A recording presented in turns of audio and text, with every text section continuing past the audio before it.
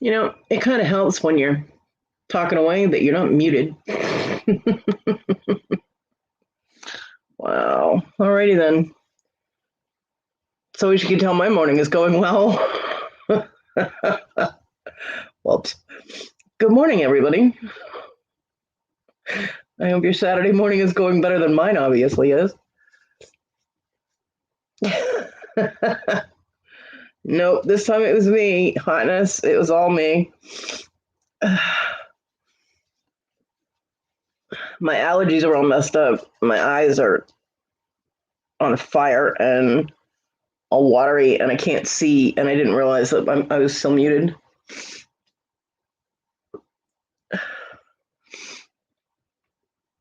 So yeah, I was just talking away for 2 minutes.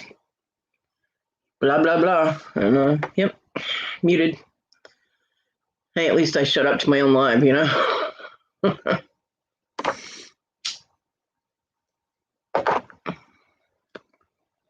Boy.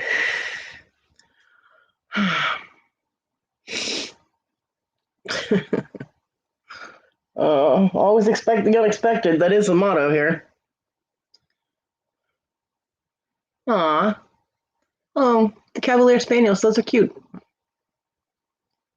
He looks like a bear. Yeah, they are adorable. I like St. Charles or King Charles. I thought they were King Charles. I might be wrong. They are adorable dogs, though. Congratulations. How old is the puppy?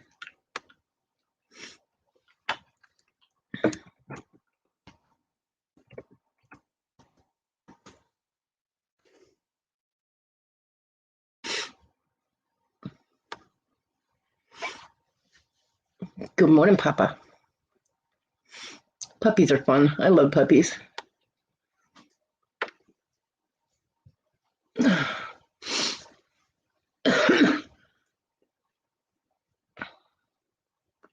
Yeah, I looked them up. Technically, they're called King Charles Cavalier Spaniels. Yeah, he's wrong. Or Cavalier King Charles Spaniel. They rearrange the wording all over the place. But they are beautiful little dogs. I had a Cocker Spaniel when I was a teenager. I loved that dog. Her name was 5 weeks old. Damn, that's really young to be away from its mother. Puppies shouldn't be away from their mother until they're 7, 8 weeks old. That's really young.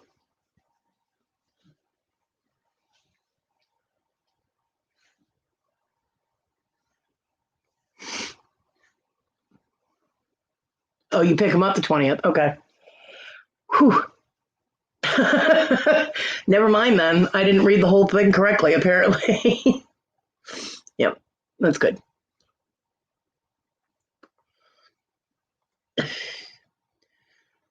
Baron, that's a good name. Yep, my Cocker Spaniel name was Chrissy Chamois Gold. She was registered and all that hoity-toity crap. And her name came from a friend of mine's. My godparents had an Irish setter named Chrissy, and I love that dog because being a redhead, I bonded with the redheaded dog, and her, so then one of the parents, I took one word from each of the parents' names, so I think the father's name had gold in it and the mother's name had chamois, so I just combined them all together, and there you go. She was a very good dog. I had her trained to whistles, different types of whistles for everything, between going out, coming in, getting certain toys, time to come eat, things like that. She had a different whistle for everything, which my father hated because he couldn't whistle. Okay, Lexi.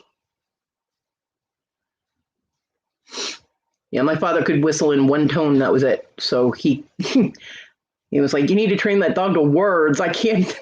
I was like, "She don't like you anyway. It doesn't matter." But yeah. So then I had to combine the commands and everything. But yeah, I had her. I got her when she was 8 weeks old. We got her from a pet store, the same branch pet store that I ended up working at later on. And I was 13 when I got her, and I trained her to several different kinds of whistles. And I thought that was pretty cool.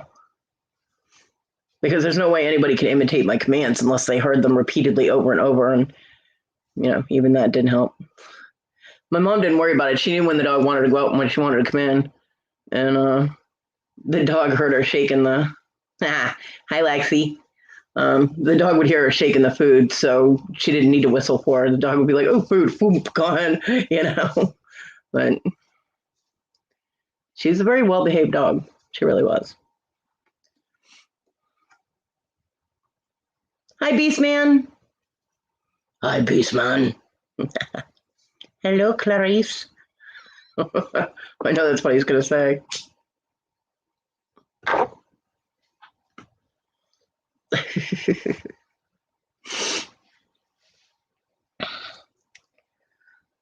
So, my very first dog was a Boston Terrier, but I was 5 when we got her, and I wasn't in charge of training her. I did learn how to groom a Cocker Spaniel. I learned how to do, I could do a show cut or I could do like a summer cut on her, which I always did the summer cut because she didn't show. So it's exactly what he said. Yeah, that's right. You want a red bone coonhound. Beautiful. Yeah, they are. Coonhounds are nice. We had when we first moved here, I think we were here about a year. And when we were living out in the woods, we had 2 German pointers show up at our house. They just showed up in our backyard one day. They were gorgeous, gorgeous hunting dogs. And I was like, okay, there's no way that somebody let these dogs loose. But we couldn't contain them anywhere because we had our dogs in the front yard. And we didn't have anything. We had no rope or anything. They both had collars on, and I was like, someone is missing these dogs. And we were in the house trying to find something to secure the dogs because we were going to call the animal shelter and let them know that if anybody's looking for these dogs, they're at our house. But by the time we got back outside, after not being able to find anything to secure them with, the dogs were gone. But I called the shelter anyway and I let them know. And they're like, well, how do you know they're German pointers? I was like, because I'm smart. Duh. And sure enough, like the next day, we got a phone call from a guy. Apparently him and his wife and their family and everything had moved from Tennessee to South Carolina, and the dogs were in the back of their truck, apparently not secured. And they came to a stop at a stoplight, and both dogs took off after something. When you have hunting dogs and you are in a wooded area where there could be game, do not leave your hunting dogs unsecured. This is kind of common sense. And I told them where we were and where we saw the dogs. And so the guy showed up at the house, and I told him, they seem to be in good condition. Neither one seemed to be injured. I said, we did try to hold on to them, but they took off before we could grab them. And he said he appreciated us trying. And they roamed the neighborhood. And the next day, he showed up with both dogs in the truck and thanked me very much that if I hadn't given them a location on where I'd, seen the dogs, that he probably would not have found his dogs. So Lexi, you look like a Dalek. That's not good, but I hope everything goes well with your EEG. A friend of mine had St. Bernards. They had long hair and short haired St. Bernards, huge dogs. Oh my God, they were so gorgeous though.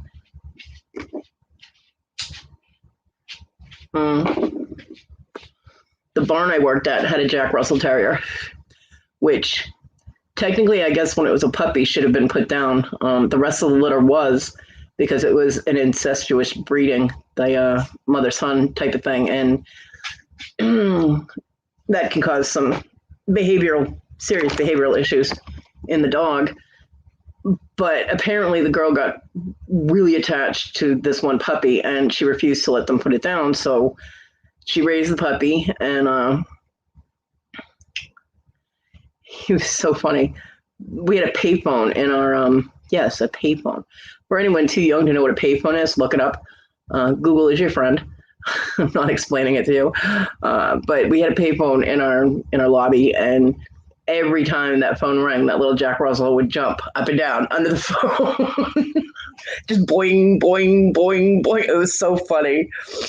And if you were outside of the room, the phone was right next to the door that led out into the barn, and it had a window in the door. So all you'd see is this little dog's head popping up and down in the window, and I'd be like, "Oh, phone's working. Someone should go answer that."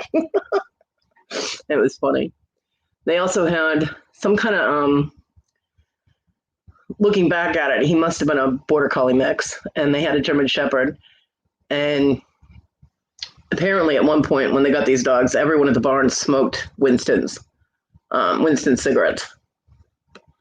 So they named the dogs Winston and Salem, because I guess those were the two brands that I don't know. But Winston was the only one that was there when I was there, and he just used to, hey Irene, he just used to lay in front of the wood stove and just bake himself. And sometimes he'd lay too close. Now you could smell his hair heating up. I'd be like, oh, looks like we're having dog fritters today. I was like, Winston, you want to move away from that before you catch on fire? Yeah, they were good though, because they kept all the crazy animals that would have been around the barn away, so that they didn't spook the horses and whatnot. That little Jack Russell, man, he used to do with those horses. He'd be up under their feet and everything. He was a brave little fucker. He got kicked once. We thought he was done for, but he was all right.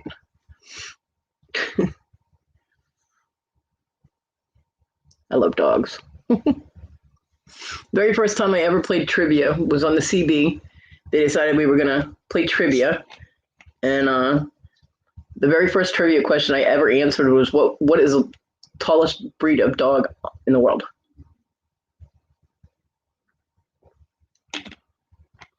And it just happens to be one of my favorite breeds of dogs.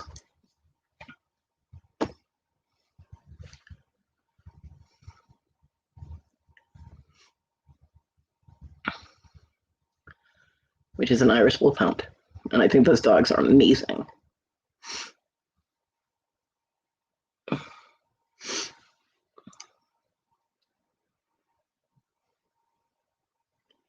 You definitely know how to train a dog, though, if you have one of those. Okay, Lexi, hurry up. Don't get your wires tangled up in anything. You have a hard enough time navigating around the cat. I can just imagine the cat with all the wires. Good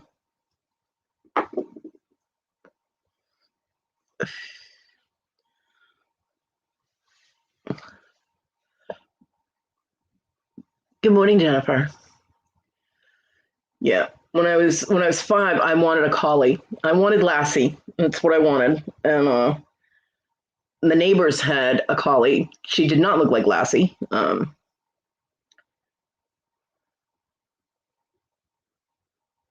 Yeah, Christine, my Boston Terrier. We got her when she was 8 weeks old, and she ended up passing. I think I was 5 when we got her. I believe I was 12. So she was like 7 years old. She died from pancreas disease. But I'd be laying in bed, getting ready to go to sleep or whatever, and I could feel, where she used to lay down on my bed, I could feel like movement on my bed and like her thumping onto I swear I did. So she stuck around for a while until I got another dog. And the puppy for the first few days, when I got my Cocker Spaniel, for the first few days was kind of wigged out. And I think that the two were kind of communicating and all that. And then I didn't feel Chrissy around anymore, or Carol around anymore, because she probably felt she didn't need to be there. Hey, TG. So...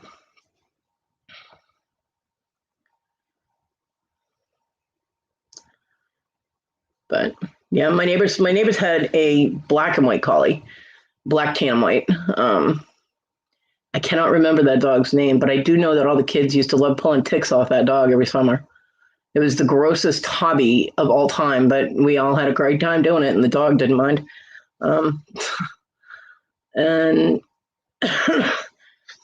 but my mom said that it was too big of a dog to have in our house. And I'm like, what? Because I mean, we had a 4-bedroom house, 4 bedrooms, a living room, kitchen, dining room, and a basement, half of which was finished as a finished basement. So the house itself was plenty big enough. Plus, we had like an acre of property, so there was plenty of room for a big dog. It's just that my mom was afraid of big dogs because my grandmother was afraid of big dogs, and she transferred that fear to my mom. So she didn't want a big dog in the house. So then I wanted an English bulldog. That was my next choice. I went from collie to English bulldog. Don't ask me how I got there, but that's where I went. And my dad refused because he said he wasn't going to have a dog that drooled all over the place in the house. I'm like, oh. So, and then I came across my dad bought me a dog book, a dog breed book, and told me to look through it and come up with different suggestions. And when I saw the Boston Terrier, it kind of looked like a bulldog, but it didn't drool. So, and the ears were just amazing. And I lived in Massachusetts, and it was a Boston Terrier. So I was like, okay, I want this one. So that's what we got. We got a Boston Terrier. Her name was Christmas Carol. I did not name her. Neither did my parents. She came that way. You are so not an angel, TJ. Quit trying to fib. And she was a very good little dog. She's my buddy. Jennifer, right?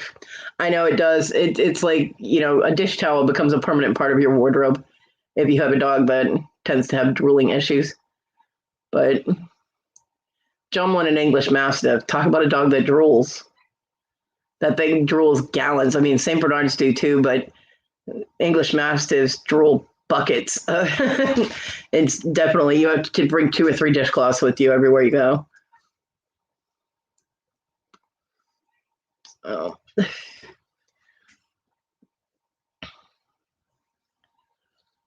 My mom wouldn't even come to the house when I had my Great Dane because the dog was so big.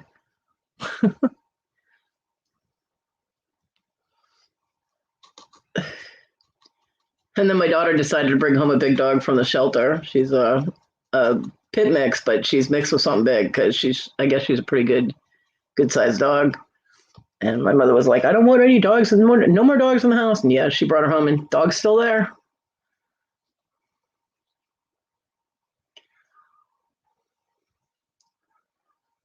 I had bad news last night after my son left here. He left around 11, and around 1 o'clock in the morning, he messaged me to tell me he had bad news. And I'm like, oh. His roommate and friend Hector got pulled over when they left here. Apparently Hector does not have insurance. Hey, Susie. So, oh my God, I love that picture. Good morning. That picture's awesome. Good morning. So Hector got pulled over apparently, and my son's like, Hector's car got repoed. And I'm like, what do you mean repoed? Did he owe money on it? You don't get repoed when you get pulled over. I'm like, what are you talking about? No, apparently Hector was waiting for his paycheck to put insurance on the car. And so he got busted. They took his license. They took his car. My son had finally taken his clothes out of the house. He was finally taking his clothes back to the apartment. They are all in the van. His work clothes, everything. They're in the van. Funny. So I'm like, he goes, I can't get back to the house until Monday. I'm like, oh no. I have no way to put the dogs out. Because I was thinking about it, and I know that we had come up with a plan, with the walker and everything to put the dogs out. And I'm like, but that was for if he fixed it outside, like at the bottom of the steps, so the dogs couldn't get tangled up on anything. All of that stuff is still in place. And he's constantly bitching that the dogs are getting tangled up on that post out there, which the last time he was going to move out, he said he was going to pull that post out so that they couldn't get stuck. if I put the dogs out and they get wrapped around that, which is a very good possibility, I cannot get them into the house. So I cannot put them outside. I'm like, well, fuck. So my mom had said that she has puppy pads. She's like, because of the accidents the dogs have been having in the house with the other two dogs. Simi hasn't, but the other two dogs have had accidents in the house. And I was like, well, I don't know if that's going to work because they're not, Hey, Annie. Hi, Annie. But I'm going to have to ask her to bring them over, and hopefully at least whatever mess is out there is contained where I can try and clean it up a little bit easier, than having it spread all over the house.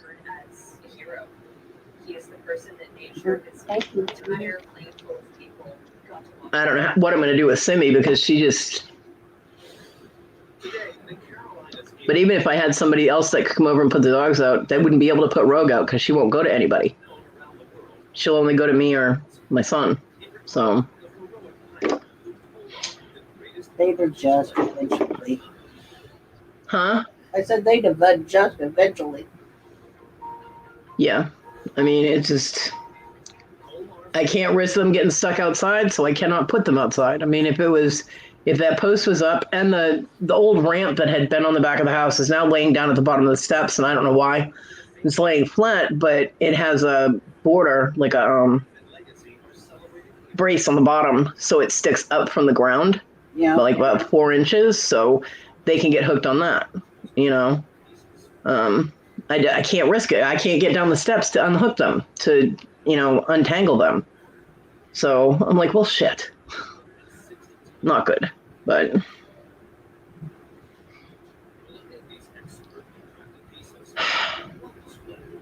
And I told my son, I was like, well, the house is going to be a mess by Monday. He goes, I'm always picking up shit. And I was like, you don't always pick it up because you've left piles in the kitchen and whatnot when you left.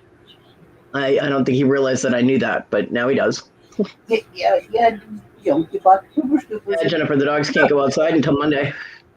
I have no way to get them out. Well, I could get them out. I just can't get them back in if they get stuck outside.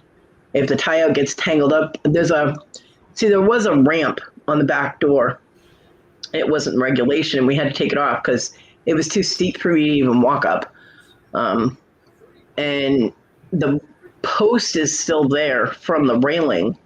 The railing is gone on one side, but the post is still there. And the dogs tend to go straight down the stairs, but then when they wander around on the tie out, when they come back in, sometimes they come into the side, they get wrapped around that post, and then they can't get back up the steps. So if they get stuck out there, which they have quite frequently, my son has to go all the way outside. Hey, Kevin. Then I won't be able to get them back in. And with all the stray dogs that run our neighborhood, it would only be a matter of time before one of them got attacked. So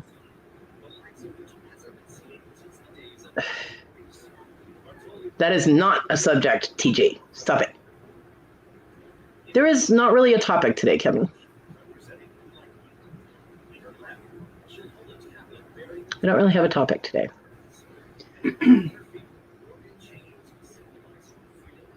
Except that hopefully my son's work will be understanding and give him a break, and he won't lose his job for not being able to get there all weekend. Yeah, I have one of my neighbor's numbers. He's gone to the beach until next Friday. And he's afraid of our dogs. He wouldn't. And Rogue won't go near anybody else. The only ones that she'll go near are me and my son. Otherwise, she barks and runs away. So, yeah, and he's totally afraid of the big dog. He's afraid of me, huh?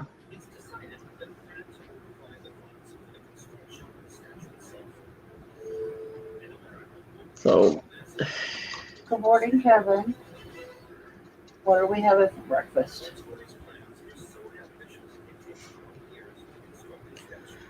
So, unfortunately, I mean, dogs are going to have to deal with it for the weekend. But I do have my pooper scooper, so I can deal with that if I have to, which I will have to. It's inevitable at this point. So I just don't like them going to the bathroom in the house. I mean, they're not supposed to. They know they're not supposed to, but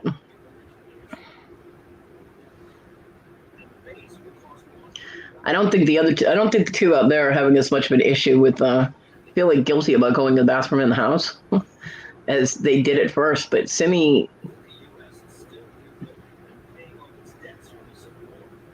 oh, I have like 8 rolls of paper towels out there and a grabber. So I just put the paper towels down and let it absorb, and then I pick that shit up, put it in a bag, and throw it away, and then clean off the grabber.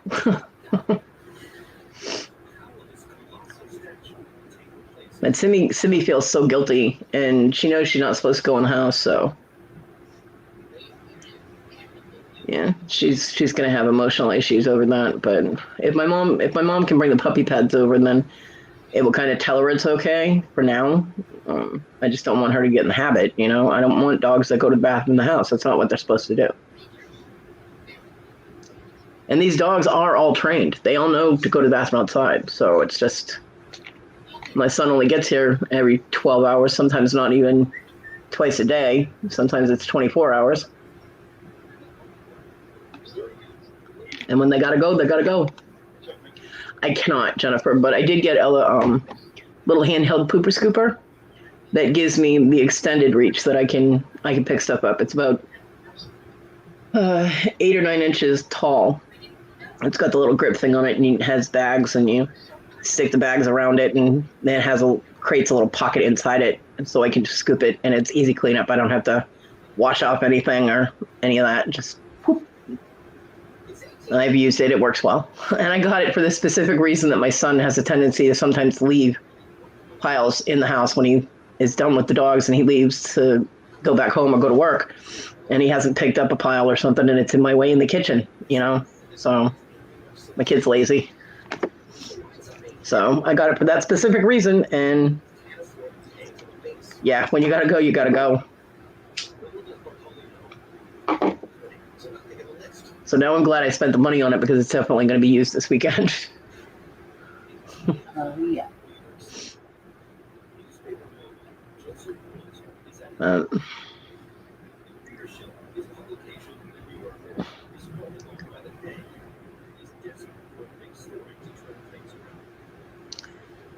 So that's my drama. I'll be giving my mom a call after my live is over, saying, "Hey, remember those puppy pads that I said wouldn't work, and but I didn't want them at the house? Yeah, could you bring those over?"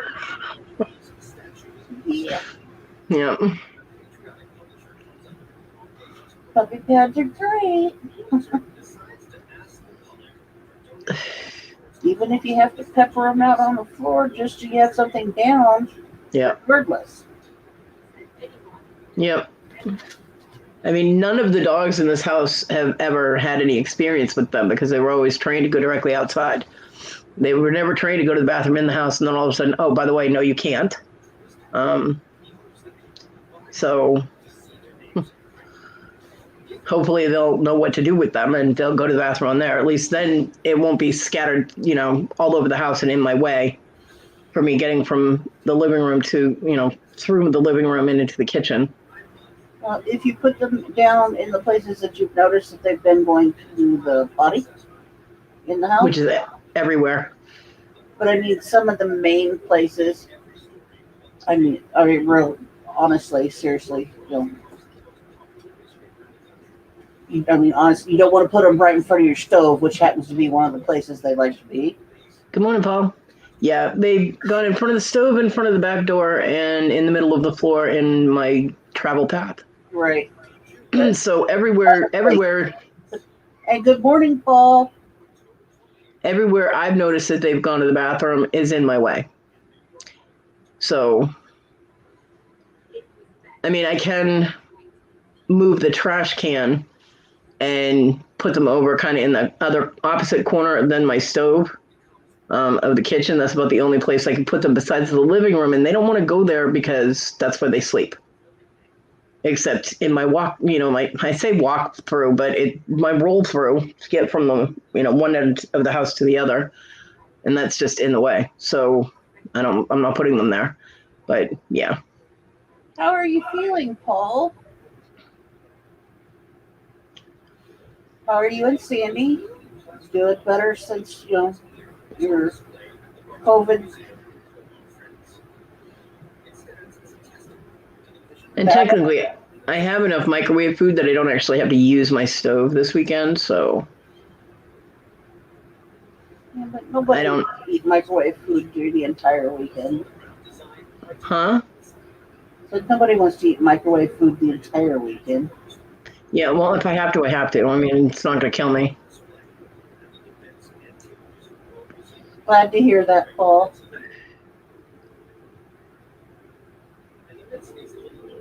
Yeah, there are some people that have, I mean, got it months and months ago, and they're still dealing with side effects from it. Good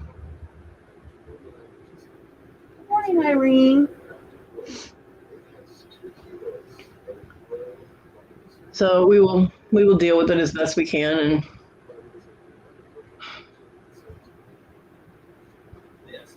do what we can.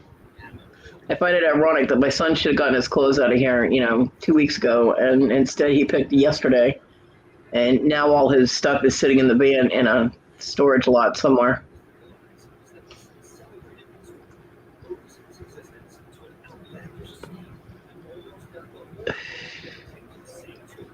Hopefully Hector will be able to get the car situation straightened out Monday.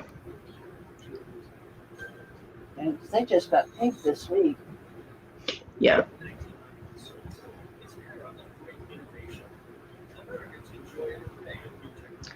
Well, I don't know when Hector gets paid. I know my son got paid last week. Well, yesterday, technically. So. And I noticed, Miss Tina, you changed your YouTube name. Yes, I did. I was like, Ma's Place. Who the hell is that? I was like getting all angry, I was like, who stole my Tina's name? And then I actually went to your page and I'm like, oh. I'm like, oh, never mind, that's her. It is. I'm like, well, thanks for sharing. It's Ma's Place. I like it. Yeah, Jennifer, I mean, huh?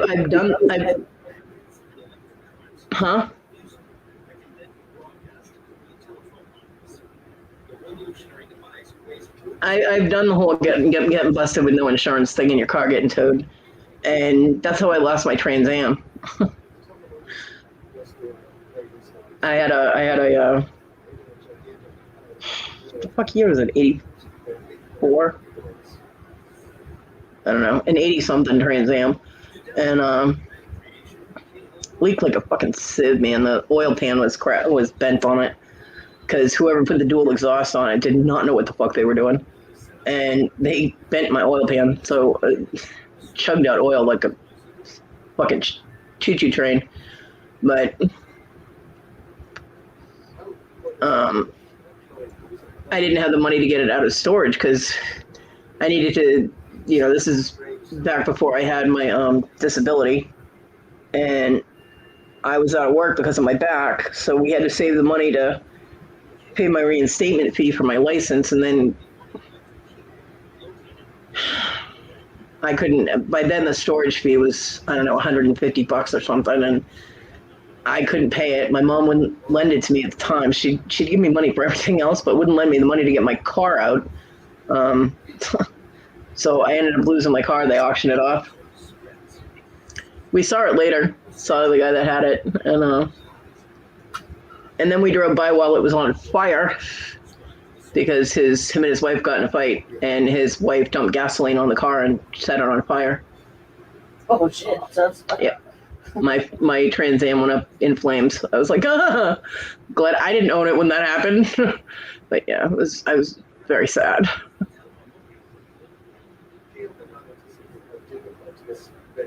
Jennifer, no.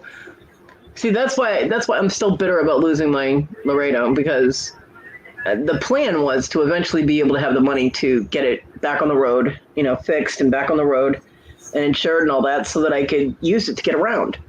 And I had to get rid of the car. So thanks to city code, which is ridiculous. It's not abandoned if it's sitting in my yard and it's not in pieces, Yes. Did the toxic twins ever get that heap out of the yard? Did the landlord say anything? Nope, nobody said anything. But I did get a look out the kitchen window, and yeah, there's still a car sitting next to my house. It's pulled back far enough that I can see it from the window, and it's still there. I still don't know what kind it is because I could only see the back fender, but yeah, nope, it's still there. Hey, Jennifer, sometimes the ones that are beat up are the best ones. Yeah, seriously, and you don't have to worry about anybody dinging it in a parking lot. Right? When my uncle got his brand new pickup truck when they first moved down here, he got a brand new pickup truck and it was bright red, and they used to park it so far away from everybody else in the parking lot so that people wouldn't just let go of their shopping carts and it wouldn't get dinged. And he came out one day and there were 3 shopping carts up against his truck and scratches all over it. And he's like, "What the hell?" Yeah, people just rolled him across the parking lot and they hit it. So he was. I got a little Jeep Compass. That little bugger gets down in boogies, I'll tell you.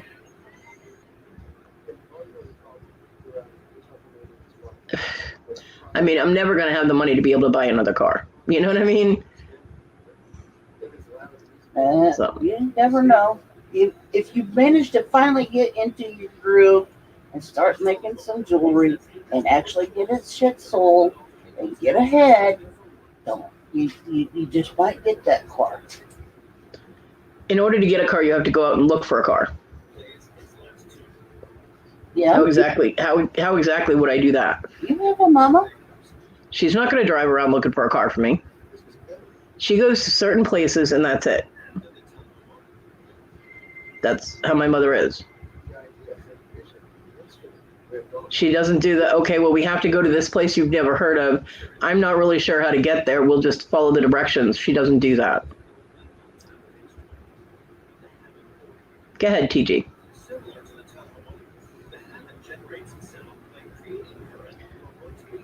Get that little banana poop sticker on your car.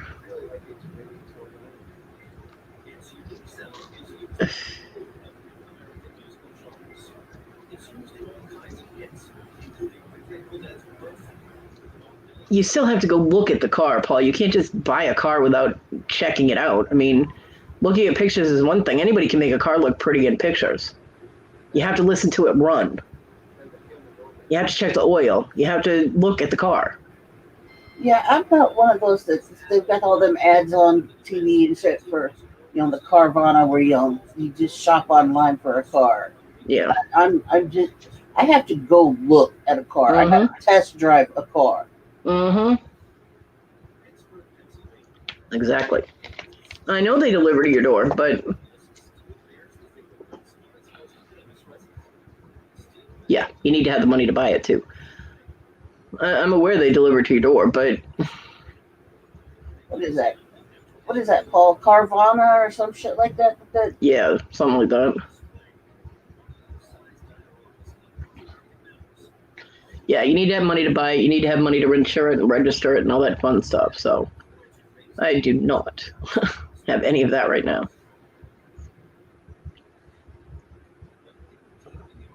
Talk about car vending machines. I'm like, yeah, no, thank you. Good morning, my badass. Hi, Ninja. Good morning. How was your birthday last week? It was pretty good. Like I didn't do much of anything. I was pretty lazy all day. And then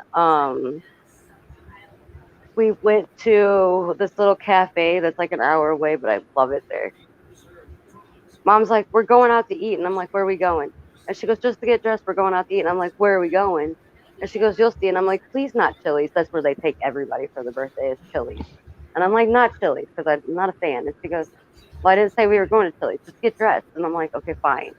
And then when they started going the opposite direction as Chili's. And I'm like, where are we going? I was so confused. But it was good. Lexi, just don't spin the wires that are attached to you. Hi, Lexi. Nice purchases the other night at Lisa's.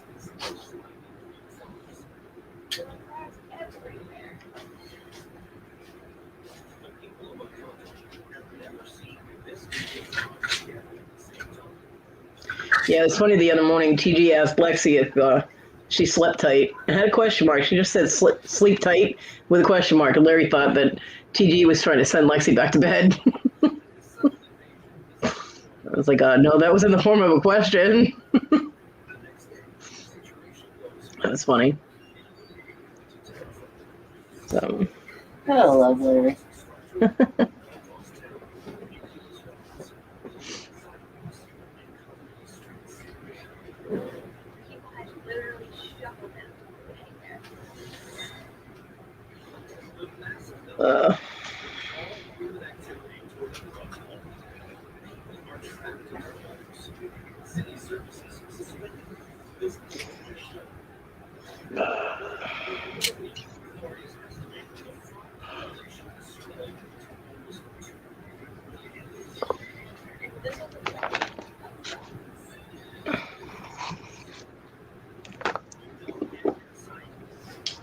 Oh my goodness. So yeah, I fell asleep a lot last night, but I couldn't stay asleep. I was stressing too bad over worrying about the dogs. So I finally crashed out at like 5 o'clock this morning.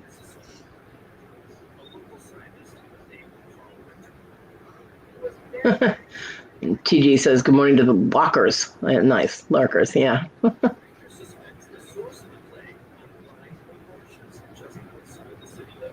Hi, Jennifer. Lexi, if you must, Lexi.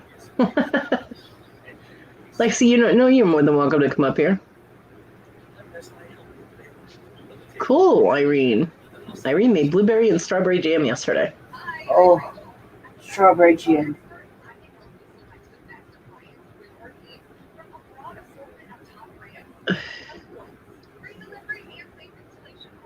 I actually lived on peanut butter sandwiches yesterday because my back was too twingy and my knee was bothering me. I didn't want to get in the wheelchair yesterday. Wasn't feeling it, huh? Yeah, I was not feeling it at all. I'm over peanut butter now, though, so I'll probably go out there and make something to eat later.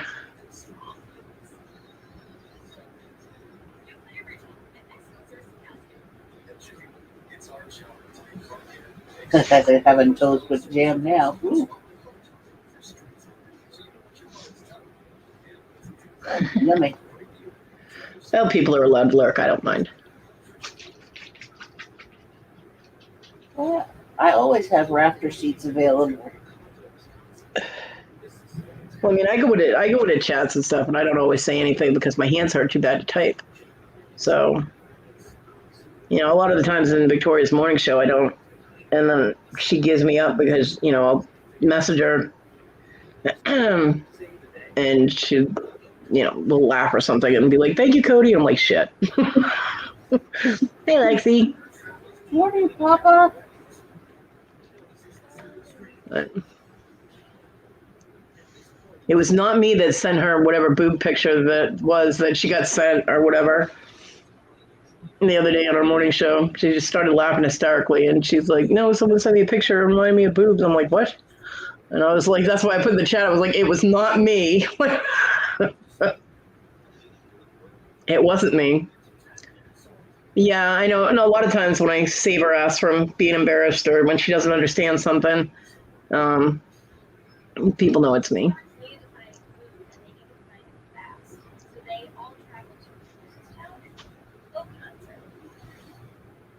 Yeah, it was not me. Lexi, if you're talking, I can't hear you. If you're showing anything, I see not a whole lot.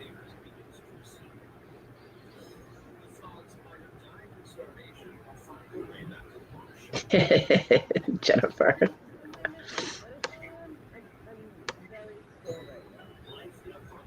I can barely hear her talking. Yeah, Lexi, your audio is all messed up. Girl, get your headset put together right. How about now? Oh, now I can hear you. Oh, excellent. I was like, something's not right. Something's going on. I'm like, I'm missing something. They're talking about something. I don't know what's going on. And nobody's responding to me. Oh my God. I felt so alone. I'll be back in a few. I have to go do something real quick. Okay. I was joking, Amy. Oh no, it's not you. I just need to help my dad real quick. No. Okay. Go help the Beastmen. Beastman. I don't know. I don't know that joke. So, is that? That's my dad. She calls my dad Beastman because he's so much taller than me. Oh. Unless he's Like you don't know why they call you Beastman, Dad. Beast Man or the 4-year-old. They can't get it do it louder or get closer. I said I'm a beast. Beastman. Okay, I'll be back whenever I can get back on here. Okay. Yeah, Papa, I don't know what that's all about, that whole, Changed my mind. I'm gonna work on this instead. but I went in there once and they were like, guess who's who? And I'm like, no, I don't do that. So I left. But they have fun with it. So, hey. They got shut down last night, from what I Yeah, heard. a lot of Tania's, that happens with a lot of Tania's lives. What? They got shut down? Yeah, because they all had pictures up that look like boobs, Oh. like naked ones. Yeah, I in all honesty, I'm usually not up past like 8. So Yeah. I used to be up later, but Snoopy. Okay. I fricked this up really bad, didn't I? Hold on. What's going on here? Okay. I'm just practicing my wire wrapping, and I've already unrolled it like several times. Yeah, they were pictures of the fake boobs, but they showed nipples, so I'm not surprised that YouTube yanked it. Well, what happened? The stream just all of a sudden like got shut down? I don't know. I wasn't there. Oh. Although I did see it go live, and it just said boobs, and that was the title of the live, and I was like, okay, that's interesting. So I clicked on it, and I was like, oh, it's the pictures again. I'm like, never mind, I'm gone. So. I have my own if I want to look at naked boobs. Yeah. I've got 2 of them right here. That's right.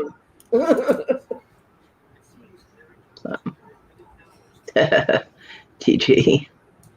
I gotta get Universal the- Subliminal. I feel like no matter how many tools you ever have, you never have the right one. No, you don't. Yeah, Papa said that YouTube messaged that it was removed, so probably for violation of terms or something, policy and whatnot. Well, I mean, if you're skirting the edge like that, I don't mind. I mean, I'm not judging. That's whatever. I feel like they should be able to do whatever they want to do, but I understand that there's policies. So if you're against their policies, then that's well within their legal rights, unfortunately, but they can yank you. Yeah.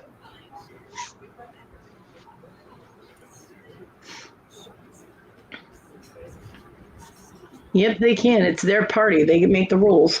Yeah, it's their party. You can cry if they want you to. Right? And they make a lot of people cry. Me too, Jennifer. I sleep at night. I wish I could sleep at night.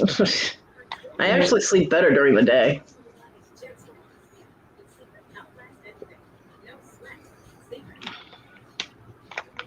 I do sometimes. It depends on what schedule I'm on. Here we go.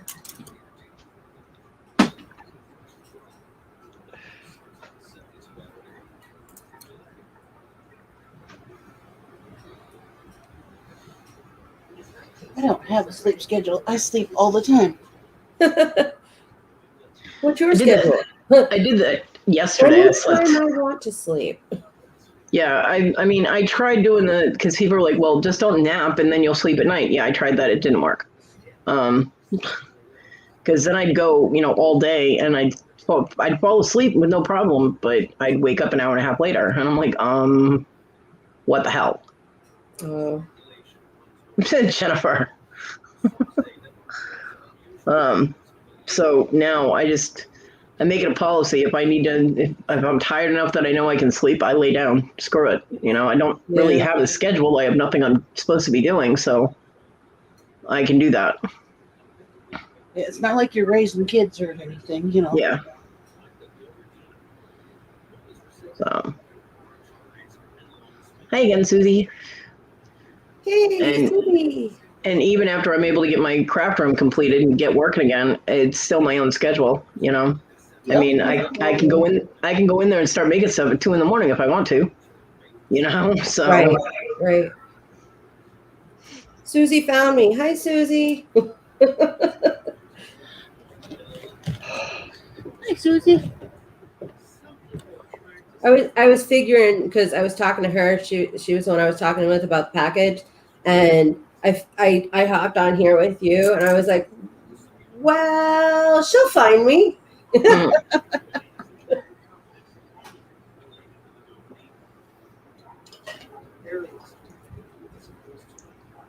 I can't nap during the day. I can't nap, actually, because I wake up every time with a splitting headache. Borderline, I would call it migraine, but I'm not necessarily clinically diagnosed with migraines. So it's bad every single time. No fail. Weird. I know. If I sleep the whole night, I'm fine. I mean, sometimes I wake up with a headache, but nothing like, well, I guess nothing like I do when I wake up from a nap. It's just, I mean, so bizarre. I don't know what causes it.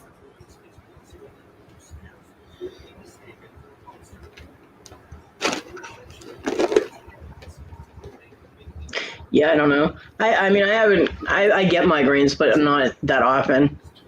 So you don't have to be diagnosed to get migraines.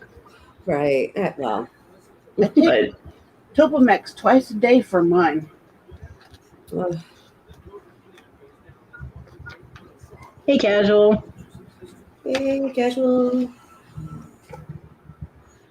I haven't got an actual migraine in a really long time, so that's a good thing. I mean, I've gotten headaches, but not migraines. Although these chihuahuas that are outside are working on giving me one. Right? I hear them. Yippee, yip, yip, yip. Oh. It's like, oh my God, please stop. And there are two of them, so they, do it in unison and then off each other. And where my neighbor, a barking app in particular, or do they just bark? Like, I don't know if that's normal for them. I think they just bark at farts and leaves and the wind. And well, when Donnie is actually home with them, he tries to control them to get them quiet down, but he's at the beach this week, so it's his roommate that's letting them outside to go to the bathroom and whatnot. He's on vacation. He is on vacation.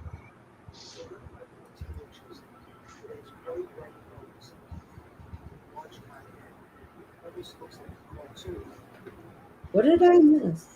So TG, nope. Casual. Hey, Casual. I must have totally missed something. I'm in top chat though, so that's entirely possible. I don't know if that's true or not, but there looks like something may have been lost in translation in my brain. So. And yeah, I agree with TG. No, Casual asked if I thought Victoria would ever stop collecting minions. No, I don't.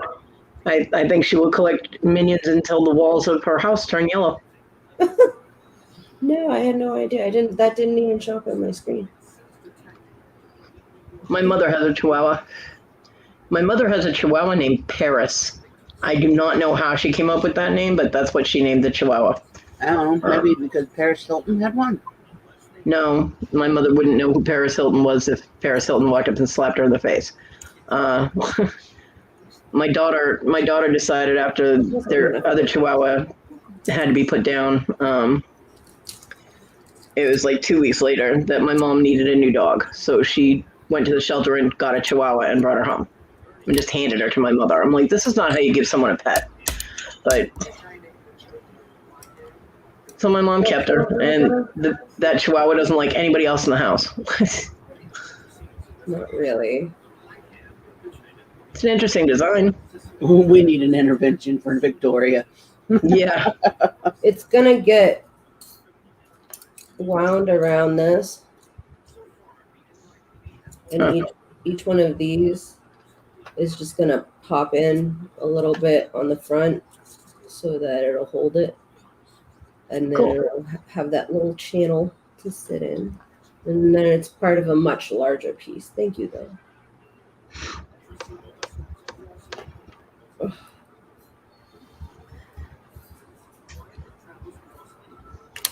True, TG, and I agree, Jennifer.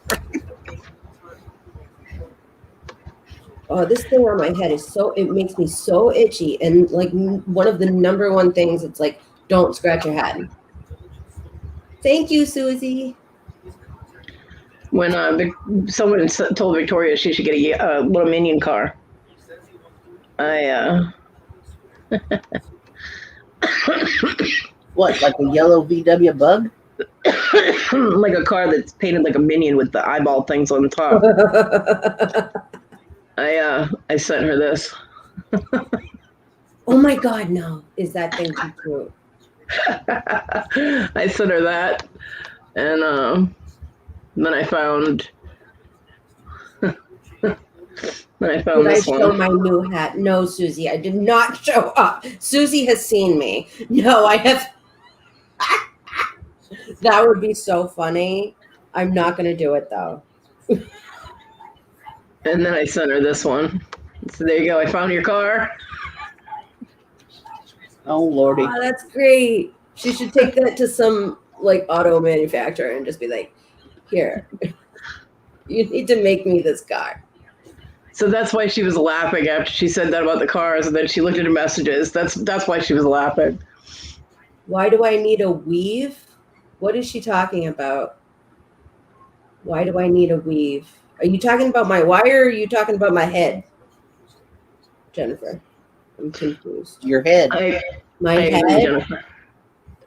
Well, the head is for a long story short, an undiagnosed problem that has been going on like my whole life. So You got alopecia? no, it's an EEG on my head. The 72 hours. They're monitoring my brain activity. So I also have an EKG thing hooked up here to the same box, but I didn't know that they were going to have to monitor my heart at the same time. I don't know why. I have no idea. My doctor just said, you're going to have to do this. I said,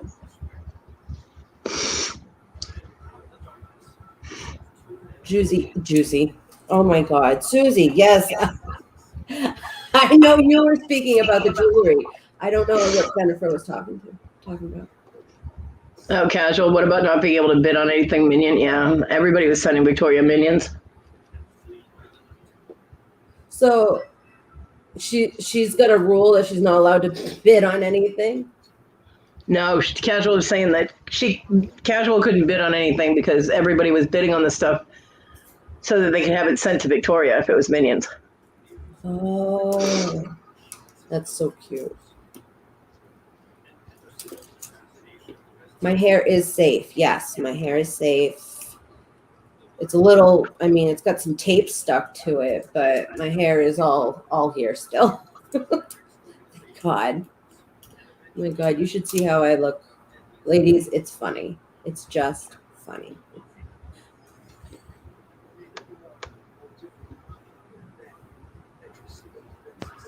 Okay, Jennifer thought that Susie was saying you had a hair weave going on. Oh. And actually, so did I. Oh, no, nothing. I was like, wait a minute, you got a weave? What the frick? Make them loosen the tape with alcohol. Okay. Thanks, Susie. TG, that doesn't work here. Nice try, though.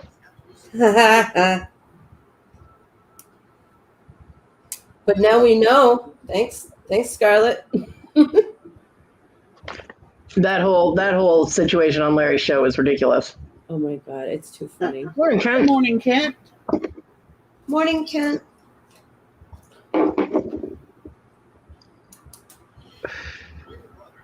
Sometimes that shit gets out of control. It got out of control on Larry's show. Yeah. Long time ago. No, I mean Friday. Yeah, Friday was something. There is such a thing as overdoing it.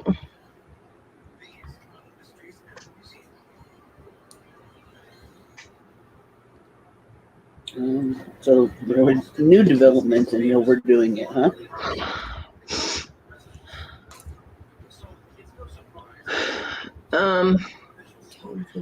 Well, they started with that whole Mike thing, and then Larry was acting like he was an actual person, so his comments didn't really apply to what it actually was. And Oh, I thought it was hysterical.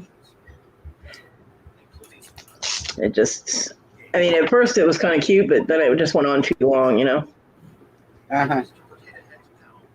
I do. I follow. A little goes a long way. Yeah. For sure.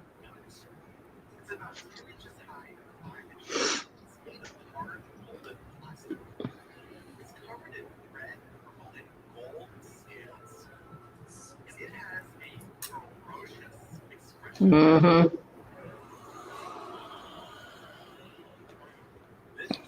I don't know any Mikes, but I know a lot of Michaels. I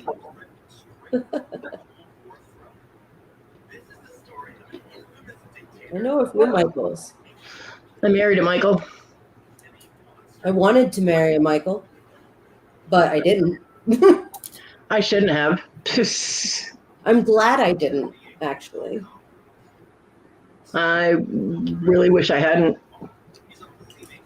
Jennifer, he does. And sometimes he is. A lot of the times Larry is really funny. Sometimes he thinks he's funnier than what actually occurred, but, you know, that's just Larry. Larry's awesome. Although that whole yip, yip, yip thing, that's got to go. He's like, I don't know where I picked. He goes, I don't know where I picked that up from. I'm like, I don't know, but you need to put it back down. No, I love it. I seriously love it. Like, And then I was trying to tell him what the puppets are called, and he wasn't getting it. They're actually called the Yip Yips. The He has a yip yip? I love those. They He were my says it. favorite. He says yip, yip, yip, yip, yip, yip, yip, yip all the time, and it just... He's so good at it, too. But yeah, they're puppets from the Muppets, and they're called the Yip Yips. I know. They're the yip yips. I know because I looked them up. I love those things. I know, right? They're the best Muppets ever. So he wants one of them as a puppet, but he can't find one. Oh, I bet those are going to be not too easy to find, because I mean they weren't like a mainstream, like often used puppet, you know. Yeah, they didn't make too many of those. Yeah, that wasn't like a huge thing for Jim Henson, like, you know, Kermit or Miss Piggy or Gonzo. Oh, he was great too. Okay, Scarlett. Actually, you can find them pretty. They have them on Etsy. They have them on Amazon. Because I just did a Google for Yip Yip's puppet, and the first two things that come up is Etsy and Amazon. Although Well, that's probably why he didn't find it, because he didn't know what to call it. He was calling them the alien puppets, but the one on Amazon is $90. Ow. The ones on Etsy, it says Yip Yip Aliens inspired by Sesame Street. They're probably like crocheted or something. Those are like $13. And they have a lot of them that are crocheted. That are, some of them are pretty reasonable if you have the money for it, you know. Mm-hmm.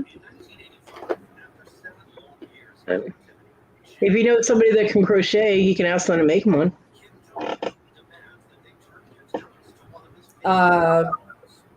I know how to crochet, and I will not ask myself to make one. Exactly. I will say no, thank you. Actually, if I do ask myself, it will be, well, I really appreciate that, but you know what? No thanks. Yeah, they're from the 70s. The Yip Yips. They were some of my favorite. They really were. There is actually an amazingly lot of stuff with Yip Yips on them. They have shirts and mugs and duvet covers and all kinds of crap. Stored little storage containers. So Kodi has officially now fallen down the rabbit hole of Jim Henson Muppet memorabilia. Yeah. Yep. Oh my Just goodness. take some time and go down the rabbit hole so that she can, trudge her way and create some new thumbnails. Shut up. What happened? What happened? I've been recycling my thumbnails because it hurts too much to have the gloves off long enough to create new thumbnails. And Oh, she's all like, "Oh, make new thumbnails." I reused a few. Yet she changes her YouTube name and doesn't even tell me. Well, What you she kept the didn't same notice it? avatar. Yeah, but she changed her actual YouTube name. Now she's Ma's Place instead of Ma Powell. She didn't send me the memo. Hey, check out what I did. I didn't send anybody the memo. I just showed up and I was like, hey. That's me. I didn't tell anybody either. I just showed up. Everybody still knew it was me, except for Kodi. Yeah, I got all mad thinking someone stole the Moz thing from her. I'm like, where? Yeah, people get awfully defensive. Oh, man. Did you hear Yeah, that? for that. Oh, it's all right. People get awful defensive about, if people that are in their particular YouTube tribe, I'll put it that way, and that's not a bad thing. I just making commentary.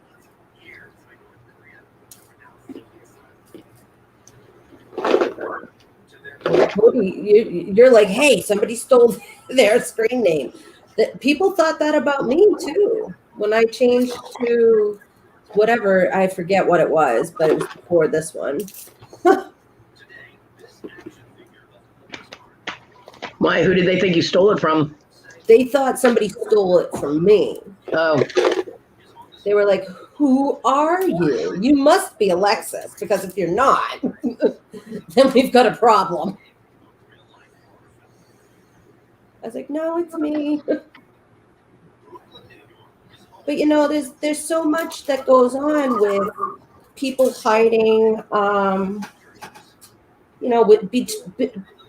behind screen names, and them.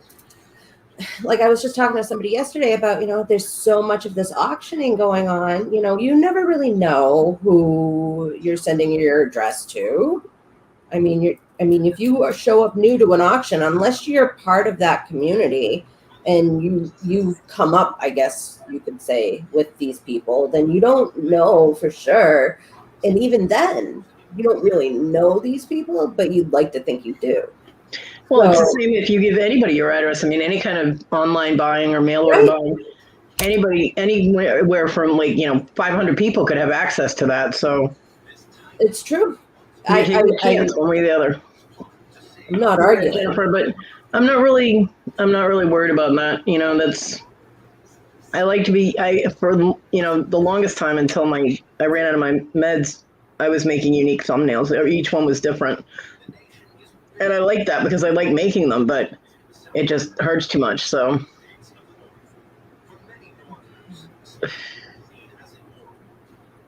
I think it's almost. Yeah, ain't nobody getting my phone number unless it's somebody's, specific, like Kodi. yeah, It's worse if they want your phone number. Why? because then they call and harass you.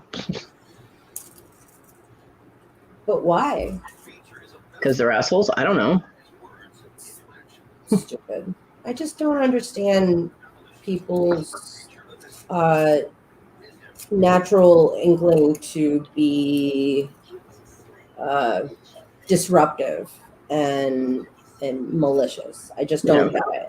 I never have. I mean, one of the things that irritates me with a couple of channels is that they ask if you're going to be on their channel or if you're, at their auctions that you register. Whether you're technically going to bid or not, they ask you to register, and that's fine. I don't mind doing that. But then they end up sending you emails every time they have an auction or whatever. And I'm like, stop sending me emails. I didn't tell you could send me emails.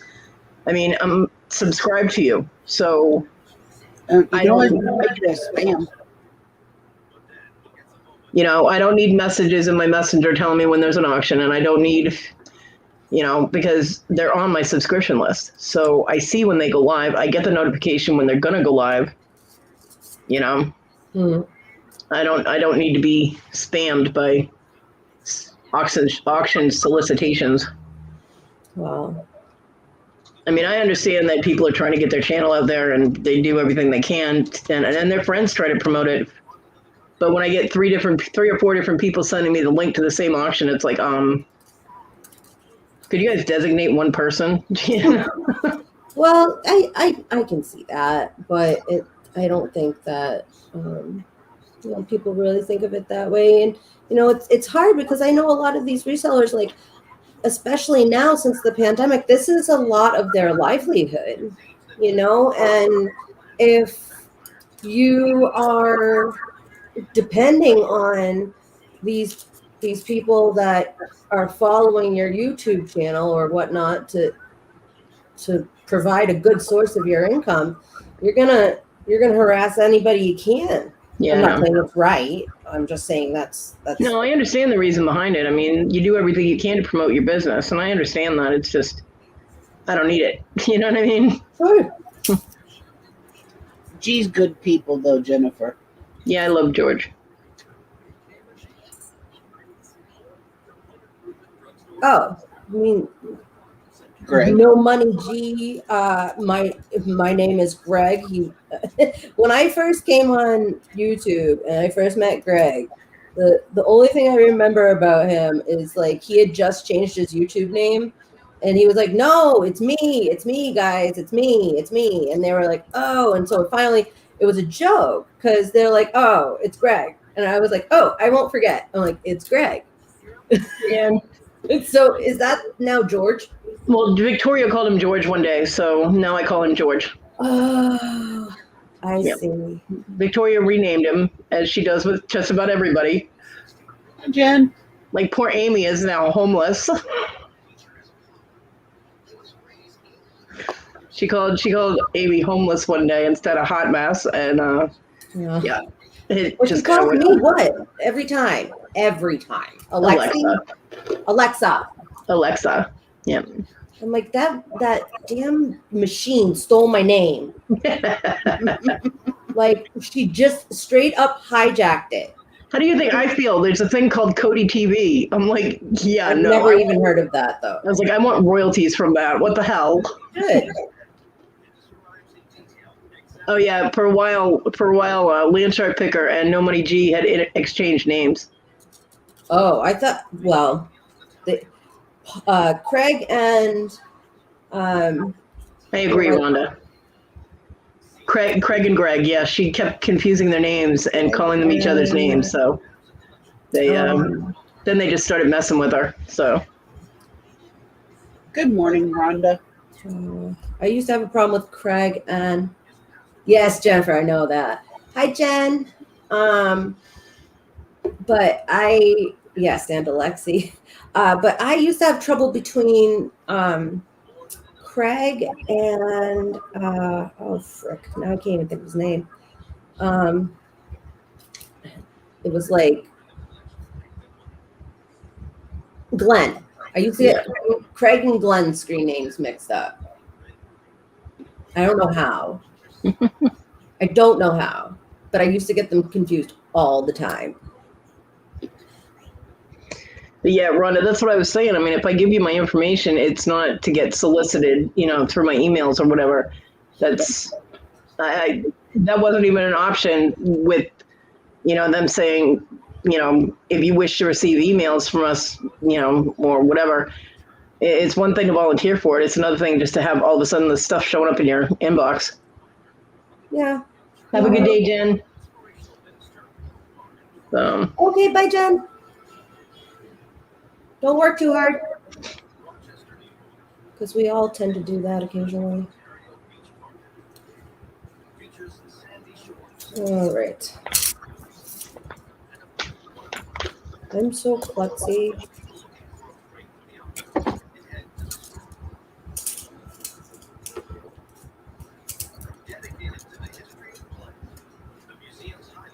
Yeah, I would think in the business of the auctions and whatnot, if there's a problem with your order, they can email you. They have your email address, so they can email you. They don't have to call you on the phone. I would prefer, honestly, if it were me, or this is how I used to prefer to do it, is, have some type of instant messaging type of conversation, whether it be social media via Instagram or YouTube, somehow a way to get in touch with them so that because a lot of people don't act, like including myself, don't actually check their emails regularly. And, it's a lot of stuff just gets buried. So I tend to want to have a means of communication with my buyers that is more direct. Because that way I can go, hey, by the way, X, Y, and Z, or I just want to check on, or whatever. And then that way they have a way of directly contacting me and saying, hey, X, Y, and Z, or, such and such, what happened to, just in case something has gone wrong. And, I like the fact that, with eBay's system. Bye, Irene. Have a good day. Bye. Who? Irene, Leo. Later, Irene.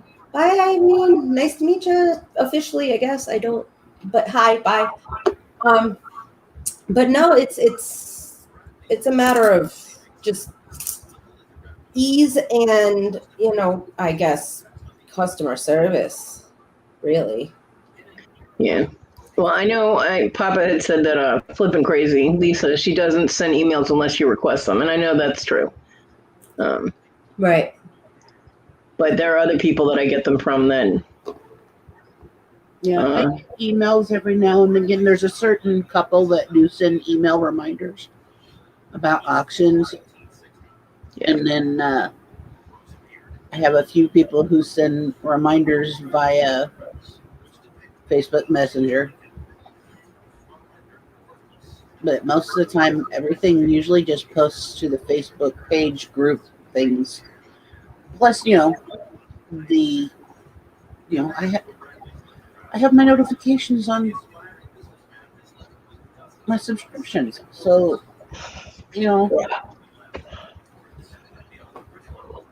what's the point? Not everybody has to send, 50 bajillion reminders. Rhonda, get your butt out of mod mode. What's not true? Don't be yelling. You can block emails. Oh. I don't know one way or another, honestly. That's kind of why I'm mainly well, there's a lot of reasons, but that's a good reason why I'm out of the reselling, at least the auction game, because it's just Lexi, you have a pair of the nylon pliers like what I melted. Oh my God, this is like the very first pair of nylon jaw pliers I ever bought, and they are really very beat up. I had the exact same pair, and I grabbed my third arm after soldering to hold it steady, so I could get the thing off it. And I melted my nylon pliers because the metal was so hot. No. I was like, oh crap. Oh no. Yeah, it looked like it had teeth after that because the plastic all pulled away, the nylon all pulled away from it. I'm like, oh, it took me forever to get that stuff unstuck from my third arm. Yeah, this is because I didn't know how to properly use them. And I was trying to straighten out straight straighten out the like super thin curled up wire like this. Yeah. And it doesn't like it when you do that. It's like no, that's not what I was designed for. And I'm like, oh, I don't understand that, but now I do.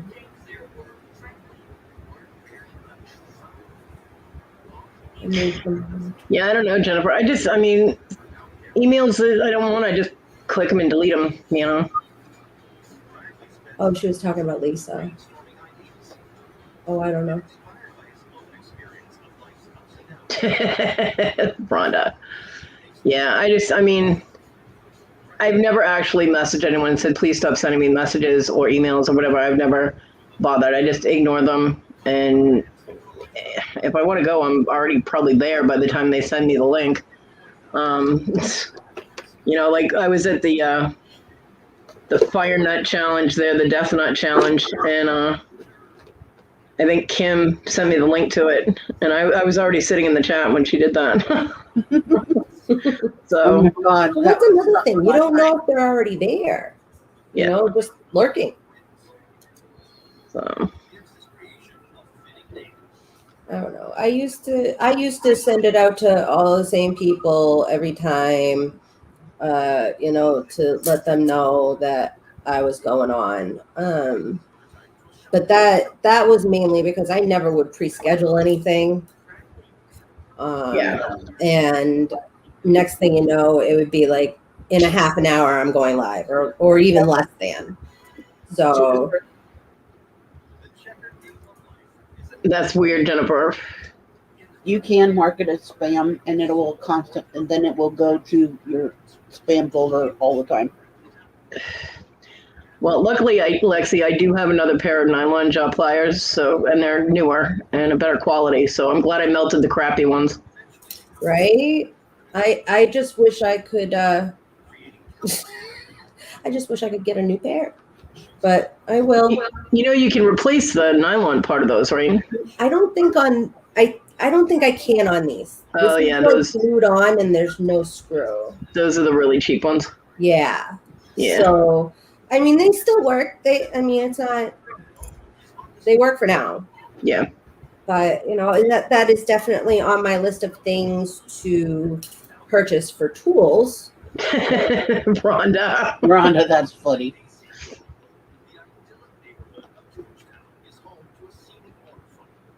I don't know who that is, so I will laugh with you.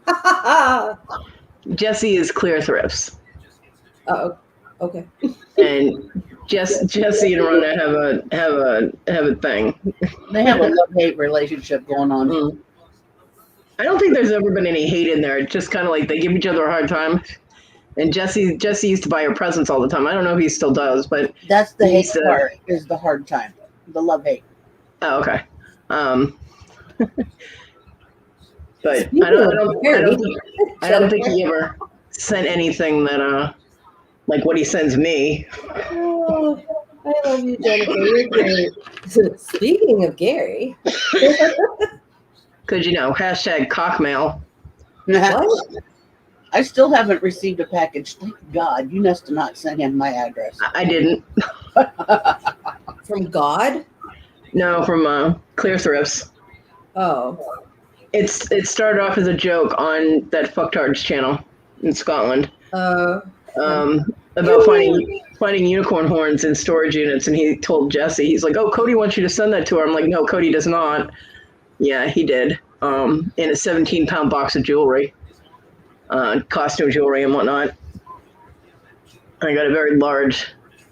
Yes, hashtag cockmail. That's what I said too, Kevin. I have no idea what's going on. And then I was joking around going, if you sent me one that wasn't used, I would probably keep it, but that went in the trash. I was like, I didn't even touch that with my hands, man. I had medical gloves on and bagged that shit, tied it up, bagged it again, tied it up, threw it away. It was gross. It wasn't dirty. It was not dirty, but it had been in the heat and things stuck to it. And I was like, nope. So then the next thing I know, he sends me another box with a glass one in it. He said it was brand new. The box was ruined, so he had to take it out of the box. He didn't know what it was until he took it out of the box. So it looks like the T virus because it's clear glass with a blue swirl going up it. And it looks like the T virus. What's the? Maybe I don't want to know. What's the T virus? Oh, you've never watched Resident Evil? Oh, okay. Yeah. All right. Yeah. We need the green one though. So Yeah, I need one. I need one with a green stripe on it, so then I have the antivirus too.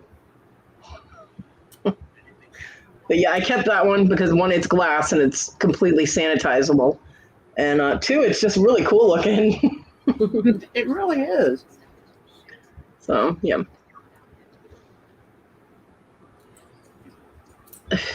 But it's only like 6 inches, so it's like a date that's not even worth getting dressed up for. So. Oh, Mr. Jim's on tonight.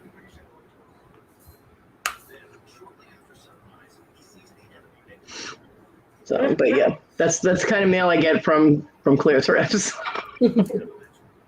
And he sent it. I had asked him about stones that he takes out of because he melts his silver and gold that he finds in storage units. He melts it down and makes little ingots and whatnot with.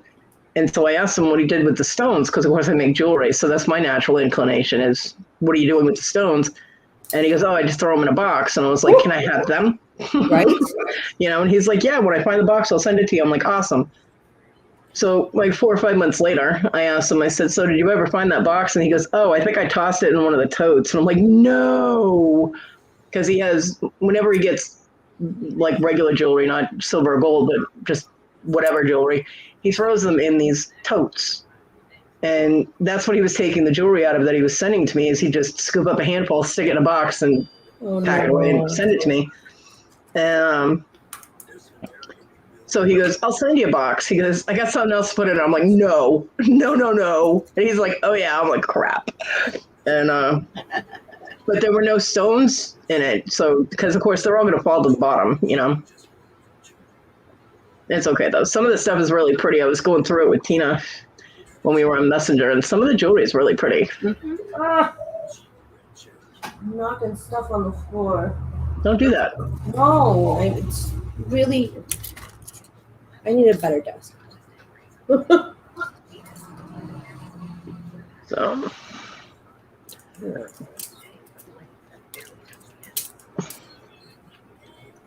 I can drag out my pretty stones if you want to see my pretty stones. No, don't make me cry. Why? Because I can't play with my pretty stones. Oh, but it'd make you feel nice to see some pretty stones. No, because I will want them.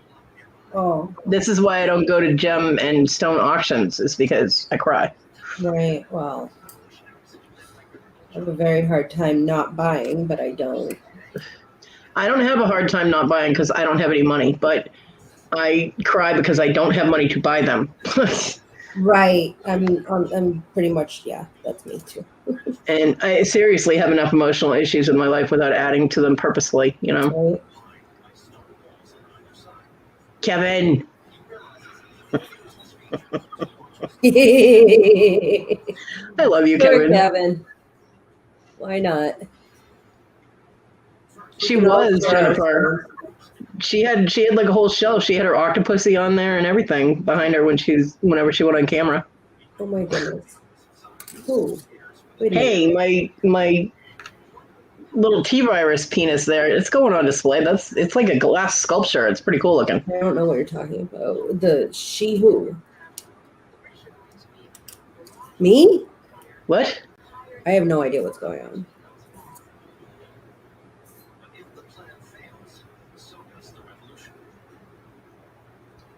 Rhonda. Jennifer asked if Rhonda was displaying the labradorite, the JJs, and different sexual organs she has in glass and stones. Oh, no way. Oh yeah. Oh my God. Those must be so cool. I couldn't even imagine. I'm dying.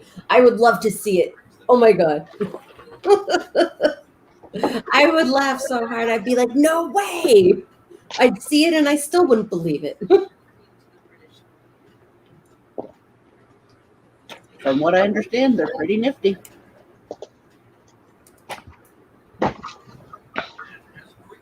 And they got Let's see, she said, I have a huge quartz gemstone collection, including a quartz penis and a black onyx penis, multiple vajayjays, and other fun things. Yep, like an octopussy. Oh my God. It looks like an Yolanda, octopus that is tentacle. too funny.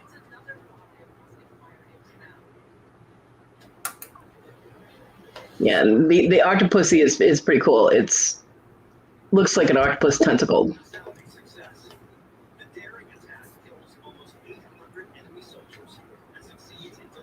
Oh, thank you, Jennifer. Always clearing up the air so that I don't have to be paranoid. Sorry. Thank you, guys. I love you all. Okay, Papa.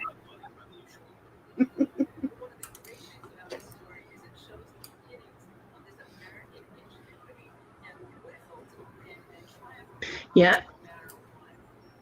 And then Ma, you can forward it to me. I think Papa was talking about the megalodon tooth. I'm not sure. Oh, I missed that part. The megalodon tooth is cool too. Yeah, Willow just got a couple of those. How is Willow? I haven't talked to her in a couple of days. Like a little bit more than that, but how is she? She's good? Fine as far as I know. Good.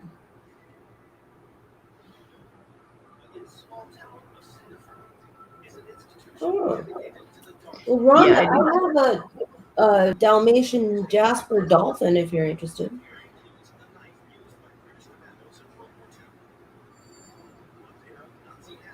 Just putting that out there. All right, where am I going now? One more time down. Now, if it was a Dalmatian Jasper rabbit, that might fit with our collection. Right? Sorry. Does it have a battery compartment? That'd be good, wouldn't it? Wouldn't it? That'd be so weird, but I just. All right, I'm going to leave it alone. We just never know in which direction this show is going to go. Well, that's what the headline says. Expect the unexpected. Mm-hmm. Kevin, you always hear things.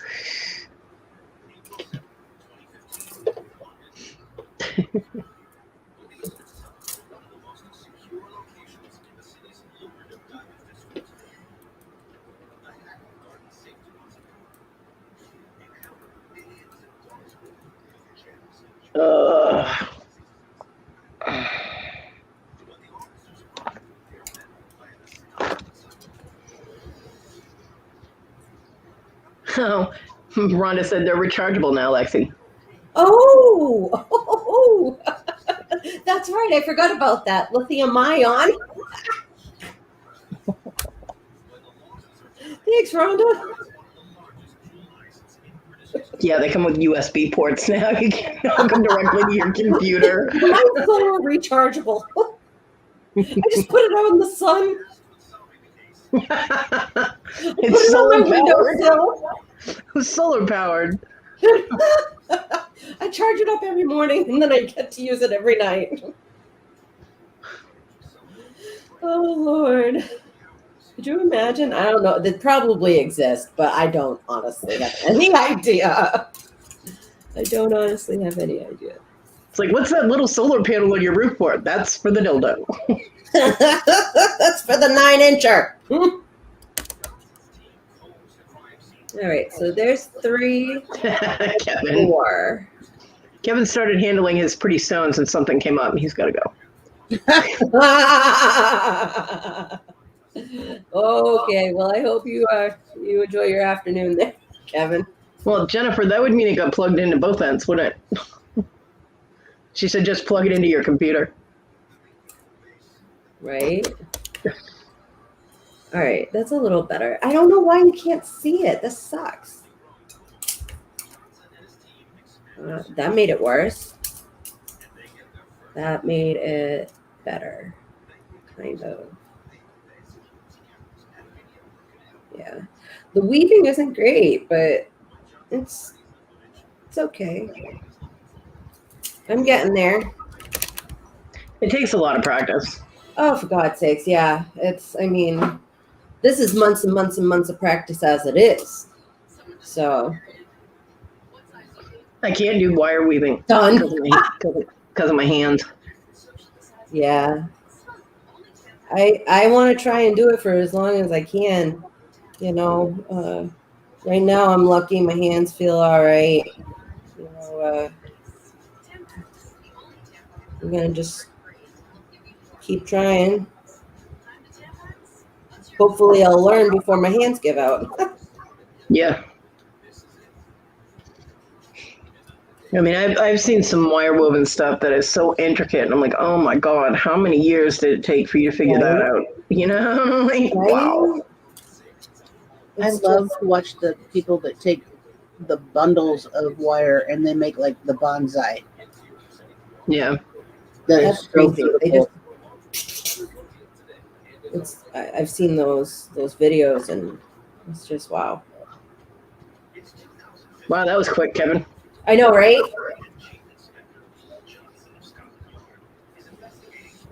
Oh, for God's sakes.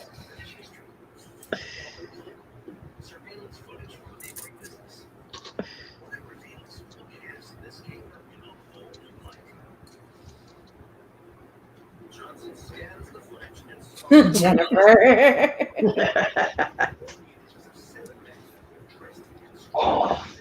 There's no better way to start a Saturday morning, is what I hear. But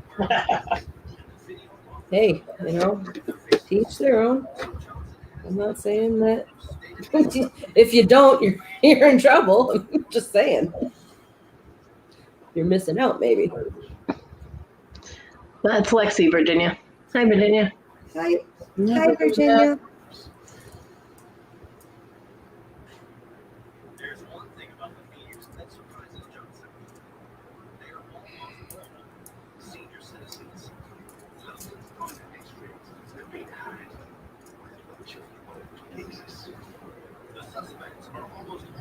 Somebody watching the news. Whoa, we were just talking about you. All bad stuff. Nice, Lexi. We were just talking so much SHIT, I can't even tell you, Willow. I can't believe you just spelled out shit.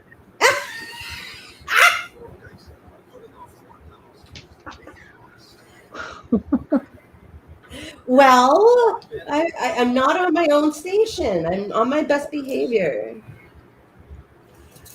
Do you know me at On all? Kodi's channel, you're on your best behavior? What? What did Ma say? I said, here, on Kodi's channel, you're on your best behavior? What? Absolutely. I have respect. What the fuck are you thinking?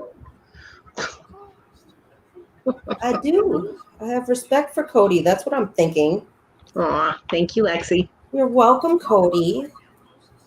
I mean, if you want to swear on your channel, that's fine. If you want to let other people swear on your channel, sure, that's fine. But I just would prefer to try and keep my mouth shut.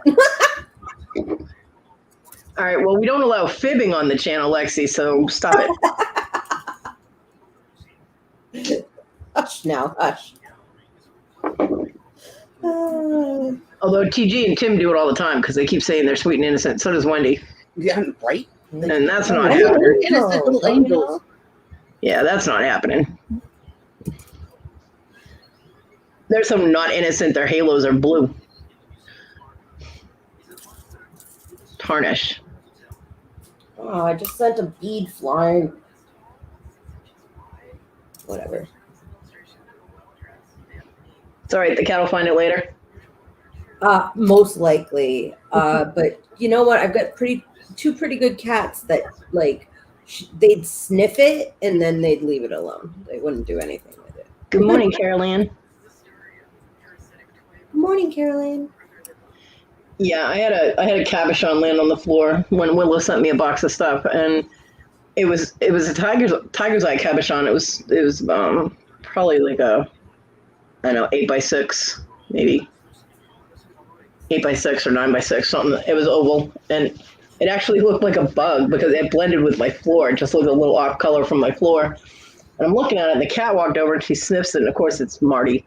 And she starts playing with it. I did rescue it before it could end up under the bed. Oh no. That's where it was heading. I'm like, ugh. Because that cat gets a hold of anything, and it disappears. They had cat toys. These cats, I bought like a bag of those crinkle balls. They look, the foil. Mm-hmm. And they loved them. And within a day, none of them existed anymore. They were gone. I'm like, what? And I threw like 8 of them on the floor, and they were just all gone. And I'm like, where the hell did they all go? They ate them. No, they shushed them like under the boxes and stuff that's stacked up behind me because there's little tunnels. And apparently they lost them in there. I don't know. I did find one a couple of months ago, and I gave it to Marty, and within 30 seconds it disappeared. It was gone. I'm like, did you add it to your stash? What is going on here? So, yeah.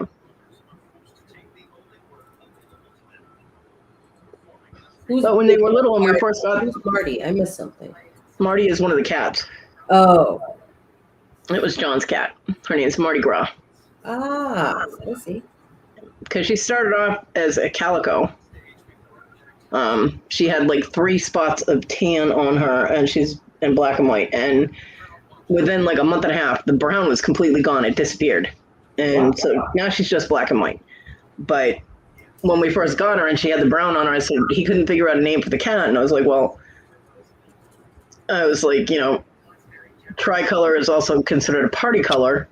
Like it went in dogs and whatnot, it's considered a party color. I was like, and you've always wanted to go to Mardi Gras. So he goes, ooh, Mardi Gras, that's an awesome name. So, yeah. Cool. So her name is Mardi Gras, and we call her Marty, and she is not an angel. She's the bitch cat. She's the one that jumped up and bit Isha on the ass twice, which was absolutely hysterical. She hates that woman. I don't know, but always has. Hey, Willow. Anyway. No, the only time she did not try to make Issa bleed was when Issa was putting food down for them. It was the only time she didn't try and make her bleed. Any other time, she was constantly after her to try and claw her or bite her or something. Yeah, in those moments, she should have been named Marty Growl. Yeah. Casual put the hearts in earlier, Caroline.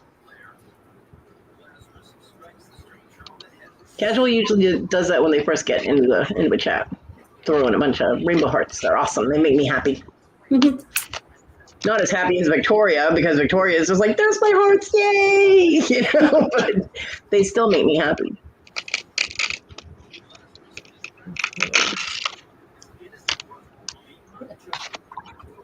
That is definitely interesting. What? My PM.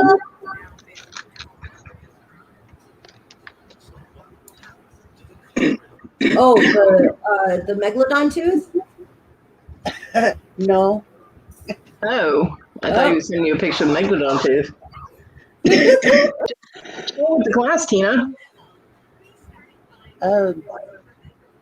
Apparently it is a vajayjay, Okay. and it's made out of stone. Okay. I meant to share the picture.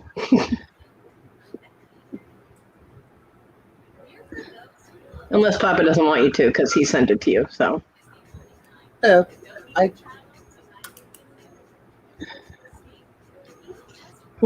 You know how hard it is for me to share things. No. No. So matter of fact. No. Yeah, as a matter of fact, I don't. I don't know that. I told my sister off yesterday, like big time. You got a Meg It tooth? felt really good. Papa, I think Papa did. Yeah, Papa got a meg tooth. Cool. I got one a couple months ago.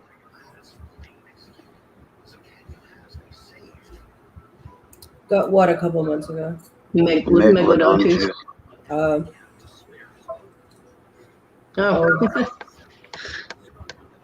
Never Actually, I mind, got Tia. two because they screwed up. She couldn't find the one that I ordered, and so she found one that was a little bit better, and then also sent a juvenile Migtooth along with it. He sent it to me too, so I can share it.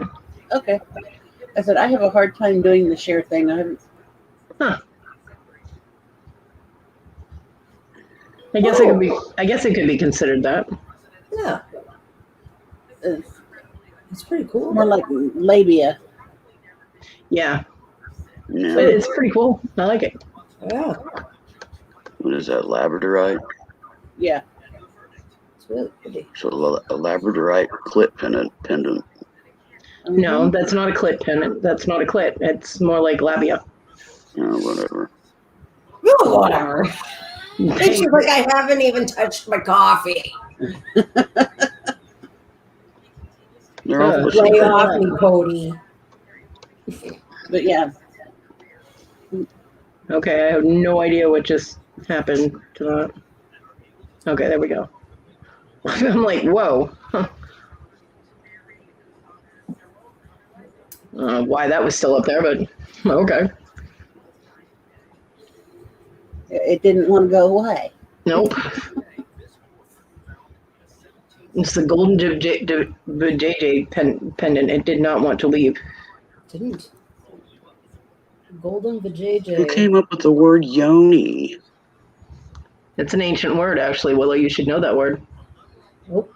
Well, I haven't exactly studied ancient pussy words.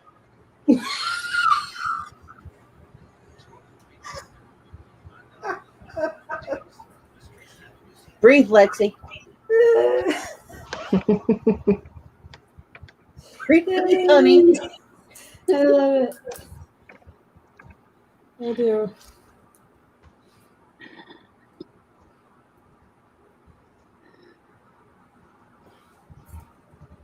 Damn, Rhonda, I feel sorry for the poor chick they modeled it after then. Ooh. Me too. Yeah. I mean, there are cultures that do that. They lob That is the true. important Yeah, bits off. unfortunately. Thank you, Papa.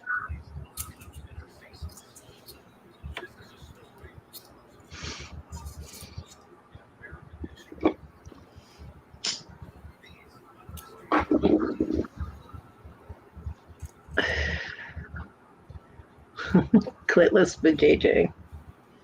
Oh Lord.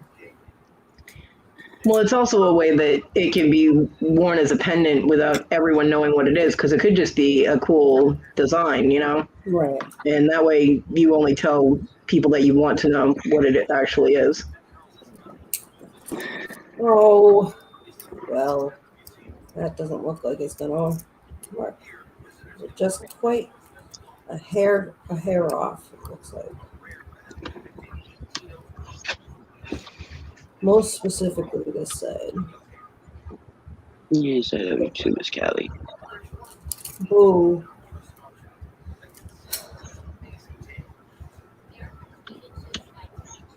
And for me, Rhonda, it just brought to mind the cultures that are very patriarchal and do things to women's body bits that they shouldn't. It's true. It's true. I was just talking about that with someone the other day, and they were like, "No, it's much, much, much worse than you think it is." So I was And like, culture "Oh." still seems to think that they have the right to tell us whether or not we can, you know, have an abortion or anything like that. Yeah, I'm just there, very, there's some. you know, it's our body. We should be able to do what the fuck we need to with it. And What is it? Over. some dude in- comes at me with a knife trying to cut bits off. They're gonna die on the site. Because yeah, I don't do patriarchal society very well at all. Well, it's understandable. What is it? I want to think it was. I seen a documentary. It was someplace over in Africa, I think, where they do that. Yeah. I'm like, oh, and they do that to the young girls. Yeah, Yes. they're really young when they mutilate them. I'm like, oh my goodness, that's horrible. Yeah, they do that to girls like some societies do with overly circumcising a male. Uh-huh. The creator made it the way they made it for a reason. Leave it the fuck alone, people. On either side. For real. Yeah, like I said, I remember seeing some kind of documentary on that many moons ago, and I'm like, man, that is just horrible. You just don't do that shit. No. No, I think that in all honesty, there's a lot of misguided decisions made based on faith and dogma, but it's an innate part of the human psyche to want to have some type of faith, I guess. This has nothing. The female mutilation has nothing to do Oh, with no, faith. no. I'm not saying that's right. I'm just No, saying it literally has nothing to do with faith. No. It's because the clitoris is a stimulation point for pleasure, and they feel that if women feel pleasure during sex, then they will cheat on their husbands. So it is a form of control. If they don't have pleasure from sex, then they won't get it anywhere else. utterly ridiculous. So it's a form of controlling their women. I got the wrong Yeah, side. on that note, Oh no. I put the wrong side out. Oh, booger. My son is too. so's mine. And some are, some aren't, you know. I just don't see the sense in messing with things unless it's medically necessary. The whole cultural thing, I just don't get. Especially when it's for control. Rhonda, look at what you've started. She's like, I was just making a funny. Rhonda, look what you did. Poor thing. She's like, oh my God, this is not Saturday morning conversation. It is on my channel. Oh, She's like, this is not my fault. Well, I just, you teach hygiene, you don't whack it off, you know?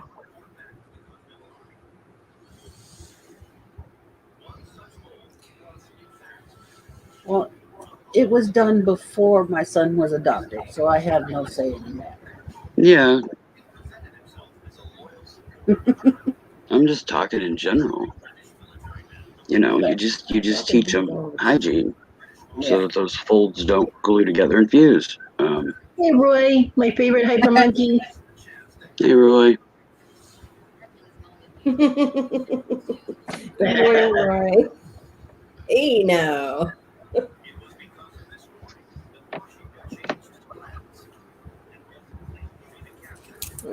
Yeah, America, it's more a common practice. A lot of other countries, it's not common for them to do that.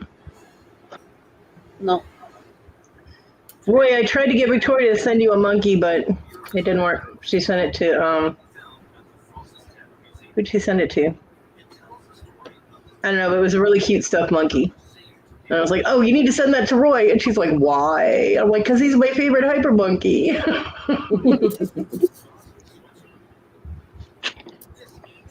And how was your auction, Roy? It was long. It was long. It was long. Listen to Kodi. It was long. I popped in there briefly. I didn't say anything, but because they were on a roll. But every time I refreshed my subscription list, he was still on. I'm like, oh my God, Roy, go to bed. There was a lot of long auctions yesterday. I did sit through the whole torture of the hot nuts, the death nuts with Tina and Kim. Oh, me too. God, that was nuts. Literally. I was like right about the time I was going to sleep. I was like, oh, I'm not even going to say anything. Hungover, but it was fun. Didn't realize it was a drinking one. Yeah, I was on there when you were showing the. I popped in briefly when you were showing the wrestling figures. Shawn Michaels, Shawn Michaels, and Goldberg, China, and I forget the other one. And I remember Kablamo saying he looks like a girly man. I'm like, Shawn Michaels, yes, he did with his mullet. Yep, he did. Yeah, the fire nuts challenge thing was crazy. I felt so bad for Tina, man. Oh my god, she is so not accustomed to heat. Mm-mm. And I mean, I was proud of her, but that was crazy. Well, redheads, a lot of redheads are more super sensitive to temperatures, whether it's internal or external. So, I mean, for regular people that aren't used to spices, hers was probably amped up, 25-fold. So that was hurting her bad. See, I don't understand the whole concept of putting something that painful in your system. I don't get it. I don't know why people do that. Yeah, not me either. I don't understand doing that to yourself for 10 minutes of entertainment. You're going to have days of miserable laughter. Well, I don't think she will because she pretty much threw everything up with that last one. Uh-huh. Yeah, but Kim's going to be shitting fire for days. Yep. Jennifer. I look up at the chat every so often, catch up. I real right, Jennifer.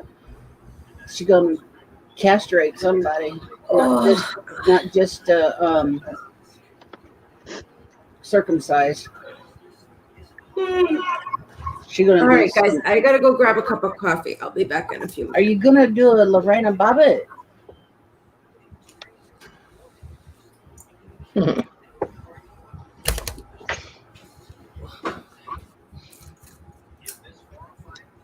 I mean, I understand, doing it as a challenge, which is still, I can understand the concept of doing it as a challenge. I just don't understand how people eat hot, spicy things that kill your taste buds. You can't taste the food because your taste buds have all been fried by the capsaicin in the peppers. So I don't understand. They both got stomach issues to begin with.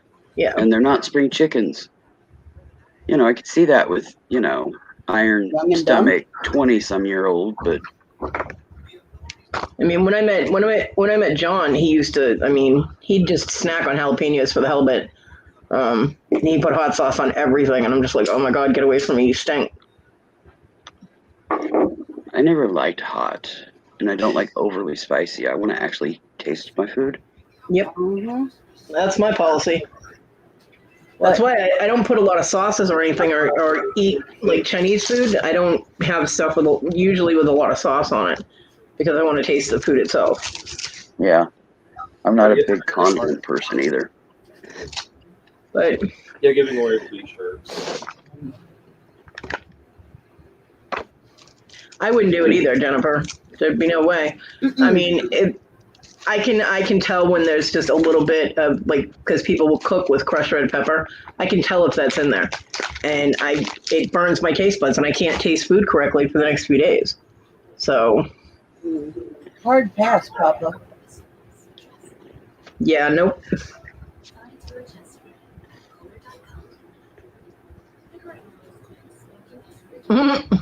Yeah, that is true, Roy. Roy, that is very true. She is. Our link queen. I'll say she's definitely spicy. Watch it. She'll get you.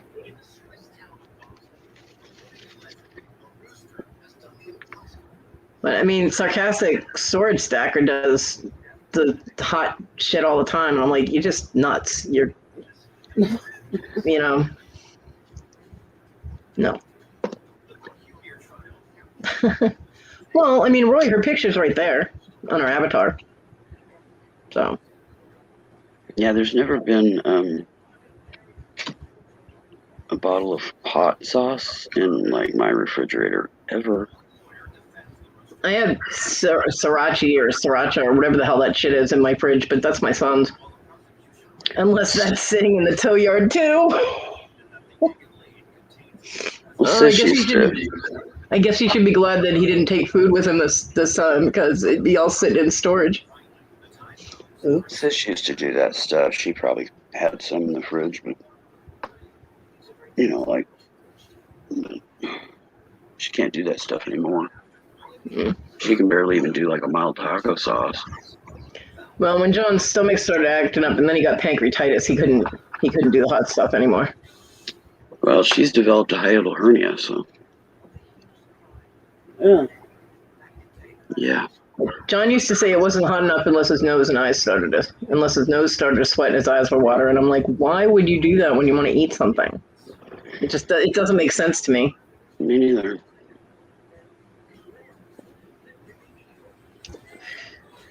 I mean, I know a lot of desert areas will eat hot food because it regulates their body temperature, so their surface stays cooler in the hotter, the hot sun on the sand and everything. That's why a lot of Egyptian foods have a lot of spices in them and things like that. And like Afghanistan and Iraq and all those places that are mostly desert. See, I don't understand that. Heating up your core. Because it regulates your body temperature, then your body temperature is closer to the outside temperature and you're not as hot. You don't feel the heat as much. But All still. their curries and stuff. Mm-hmm. Yeah. But still, I mean, I like to taste my food, so I wouldn't be able to survive in one of those countries anywhere. I'm a redhead. Hello. Yeah. Not enough melanin in your system. Yeah, definitely not. What did I miss? Everything. Oh. Hot food talk. Yeah, hot spicy food talk. Oh. I mean, I have a recipe for Empress chili, which is technically Cincinnati chili, that John's grandfather sent him, and he had to cut almost all of the heat out of it for me to be able to eat it, because he made it the original way, just from the recipe, direct from the recipe the first time, and I couldn't eat it. He was like, "Here, taste it, see if you like it," and I took. I mean, not even the tip of the spoon was dipped in this, and I was like, "Oh my god, I'm not going to be able to taste anything for the next 4 days." He's like, "A little spicy." I'm like, "You think?" And I couldn't eat it. The kids loved it. John loved it. So then he used to make 2 different pots of it. He'd make the regular one, and then he'd make me one, which ended up more like hot dog chili. Okay, Jennifer. Okay, Jennifer. Have fun. So he had to do the same thing when he made tacos. I can't eat taco seasoning, even mild taco seasoning burns my mouth. So he used to have to make mine with burrito seasoning. So we'd have 2 pans of that going, and mine would be burrito mix, and his and the kids would be the taco. That's my limit, is mild taco sauce, mild taco seasoning.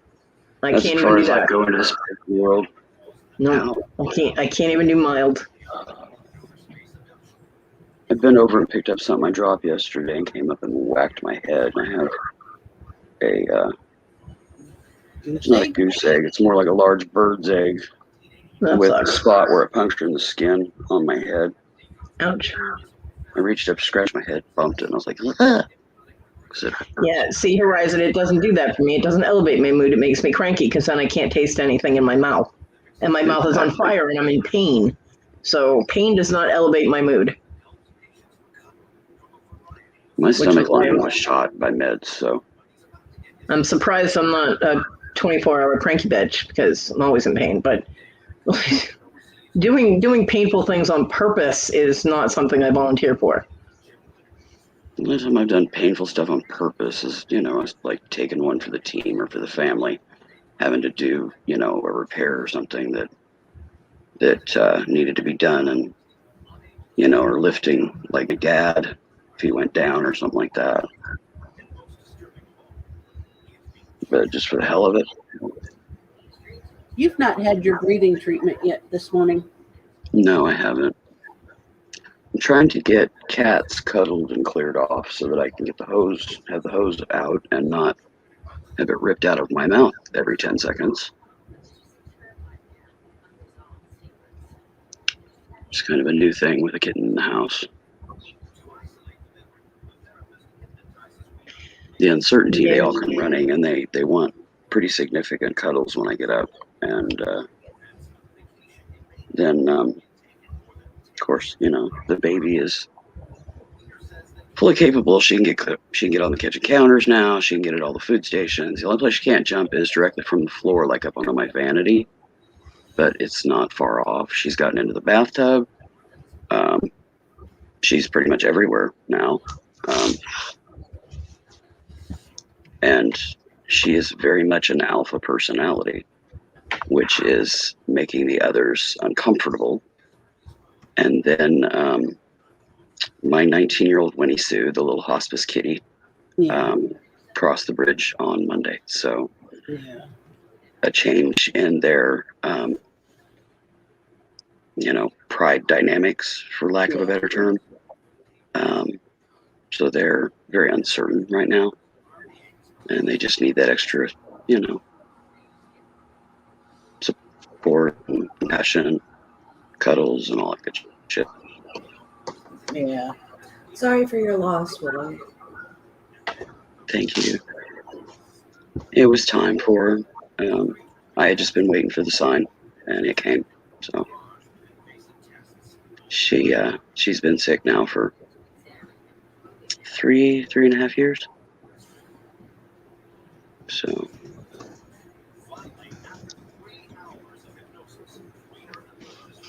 and like I said, she was 19, quite old. So She was geriatric old lady, and she was yeah, doing what she could, and then finally she's like, "I just can't, Mom." yeah, she was just done. Yeah, Roy, I'm not actually allergic to any food, but I was not raised eating spicy food. I mean, my mom barely used salt and pepper. We were lucky if, her spaghetti sauce got seasoning. So, my system just wasn't used to it. And being a redhead, I'm super sensitive to things. So it's painful, and it literally wipes out my taste buds for days if I eat anything with hot anything in it. So, yeah, I can't even eat pepperoni pizza because the pepperoni, even if you take the pepperoni off, the oil from the pepperoni is still on the pizza, and it burns me. So, yeah, it's not necessary for me to eat those foods, so I just don't. Yeah, pepperoni is a mood thing for me, and I generally do turkey pepperoni. It seems to be milder. My son, on the other hand, will eat an entire package of pepperoni.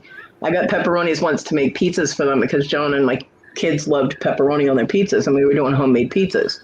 So I got like 2 packages of pepperoni. But the next day when I went to make the pizzas, there was only 1 package left. I'm like, who the hell ate the package of pepperoni? And all 3 of them like raised their hands. And I'm like, you little fuckers.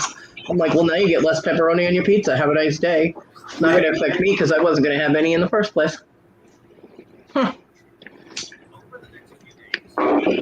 Pretty much anything a little too spicy, Roy can put me there, as well as my sister. She's actually been to the ER. She had, I don't know, I think it was some kind of enchilada or something. And she has GERD, and then she also has a hiatal hernia, and she didn't realize that not taking the stomach meds that the doctor prescribed and then eating a spicy food would totally shit backwards on her. And yeah, she landed in the ER. She actually didn't know she had the hiatal hernia until then. She found out in the ER that was the cause for the amped up effects of spicy food. You okay, love? I mean, I used to make John sit on the other side of the room when he was eating because he put so much hot shit on his food that I couldn't even sit next to him because I could taste it.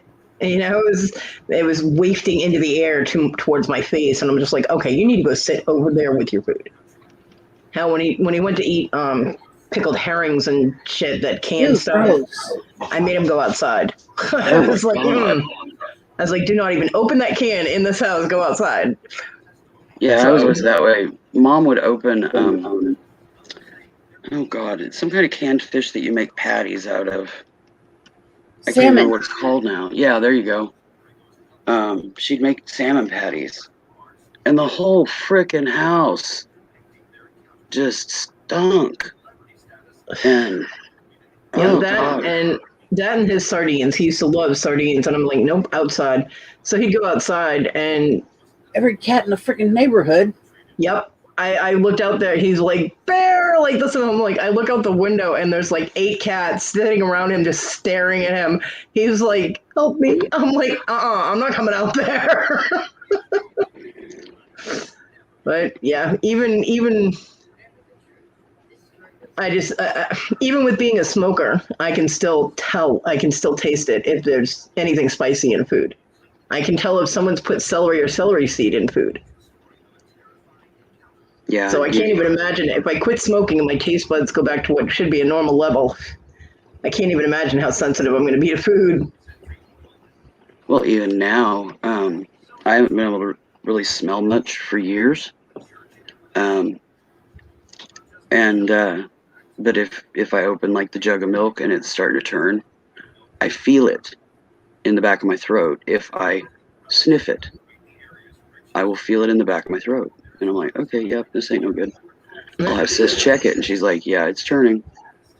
So the only fish I eat out of a can is tuna fish. Now, I don't eat it out of the can. I mix it with mayonnaise. But the only fish that I will tolerate, and I know Tina hates tuna, but I love like tuna noodle casserole and tuna fish sandwiches. But yeah, we ended up with canned salmon, these big tall cans of salmon from the food pantry, like I don't know, 18 years ago, and it came in handy because we had like 11 cats at the time, and I was like, oh good, now we have cat food. John was like, hey, that's salmon. We don't waste salmon because John's from, California and Washington State. So he's like all about salmon. I was like, okay, go ahead and eat it. He opened it and took one bite of it and went, okay, cats, here you go, and dumped it in the bowls for them because, yeah, it was nasty. yeah. The bad thing with that is they eat it, and then they burp it, and they fart it for like 3 days, and then when it finally passes through, yeah, the litter box is overly ripe. Mm-hmm. Yeah, they didn't have any problems like that. Really? Mm-hmm. Really? Wow. Yep. Yeah, my mom tried giving our cats. I'm pretty glad I stepped away. My mom tried giving our cats salmon a treat, and yeah. I mean, like later that evening, she was like, "What am I smelling?" And I'm like, "Those are cat farts, Mom. You fed them salmon." And then the next day, she happened to be the one that got up and went and was like checking the litter boxes. And she was like, "Why are the litter boxes so stinky?" And I'm like, "Mom, you fed them salmon." She's like, "I am never, ever doing this again." And she didn't. You know, she'd make those salmon patties for Dad, and they'd stink up the whole freaking house, and you know. Yeah, I always knew when Mom made salmon patties for dinner, I'd come home from wherever I was at, and I went, oh. Yeah, I know. I'd find a lunch meat sandwich or something. But then, as I got older, I enjoyed them. But when I was a kid, I couldn't stand them. And now it's something that I wish my mama was still alive, because just to have something that my mom made, I would love to have. And it's something I've been craving, and I've never had salmon patties. I've never had salmon. All of Mom's classic recipes, I sat down with her and got them documented, and I have them in a book, and I made them numerous times over the years myself. So if I get a hankering for one of her recipes, I can replicate it perfectly. Roy, actually, there's nothing wrong with cats having fish, but in moderation. Not, we had 11 cats, so they pretty much distributed that shit pretty fairly. We divided it up into like 8 different bowls and just put them down, and some cats didn't have a problem sharing other cats. Yeah, well, they guarded their bowl voraciously, but all you heard from the kitchen was, I'm like, okay, we need to separate them a little bit. But yeah, cats eating fish is a normal thing. You know, cats in the wild fish, they eat fish, but wild cats and even cats that are feral, they'll eat fish. It shouldn't be overly fed, because domestic cats don't have the same metabolism as a cat that's out in wild. You know, whether it's a feral domesticated cat or whether it's a big cat. But I got John. We were at Walmart one day and John saw this package of smoked salmon. And it was a pretty good sized package. And he was like, "Oh, smoked salmon." And I'm like, "Oh no." And he looked at me with that look. And I'm like, no. Because it was like $20. And I'm like, that's a lot. And he's like, "Please." I'm like, "Oh, fuck." So I get it for him. He goes, "You can try it. You've never had salmon." I'm like, "All right." So I figured since it was for both of us, that was okay. He ate the whole fucking thing. I didn't get any of it. I'm like, I go out to the kitchen. I'm like, "Where's the package of smoked salmon?" And he walks in chewing, and he goes, I'm like, "You bastard." He goes, "It was really good." I'm like, "I'm not getting that for you again." I'm like, "Nope." But when he got out of the hospital after his triple bypass and he had to eat healthier, he omega-3s was on the list of things that he needed to have in his system. So I did get him salmon, the little salmon fillets, and we cooked those for him. But I only got enough for him for meals. Everybody else got tilapia, because salmon's expensive. So I still didn't get to try it, but he enjoyed it. Salmon is delicious, and I've never had it. I mean, like I said either on I think it was Tina Show, Tina Show or my last show, I can't remember. I'm willing to try new foods as long as they're not disgusting, like Rocky Mountain oyster type of foods or bugs. I'm not eating bugs. Yeah, no, I'm out on that. But like I've never had calamari. You know what I mean? And I'm willing to try it if the place makes it right. I'm not going to waste my money on something that, I'm sitting there chewing rubber bands. Things like that. So, yeah, vets all have different points of view on that.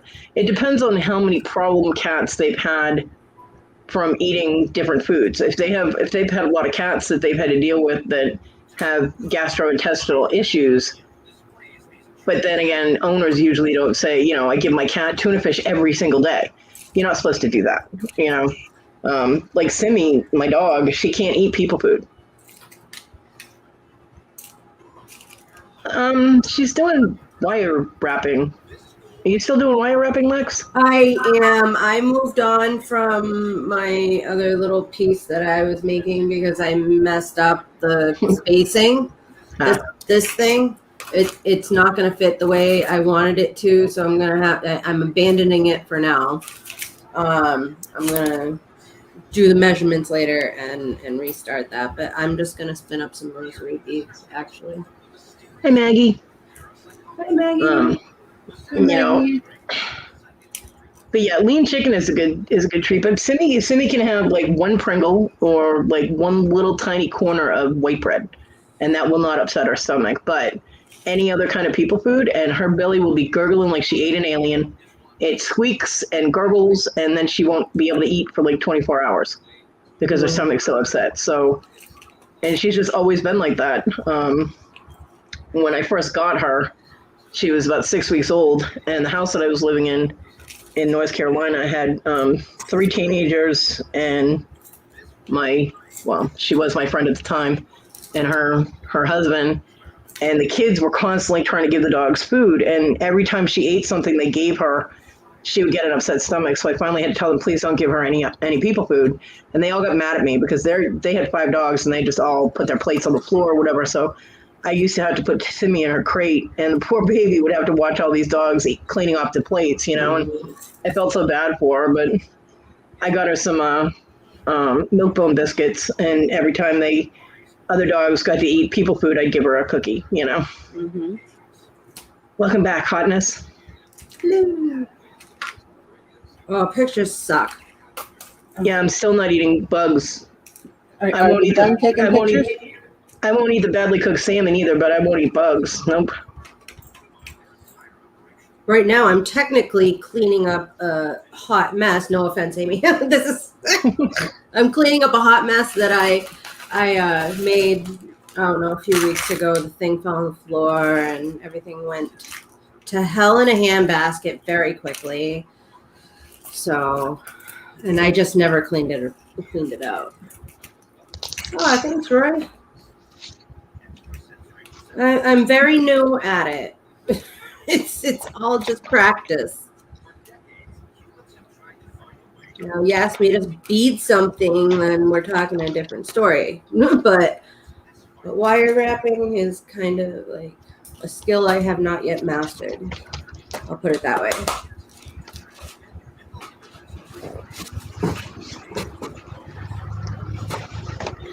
Yeah, I was going to get into wire wrapping before my hands got the neuropathy, but I got distracted with polymer clay. Polymer clay. Yeah. You know, What? I started watching a couple of polymer clay channels just to see, because I used to work with it when I was little. Yeah, it's a rabbit hole. It's definitely, polymer clay is definitely a rabbit hole. I started off I got interested in polymer clay because I was doing a lot of macrame work, and I was buying polymer clay beads. And a friend of mine in my AOL chat room worked with polymer clay, and she goes, you can make your own beads. And I'm like, what? I'm like, I hadn't even thought of that. And she goes, yeah, you just buy the Fimo clay. Right. And I'm like, huh. You bake them. So I looked into that, and down the rabbit hole I went. Right. So I got all the equipment. I probably spent at the time. I probably spent about $300 on equipment and clay. And I did start off making beads, and then I was watching. I was in a polymer clay website, and I saw these really cool pen covers, like pens, and I was like, "Oh, those are cool." So I started making pens. So I spent probably about $30 on the white Bic pens, like the white plastic. Yep. And started making pen covers. And my son still has his. And I gave one to the girl that lived next door because she's a waitress and she wanted a cool pen to have it work. And these, all you have to do when the ink runs out is take the ink part out and replace it with another one. You just take apart another big pen. Right. She said that every waitress at her work, ironically, she worked at a seafood restaurant, wanted that pen. And I probably could have made like $100 selling those pens. Right. But then she moved and I had no contact information for her. So, and she wasn't working there anymore. I'm like, well, shit. But, and then I started making little sculptures. I made my, the counselor that I had to go through, the social services sent me through. He had a horse. He's the coolest counselor ever. He had a Harley, a horse, and a pickup truck. I'm like, hell yeah, I can actually relate to this man. And so I made him a little horse sculpture. Like, it was more cartoonish pony, but it was the same colors as his horse, Jake. And I made him that, and he had it on his shelf for a really long time until a guy that, a vet that had PTSD was coming to him for counseling with the PTSD. He would hold on to the horse every time he went in there, and it seemed to calm him down. And Jim, the counselor, he gave it to him. And John ended up going to see the same counselor, and he goes, yeah, he goes, my friend Kodi made you that little clay horse. And he goes, oh, I hope she's not mad. And John was like, why? He goes, well, because he explained it. He goes, nah, she won't be mad. And I wasn't. I talked to him later about it. I was like, look, obviously that horse was meant to go to somebody else that needed it. I was like, and it was, I made it for you so that it was there available for him when he needed it. I was like, and that's fine, And he's like, that's a really cool way to look at things. He goes, why did you ever need to come to me for counseling? I'm like, I don't know. Because he asked me that after the first session we had. He's like, why are you even here? Yeah. I was like, because DSS made me come here. He goes, yeah, but why do they think you need counseling? I was like, I don't know. You'd have to ask them. Yeah. I mean, I have, even back then, I had really fucked up life. I mean, everything going every which way. but I dealt with it as it came, and he's like, he goes, considering you haven't killed anybody yet, he goes, I'd say you're dealing with it pretty well. I'm like, thank you. And I actually gave him advice that he took, and he told John to thank me for the advice that I gave him about his teenage son. He goes, what she told me to do actually worked. He goes, tell her she should go into counseling. I've been told I should be a therapist, a counselor, and a lawyer. Right. I believe it. And that I should write a book. Many people have told me I should write a book. I'm like, what the hell? What kind of story would that be? I mean, come on. A very entertaining one. Yeah. An extremely entertaining one. I'm back. I literally had a psychiatrist tell me I should write a book. I'm like, that's not comforting that a psychiatrist is telling me I should write a book. What? She also asked me for tickets to the Jerry Springer show when I ended up on that. I'm like, thanks. Oh my God. Appreciate that. Rude. Yeah, she was not the best psychiatrist I've ever met. Like, but I exploded on a psychiatrist one time. I mean, I literally exploded on him. He was screaming at me. I was like, dude, whoa. Like, hold on a minute. This is not flying right now at all. well, my parents took me to a counselor. I don't know what his official title was, whether he was a psychiatrist, psychologist, whatever, when I was 14, because I was not the most well-behaved kid in school, I guess, and my grades were slipping, and probably because I was high all the time. But I was arguing with the parental units. Okay, right. So the school counselor decided that I should see somebody. So they took me to this guy. And I didn't want to be there. My dad didn't want to be there. My mother wanted us to be there. And I'm sitting there, and he's just kind of going over general information. And then he wanted to talk to me alone. As soon as my parents were out of the room and down the stairs, that man got really close to me, like knees touching my knees, and started asking me sexual questions. And I looked at him, I went, really? I was like, you need to back up a little bit, or I'm going to send you through that plate glass window behind you. He looked at me, I was like, don't think I don't know what you're doing. Because he's asking me questions about what me and my boyfriend do. How he touches me, what I'm doing to him. I'm like, no. No. I was like, look, you pervy fuck. I'm like, one, you're touching me, and that's not allowed. I was like, two, this is none of your business. Really? Right? Because my parents knew nothing about me being sexually active at all. So I knew that was not something they asked him to discuss with me. So I was like, you need to back the fuck up. Now, I'm leaving. And I started walking home. I walked right past my parents and out the door and started walking home. And my dad, they come running out to the car, jump in the car, and they're following me. And my dad's like, get in the car. I'm like, screw you. You'll take me back there. I'm not going back there. And I finally got in the car, and my mother was like, what is wrong with you? And I'm like, I told her. And she goes, what? I'm like, yeah, Mom. And she was like, oh, we're never going there again. I'm like, well, thank you. So I was kind of put off by any kind of counseling after that. I was very leery of any. So when social services told me I had to go, even though, I'm all grown up and I was like, So, but I tried to go in with an open mind, and I tried to do what they want, what he wanted me to do. I just talked to him, and we ended up just hanging out for 45 minutes. I mean, there was no counseling needed. You know what I mean? Right. So we hung out. He discussed his family and his kids and his horse, and I discussed my dysfunctional family, and eventually everybody in my family has, except my mother, has seen Jim. Right down to Talon has gone to see the same counselor. And, Really? That's crazy. Yeah. Now, I didn't know Issa when I was seeing him. I knew, John, and, I had my kids, and my son even went to see him because he was having some emotional issues, and Jim helped him. We all eventually, For anybody to get through to my son I think was 11 years old at the time, and for anybody to get through to him, I mean, he's kind of always been the same. If you talk at him, he will shut down. So for Jim to be able to get through to him was absolutely amazing. And But yeah, John doesn't know it, but after John and Issa went to go see him, and after my oldest daughter went to see him, Jim emailed me. He goes, I completely understand what you're talking about now. He goes, I thought a lot of the things you said you made up. He goes, but now I realize you didn't.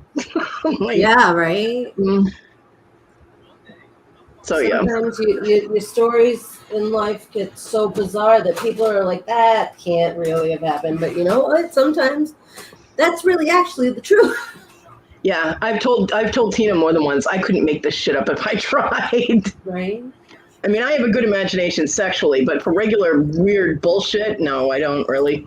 You know what I mean? So, yeah, some of the situations that, it's craziness. But at least it hasn't been boring. Pair of pliers I bought, and in all honesty, they're not that bad. They were only like $9. Cool.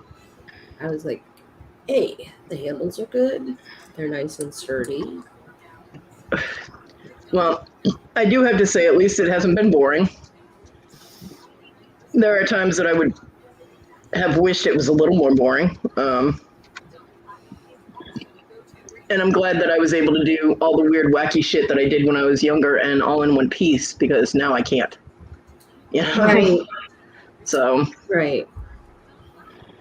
I can hear you on that for sure. I have very few regrets because, there are a few things that I regret, but, Well, of course, life does that to you, though. Yeah. Like, because hindsight is 20/20. Of course, if you had known beforehand what you know now about any given particular situation, it's like, oh, well, maybe, but yeah, you can't dwell on that, Kodi. No, and I don't, because it's pointless. It'd just be ridiculous to wallow in the past and have everything today reflect on what happened in the past. Gets you you don't advance. You just sit stagnant, and that's boring. So, stagnation is almost, I would venture to say, deadly. Yeah. But I'm sure there are those out there that would disagree with me on that. Yeah, you have to move forward in at least some way, shape, or form, whether it's learning a new, jewelry technique, or reading a new book, or just learning something new about something you didn't know about before. You have to advance your mind at least in some way. That's why I always say you should learn one new thing every day. That's a really good philosophy to have. Like, I learned that my son's friend should have had insurance on his car because now I'm fucked for the weekend. Right.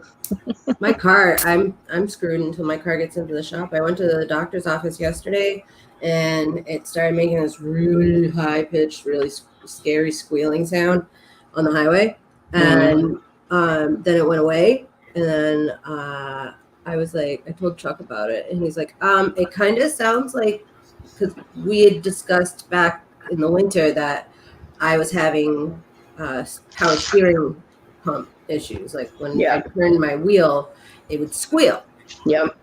And he goes, well, it's probably that, because we never had it looked at. Well, I shouldn't say we, because he's not in charge of that, but I never brought it up, so it was never looked at.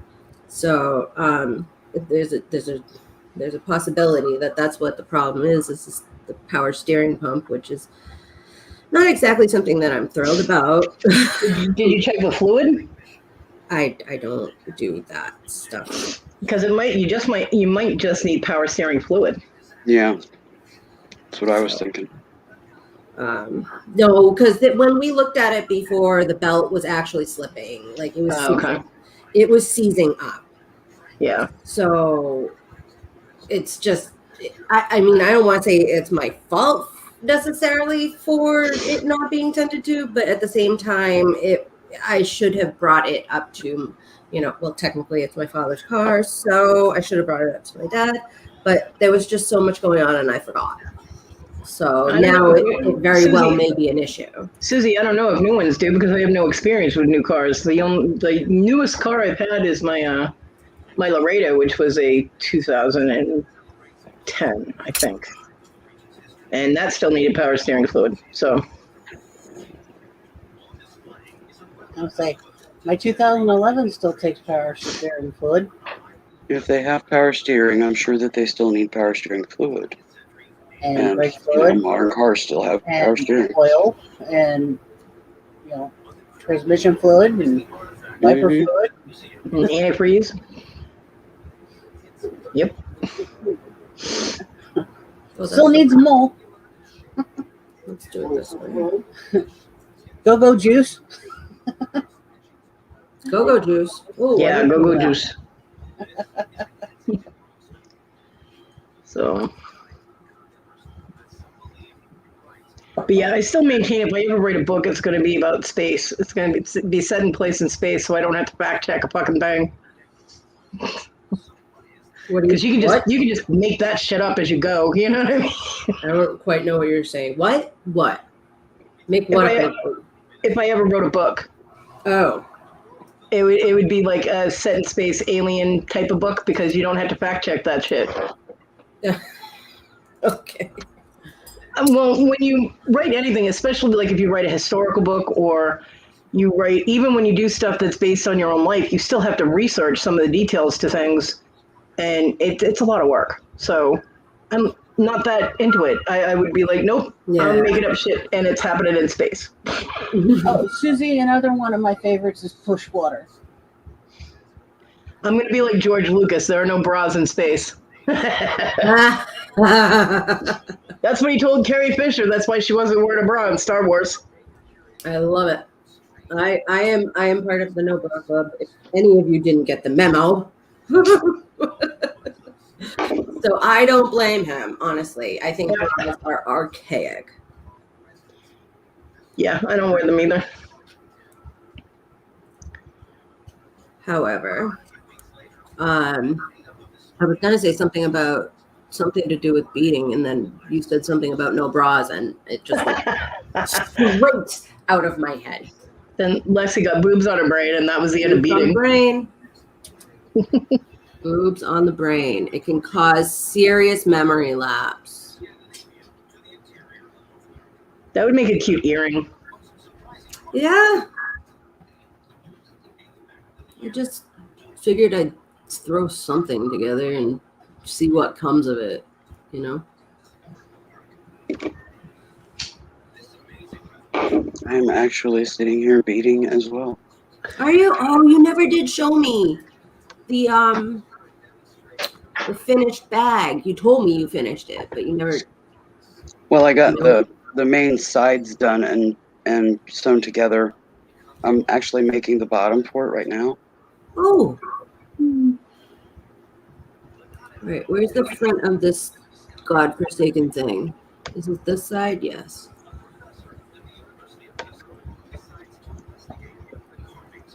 This is also fiddly.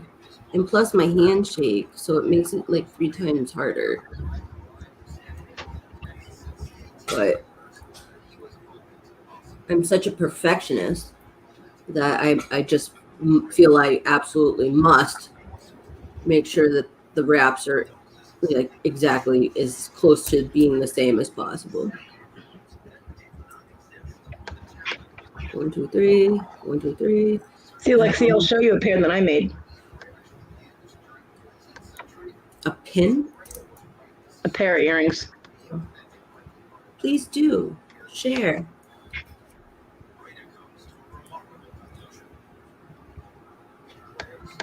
Okay, let me see. Stable in. Stop.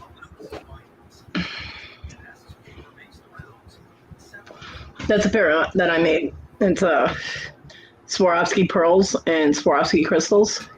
Really pretty. Thank you. I went on this like earring jag one day and just started banging out freaking earrings. I made another. That one is. Those are all Swarovski components I too. love those. I love those too. They're purple. They're the best colors ever. I made those too.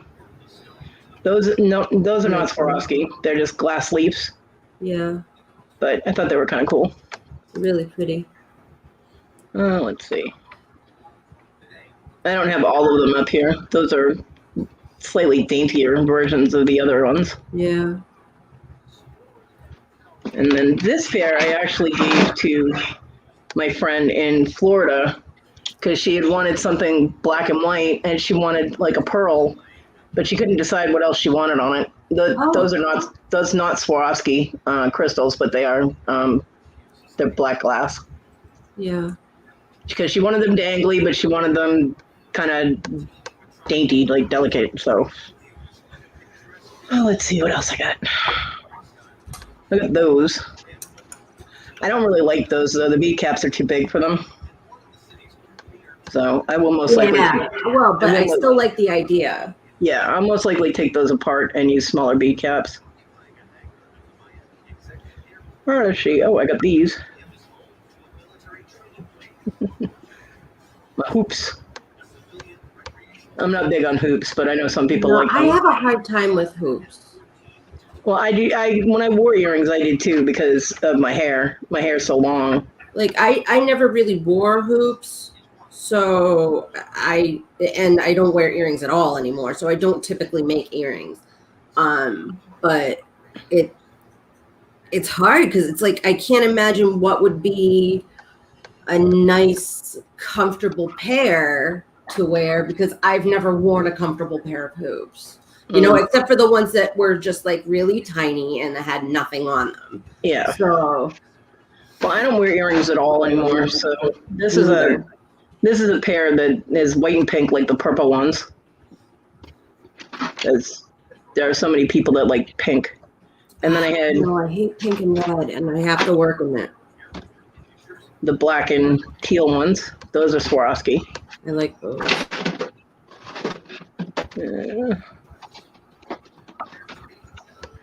And I did these. The little flower components are Swarovski. The rest is not. Yeah, I like those.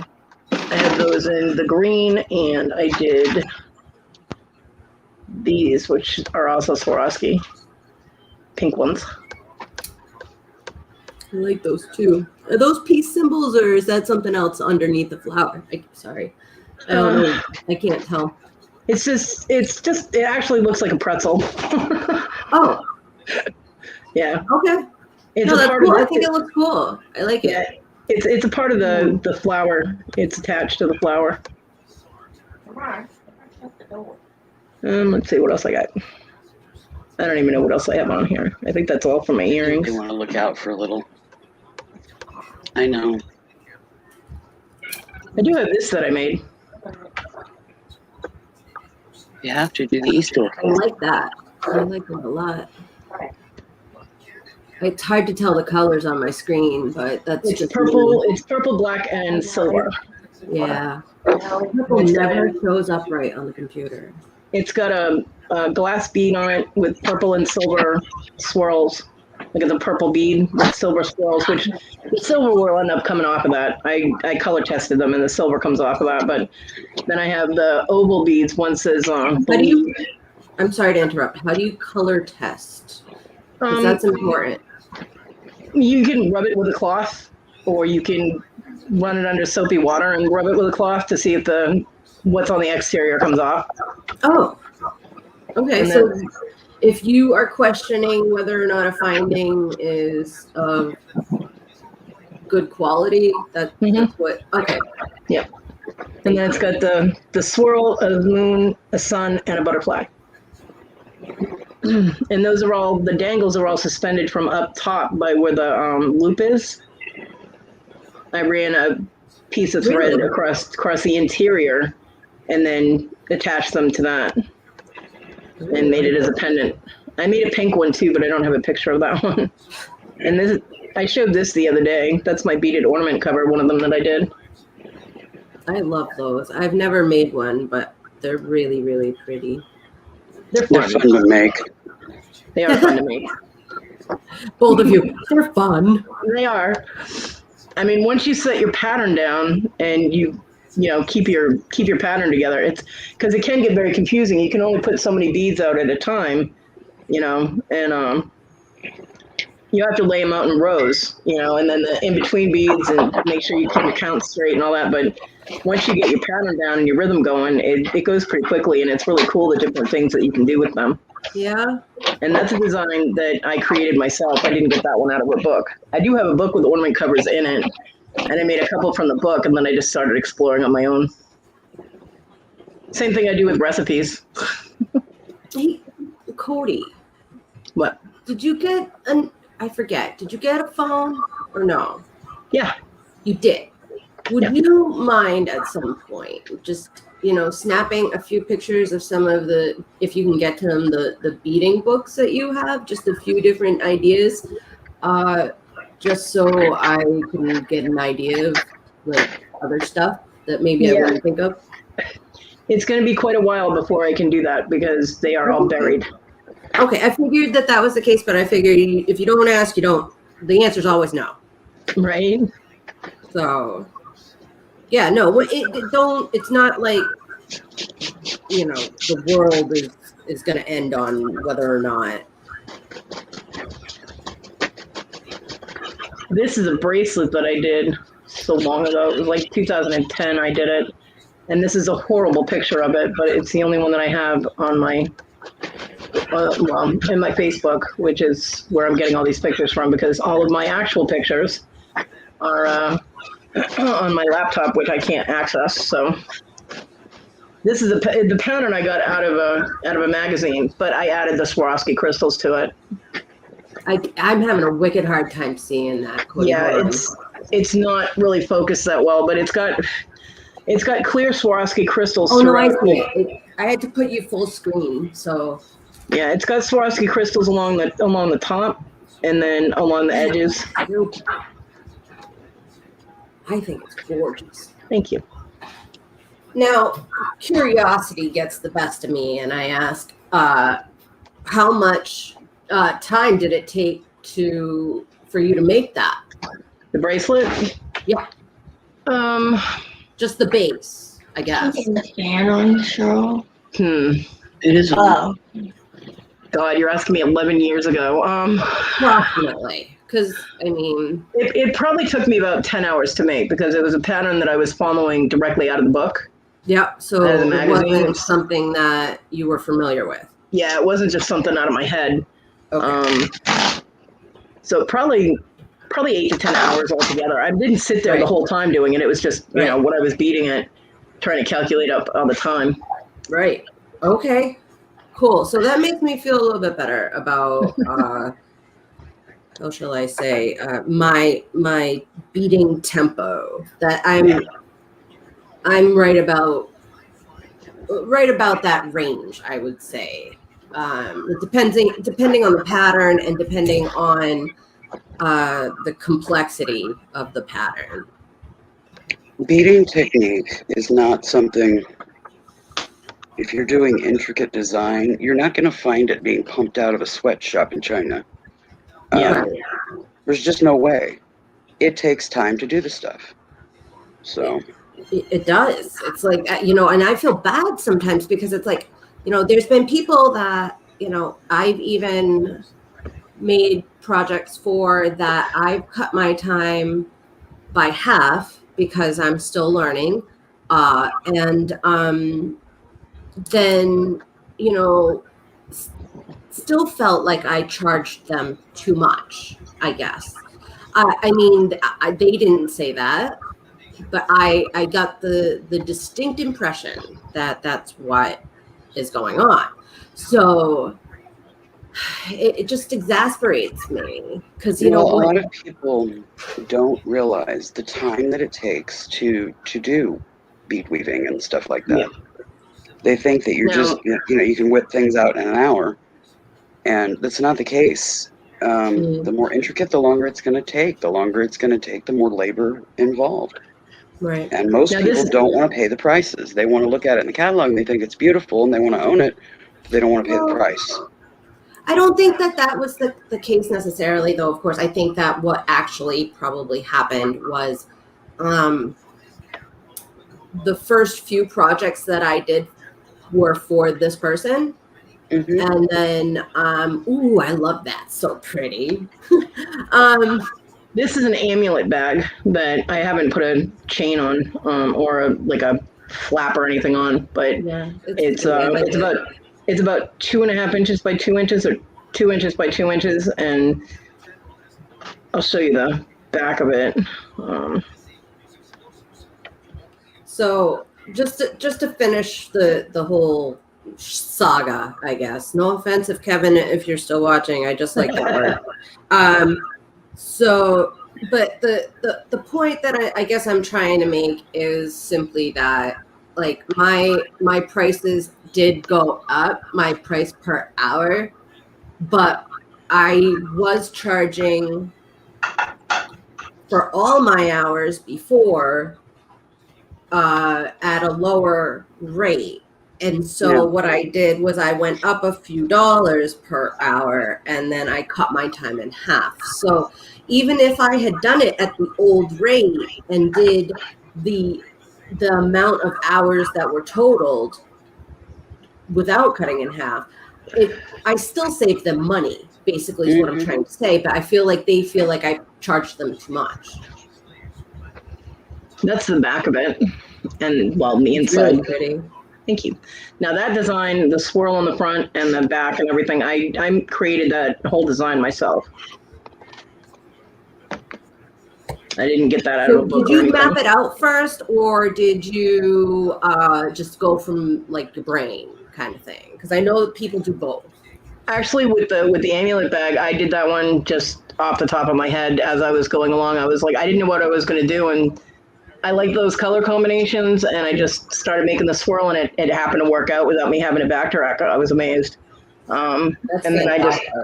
I didn't want the back to be just plain, so that's why I just put in the little bits and Did you pieces do there. the front by out of your head too? Yeah, the whole thing. That's crazy. I know. Gianna works that way. I don't know how Willow. I don't know how you work, and Ma. I don't even know. You've been quiet for so long. I don't even know if you're still there, dear. I'm here. But I generally don't get too many words in. Sorry. I don't even know if you're a crafter, Ma. I crochet. You do. That's about it. It's crochet and is not just that's about it. All right. I make No, blankets. it's an art unto itself. It is an art unto itself. I make blankets. That's about it. That's a lot of patience. That's a lot of work. And I haven't done it for about the last 8 months. My yarn's been sitting in totes underneath the table in the other room. Oh, sweetheart. That must be killing you. This is a ring and a pendant that I did when I was learning how to do the my bezel setter that the owner of education sent me. It's like a little cup thing, and you just put it on top of the small bezels, and you twist it, and it sets the bezel for you. So the ring actually has what? It does what? It sets the bezel around the stone for you. It only works on round bezels, though, on round stones. Okay, so back it up. This is a tool? Yeah, it's a tool. It's called a bezel setter.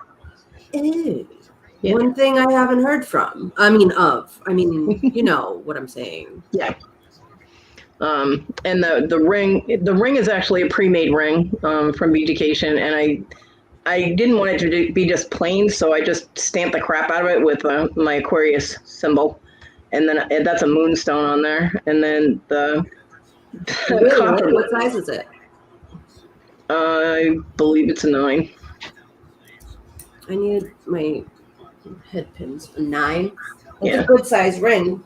I would like to think that if I chose to specialize, quote unquote, in plus size jewelry, I think that is an untapped market.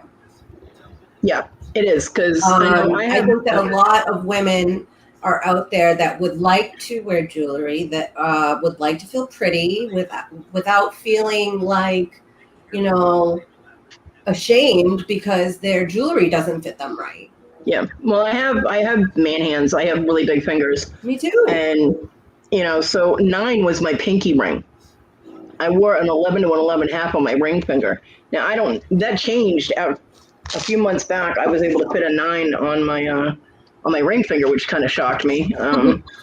If I can find it, it's because I got a Super 7 stone ring, and I got it because, well, it's an awesome stone, but I was like, I have a gajillion size 9 rings for my pinkies, but this one I was like mine, and when I got it and I put it on, it fit my. No, it still does. Fits my ring finger, and it's a size 9. I put it on my ring mandrel and double checked it and everything, and it is a size 9, and it fits my ring finger. So my fingertips shrunk a little bit, which just means now I need more pinky rings. But when I make rings, when I'm initially making a design or something, or I'm trying to do something, I'll make it in my size. That way I can wear it. And in case nobody wants to buy it, I mean, I'll sell it, but if nobody wants it, then I can keep it for myself. Because it is very hard to find feminine or delicate rings in larger sizes. Usually you can only find either clunky rings or men's rings, and that's annoying. So, Right. I mean, like Maggie says, then even the necklaces. Yeah, there's a lot of the population that has bigger fingers, and so. And the thing with Beaducation is, I talked to Lisa about ring sizes, because they have everything. Beaducation sells blank rings like that, anywhere from, I think the smallest. I think she just got in some size 3s, which I wouldn't even be able to fit on my toe. I actually wear a size 4 on my second toe. I know, because I bought one and it was a size 4 and it was too small for, of course, anything on my hands. And so I put it on my toe, and that's where I wore it. I had to take it off when I had all the scans and x-rays and whatnot. Had problems with my feet, but yeah, I can't wear toe rings. I tried when I was younger, and it just that I could never get used to the feeling, like trying to walk, and it would end up hurting my toe. And I loved my toe ring. I wore that sucker until it really literally fell apart.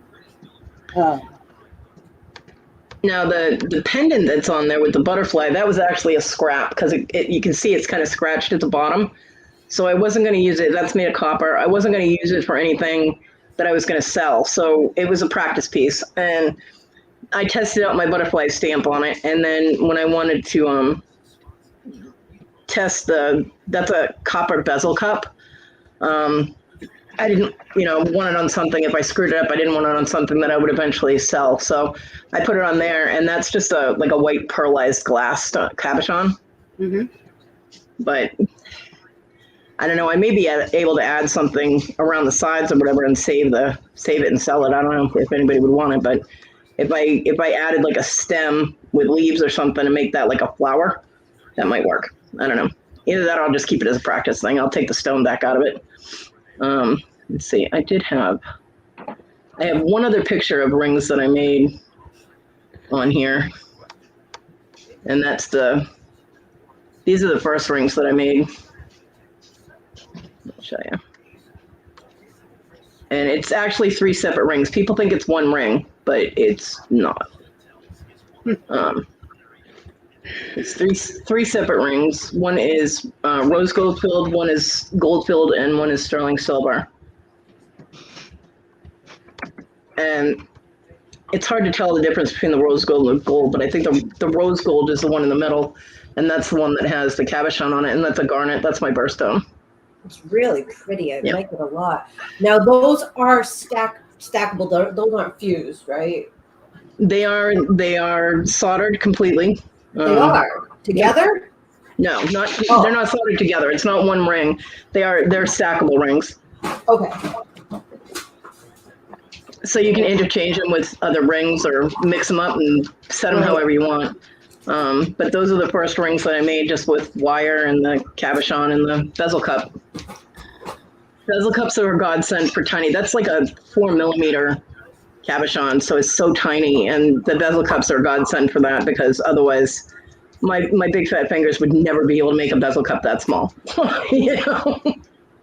So, but yeah, those are the first ones. And I mean, this is when I was first starting. You know what I mean? I first started doing my soldering again. So I think they look great. Are you kidding Thank me? you. They're not like they don't have a lot of scale or really any scale that I saw on them. And I mean, well, I do have a pickle they're pot, not and I have. lopsided, and you're doing pretty good over there. You gotta give yourself credit.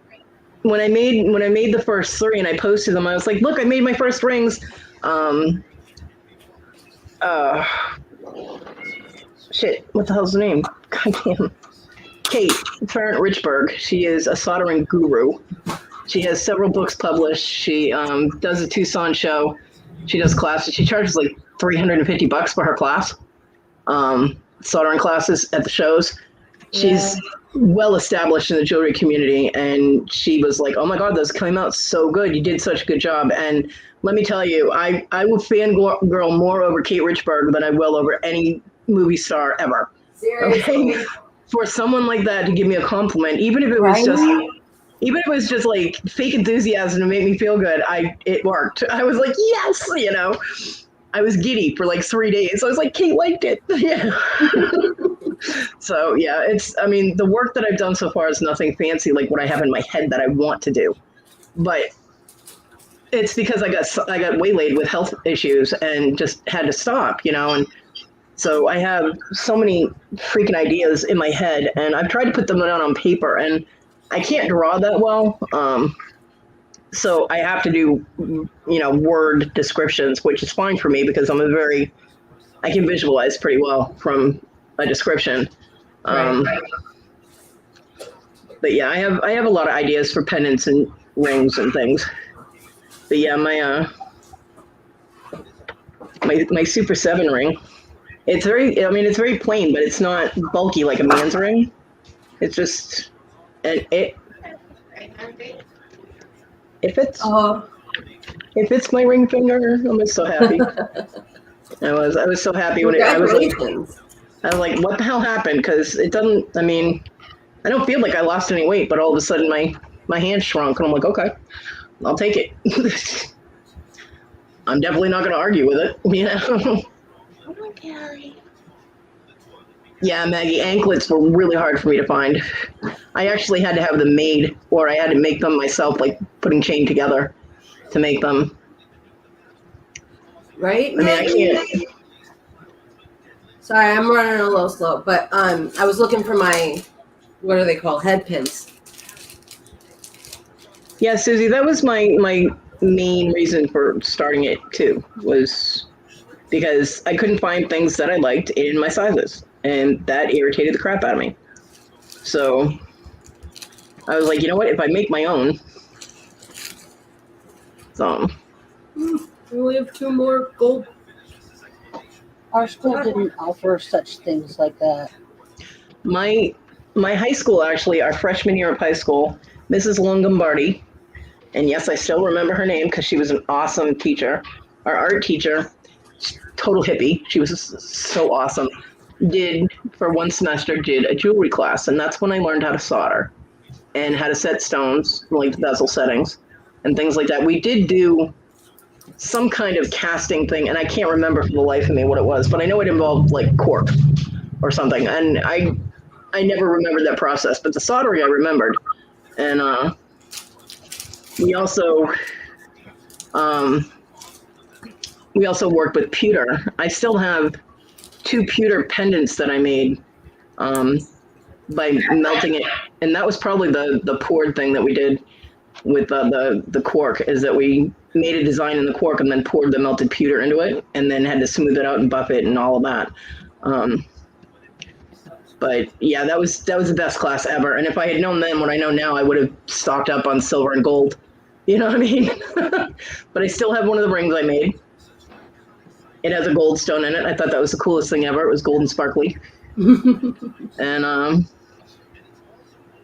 so when I found Beaducation and I watched the intro to soldering, as soon as I saw that flash when the solder it takes the heat and it melts, I was like, I remember that flash, and it just all came back, and I was like, I want to do that again. So Right. that's off I went on that adventure because I Like, started. I want to get that. I've seen it happen so many times, like watching Sandy and different jewelry channels and whatnot. And it's like you try to guess, like it's right there. Yeah. Now I do have one ring that I screwed up completely, and it's the first one that I had tried, in that scale, that size, and I don't know if I have a picture on here of it. Yeah, and I don't think you do, because you didn't have one to show me, but you're telling me about it.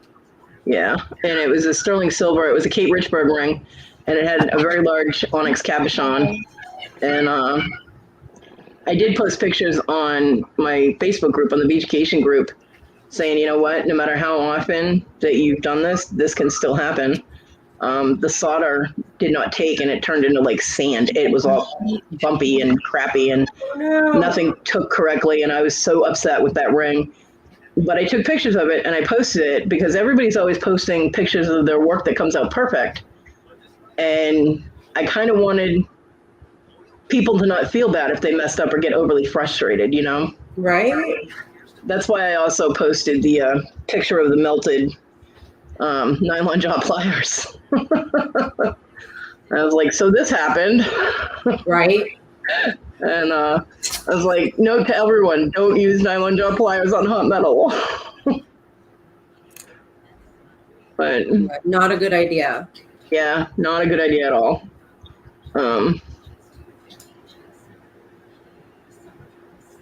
I have a picture of the wrap bracelet that I made. John wanted me to make him one, and I never got to it before he died. He wanted me to make him one with tiger's eye and moonstone and amethyst. Aww. Or tiger's eye, moonstone, and sodalite. Wow, melted your kitchen floor. Who did? Oh, Nick? Susie. Susie. Oh, Damn, Susie. Whoopsie. And Willow, you were saying that, they offered you guys shop class and you were already pretty well advanced. I had shop class as well, but that was in junior high, not high school. And Yeah, I never took any of that in high school. I did. I took it just so that I had something else to do. And I loved it regardless because, that meant that I didn't have to take home ec because I already knew how to do that. I took one home ec class, and it was a joke.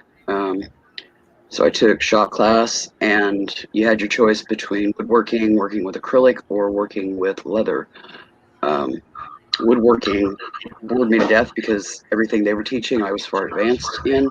Mm-hmm. And acrylic, I didn't like the smell. I wasn't interested, so I did leather tooling. So That's my wrap bracelet. That was in like 7th grade, something like that.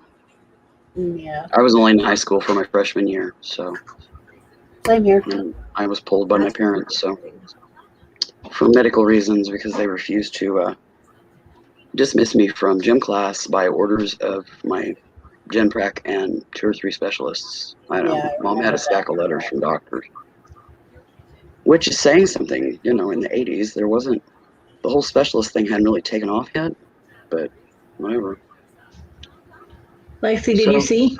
I did. I said that's wicked pretty. Yeah. That's just, That is it's just macrame, but it's moonstone, amethyst, and sodalite. And It's then, not just macrame, Cody. It's micro macrame. well, yeah, it is very, very small. Yeah, it's called micro macrame, and it is tedious. It is, and that wraps around my wrist eight times. It wraps around 4 times, and I have a size 8 to 8 1/4 wrist, so it's pretty damn long. Yeah, don't wear sandals when you're soldering. Are you serious? Are you serious? Susie, Good no. gracious, Susie. And She needs Susie. fireproof hazmat suit to Love wear or Susie. something. I love Susie. Just like, yeah, Oh. I was doing it in my sandals. bless your heart.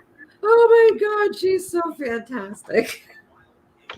This is one of the first metal stamping things I did. I did it for I did a couple of things for my granddaughter, and I mean it's very simple. It's aluminum, so it was lightweight, and I used colored Sharpies to color in the stamp design on it. That's really pretty. I never thought of using Sharpies. Yep. So I suppose you could use the Sharpies and then what are they, gloss it, or I don't know. Seal it. Yeah, there's a coat. You seal it. There's a coating you can put on it. This is the other one I did for her with her birthstone in it. Well, that's all 3 that I did at the same time. I did me one too with bubbles. Maggie, And a bear. some people have the patience for creativity, some don't. Yeah. But that's the joy of people having, doing the craft fairs and stuff like that. You can buy that stuff and enjoy the beauty of it without torturing your mind trying to create it. Yeah, Yeah, absolutely. I like doing floral things, floral type arrangements. So, yeah. My aunt, she would go out and she'd buy a crap ton of artificial flowers, and it would be time to make a new thing to put on her husband's headstone. So I would go to her house and I would put together the new wreath or whatever to go on Wreath the or spray headstone. or whatever, Yeah. I suppose I should make the other earring if I'm going to make a pair, huh?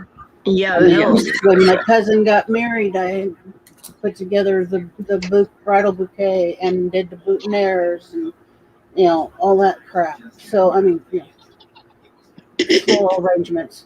Remember, I mentioned that I made a like a pagan meditation, almost like a pagan rosary type of thing. Yeah. Yeah, I found it. While I'm trolling through my pictures, I was like, oh, there it is. Oh, I remember you showing me that. Yeah. That's really pretty. The larger stones are rose quartz, and then there's onyx and amethyst. That's really pretty. So My other elderly cat she had a hairball earlier, so she's being picky about what she eats, and this is trying to divert the kitten to allow her to eat in peace, and she picked her up and was holding her, and she was just cussing a blue streak because she wouldn't put down. this is a set that I made. John ended up buying this set for Issa, which she never ever wore any of. She didn't wear the earrings. She didn't wear the necklace. I don't even know what happened to it, but they're lamp worked beads and then Swarovski crystal dangles. I love that. I was just looking at it going, that's right. That's the other thing that I want to learn is how to make lamp work glass. I would love to be able to do lamp work, but I have so much stuff going on, and this is a different lamp work ones with dangles. See, and I like the lamp work, Really but I pretty. could do without the dangles. Yeah. I love And then lamp work this glass. one, these are ceramic beads with the dangles. Well, see, the reason I did the dangles, wow, I fucked up one of those loops in the bottom. Whoops. The reason I did the dangles is because I did not have head pins that had the flat bottoms. Uh-huh. And so I had to make a loop, and it just looks silly with the loop with nothing on it. So I had to hang something off it. It was compelling me. So Yeah, it drives me nuts to see a pair of earrings with an eye pin instead of a head pin, and there's nothing on the eye pin on the bottom. It's like, why didn't you use a head pin? Yep. That's just made me OCD about components. So I can see why you did that. Susie yelled at me the other day. She was like, well, you have to either flatten that loop out or put something on it. I'm like, okay.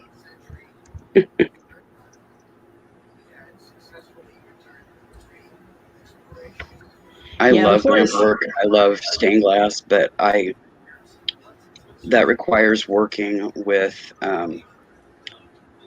fire or solder or anything like that. I don't do well working with fire. After having 2 ovens or stoves blow up in my face, one of them almost shooting shrapnel through my body, and another burning my face, and I was kind of hairless from crown forward. No nose hairs, no eyebrow hairs, no peach fuzz, no nothing. Working with fire doesn't Right, work well Susie? for me. And thank you, everyone, for the compliments. I appreciate that. It makes me feel good when people like the things that I make, you know? You make beautiful things, Kodi. Yeah. Thank you.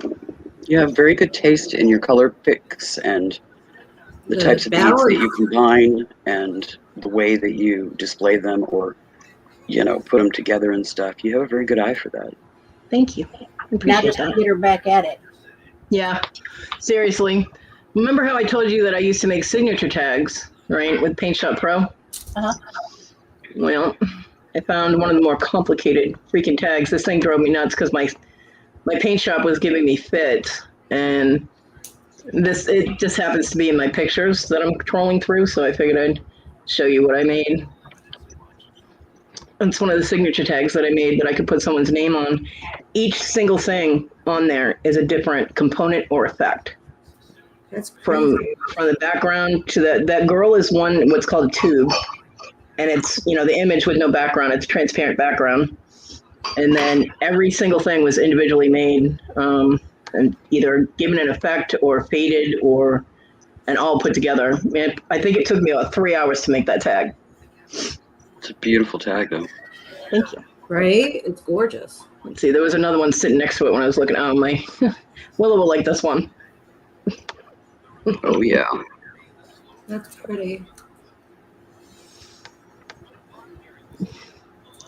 I had so much fun working with that program, and I wish I had a serious computer at this point, because I can't do it on a laptop. It just doesn't work. I can't get the precision. I can't line them up like I want. You know what I mean? So it's frustrating to do them.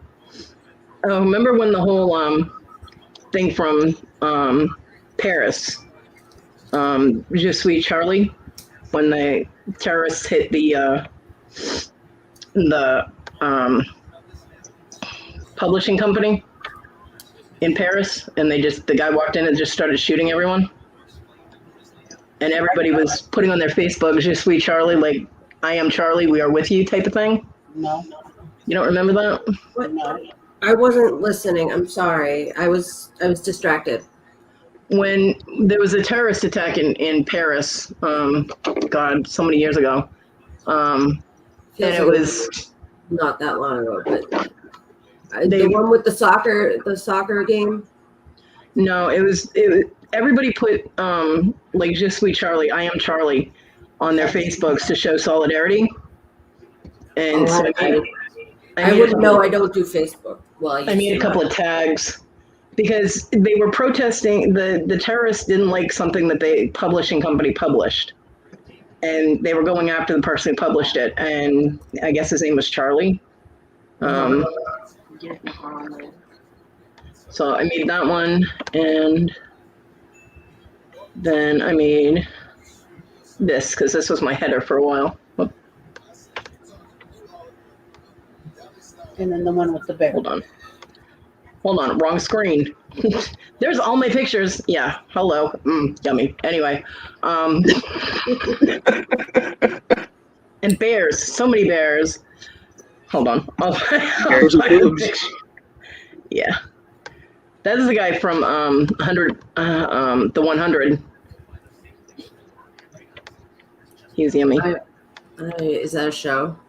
The 100? Yes, it is. Okay. And it's on Netflix. Yes, it is. Okay.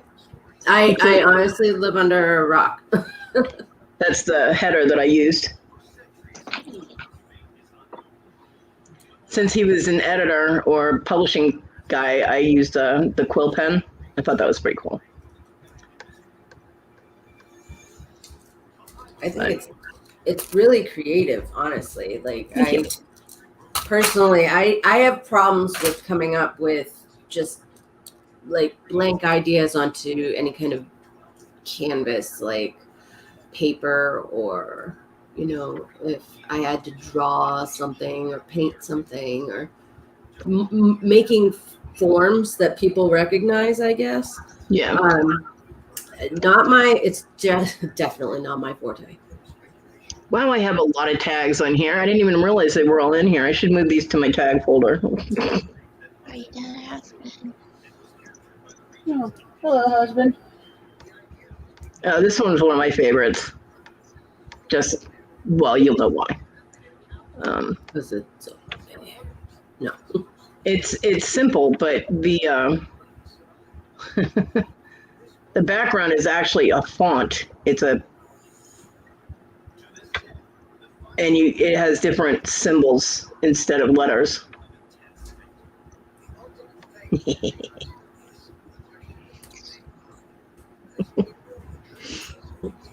That's one of my favorite ones.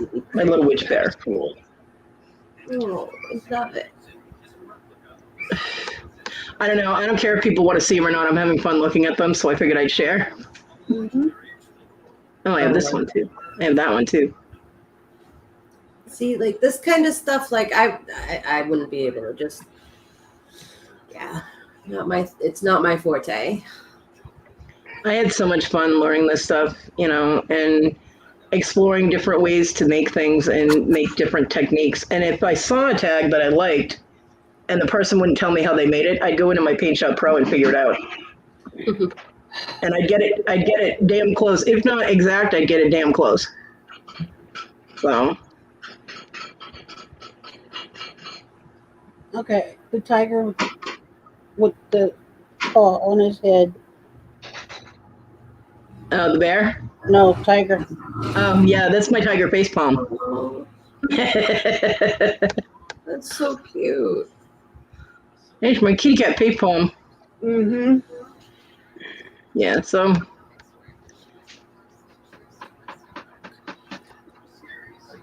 And thankfully, Susie, all I have to pay is the electric. My gas is paid by LEAP, and my water is included in my lot rent. Water and trash. So. Yeah, Willow will like this one. I made this for Talon, actually.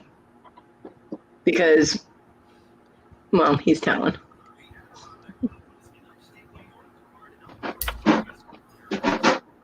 Can you tell Sis is up? Ooh. Hedwig. Oh wow. Now, I please ignore my ignorance. Are these stock photos or are these images that you have layered? No, this actually is what I did is I took the picture and then I duplicated it 3 or 4 times, and then I shrunk it 1, 2, 3 times. Well, twice. I shrunk it twice. I changed the color scheme on it for the bottom 2 layers. Mm-hmm. I used an effect on the bottom layer to get it to do all those little squares. Mm-hmm. And then I did the same effect, but tighter squares on the second layer. And then the last layer I just left as a natural picture. So it started off as a stock. And then I just modified the layers of the pictures. That's pretty cool. That's how I made that one.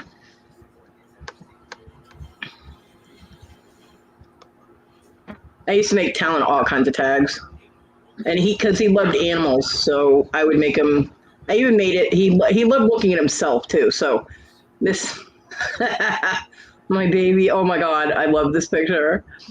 I love this tag. I'll show you, just because I can.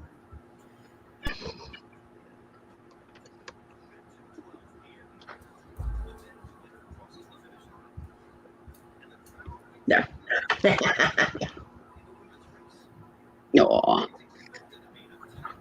him with the headphones on. John stuck the headphones on him and took his picture. And those were pictures that I gathered from his first year, so it was his first birthday. And of course, we had to get the messy one. You have to have at least one of those. But yeah, this is my baby. I miss him so much. It's so cute. But I've done a couple collages like that for different friends that, you know, it's their kid's 5th, 6th, 7th, whatever birthday, and they send me pictures of them as they were growing up. And I'll do a collage like that, and they go absolutely nuts over them. Yeah, no doubt. They're adorable. Okay. Oh, I found the pink one that I made. The pink. It's not as fancy as the purple one. I don't actually like it as much, but it was an experiment to get one that's smaller, like a little tighter together. And the colors aren't accurate because of the background, but it's light and dark pink. And I don't think I used Swarovski on that, but I did use the same kind of bead with the silver on it. So just a dangly. Is that a beaded bead? Yep. No, it's not a beaded bead. It's a tube. Peyote stitched in a tube. Cool. Yeah. Okay. Yep. Yeah. Where's Larry?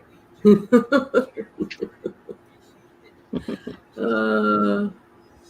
actually having fun going down memory lane down here.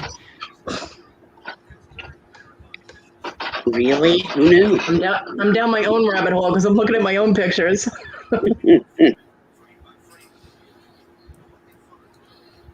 We're having a good time. I don't know about, I won't speak for anybody else, but I'll speak for myself. I'm having a good time. I'm fine. I'm just sitting here beading and looking at the pretty pictures. I'm sitting here This is- listening and looking at pictures and This one's not going to show up too big, but this is the tag that I made that someone stole and took my signature off of and used it as their header on their Yahoo group and claimed that they made it.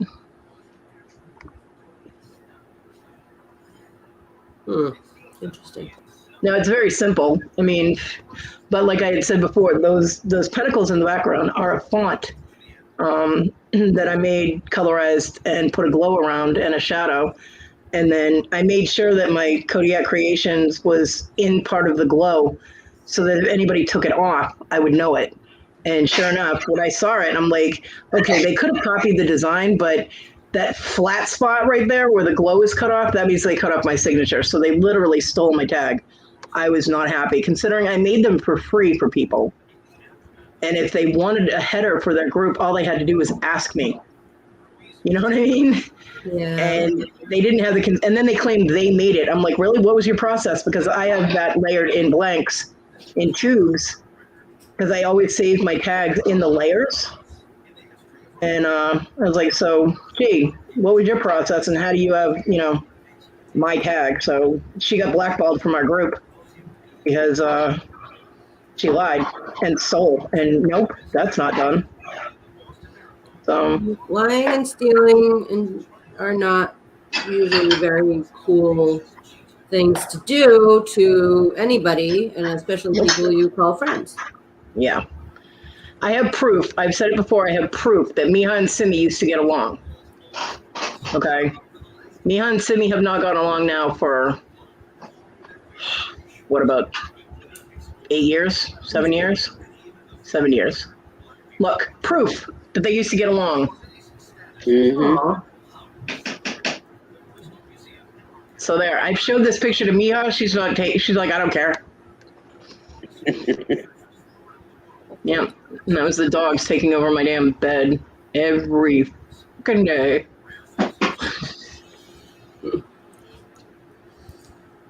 Yeah, but in their mind, it's their bed. They just let you use it.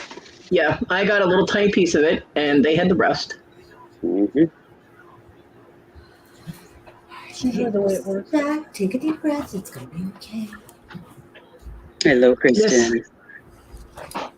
This I gotta show you. This was so funny. This is the day Talon came home from the hospital. All right. This is what happened in our house.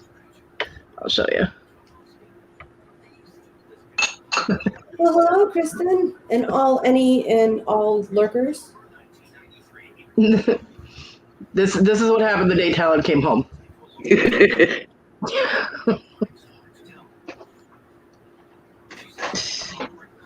That big dopey dog in the middle, that's Dodge. That's Isa's dog. He's a lab pit mix. Of course, Simi being the smallest, she's down there. And Miha is up in Purvi View going, oh, a new puppy.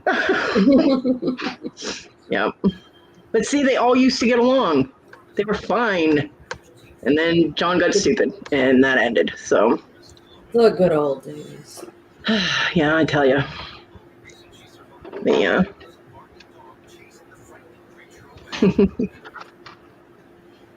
Well, I'm going to politely excuse myself so that I can go and get something to eat. Wait, have you ever seen a cat that sleeps like Garfield? I don't. You mean with its face understand the down? question. Yeah. Yeah, mine does that sometimes.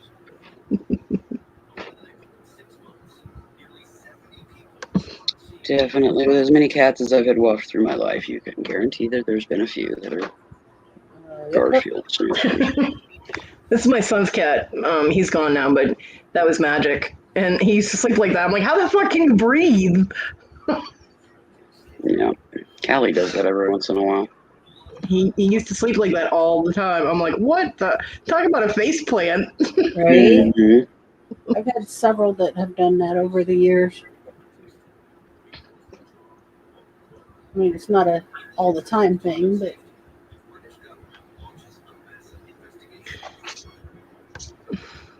it's definitely a yep. This drove me crazy. Still drives me crazy because of my bad back. This is how Miha sleeps. She always has. This is when she had been in our house for like a day, and I caught her sleeping like this. Okay. I call that her dead deer napping pose. Because she and it hurts my back every time I look at her sleep like that. I'm like, how? What the hell? Lord only knows. That's when Yeah, they're she was- playing and just kind of gas out mid stride. But and she sits on her hip like a person. She doesn't, you know what I mean? Yeah. She doesn't sit like a dog. She sits like a person.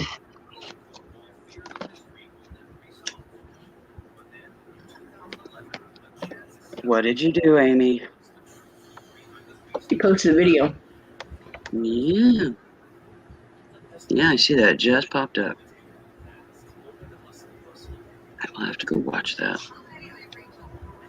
What video? It's an unboxing video. Mm-hmm. Ooh.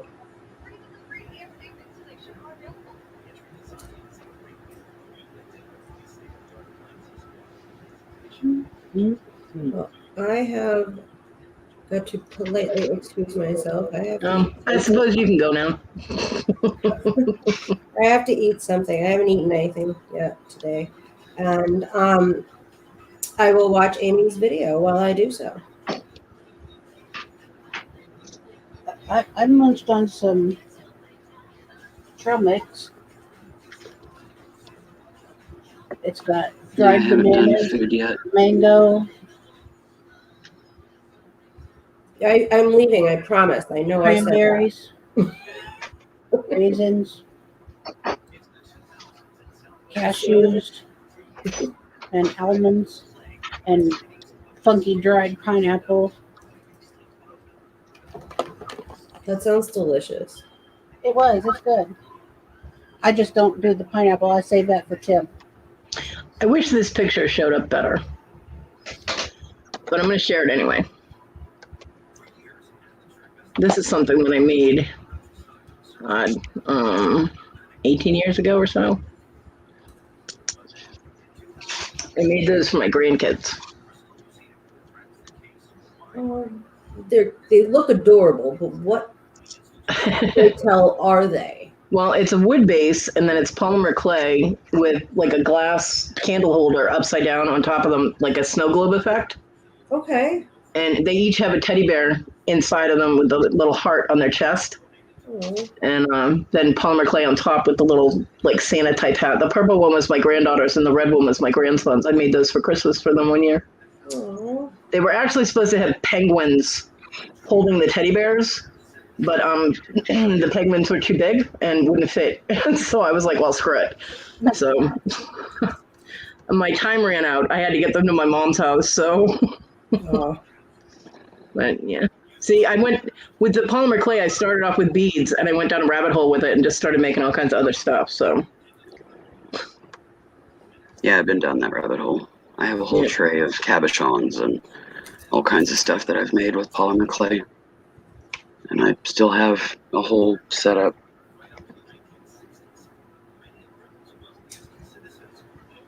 You know, the molds and the tools and the toaster oven and the pasta roller and I don't know, a whole bunch of crap.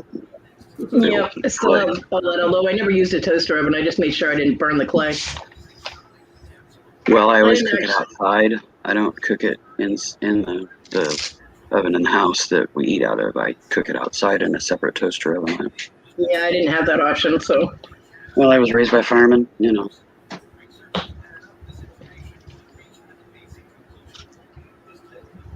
Yeah. It's that weird OCD thing about, you know, fumes and all that crap.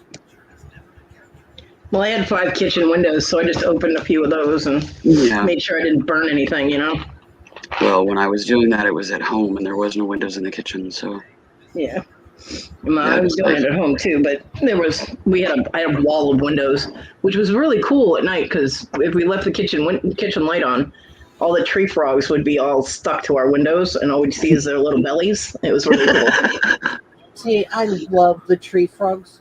I do too.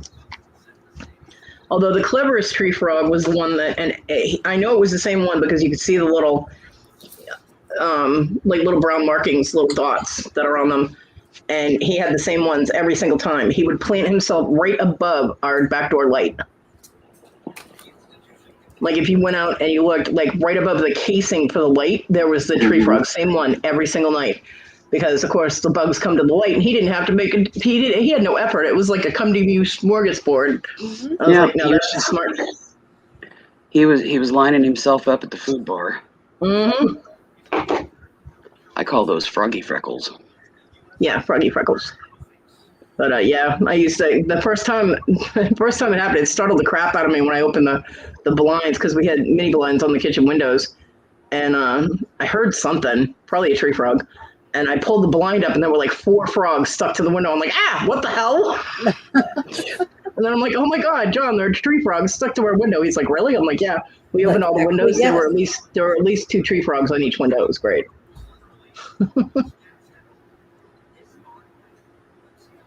So, Lexi, you're still here. I know. I'm leaving. I swear. No, you're not. You might as well just, She's determined to finish those earrings before she goes for food. That is exactly right. It's like I gotta get this done, and that way they're not haunting me while I eat. It's the way I am. I call it a stop point, which often 8 hours later, right, family's bringing me food because I haven't went to eat yet. I've been the same way. Or I wake up way. with seed beads glued to my face because I been literally busy fell asleep on the table. crocheting. I'm like, I'm gonna finish one more row. Mm-hmm. Yeah, no. Like next thing I know, I've already turned the corner, and I'm halfway down another row. Yeah, been there, played that game. Right. I literally gassed out on my work table and woke up with seed beads glued to my face. Oh my goodness. Hey, Wendy. I've done that with bead weaving and with books. Mm-hmm. Hey, Wendy. It's like the next thing you know, the sun's coming up, and you're like, well, fuck. That's why I quit getting hardbacks, because I would fall asleep, and a couple of times after waking up with a black eye from the book clocking me, I moved to paperback. Now I mostly do Kindle, but I still have my paperback library that I use as well, because some books, getting them on Kindle is as much as the paperback. I know, right? So I just, haven't. I've gotten rid of all the ones that I have gotten on Kindle. I'm just having to gradually switch over. I don't know. I just read from Kindle Unlimited. They're free. I get the free books. Yeah, I read those too, but There's some things that you just want that are not free, and yeah, I and did that. it's Remember Tina, for my birthday, I did that with the Zoo 2 book. yeah, and it was thin. I was so pissed off. It was only like, what, 75 pages or some shit, or Yeah. 150. I'm like, this is not a book. This is an excerpt from a book. I'm like, what the hell? I was so mad because I paid like, what, $4 or $5 for it. Mhm. And I was mad as fuck. I'm like, ugh. Yeah, you're like me. You want a book you can sink your teeth into for a good bit. Hey, Kristen. Not something you sneeze and it's over. Well, I'm glad you got antibiotics, Kristen. What's that? Oh yeah, definitely. It sounds like you had a sinus infection or a glandular infection that was affecting your head. I've had hundreds of those in my life. They're miserable. I always had issues with glandular infections, sinus infections from allergies or whatever. Always had problems with earaches and Mhm. sinus infections and toothaches. That Yeah, whole I had earaches sequence when I was a right kid there. all the time, and that's probably why my valves have failed in both of my ears. There's too much crap with them, too much scar tissue from infection. Yep, sinus infection. Yeah, they're miserable. I just had one a few months ago, beginning of spring. But it's always been an issue with me, and it's like, God, somebody. Mhm.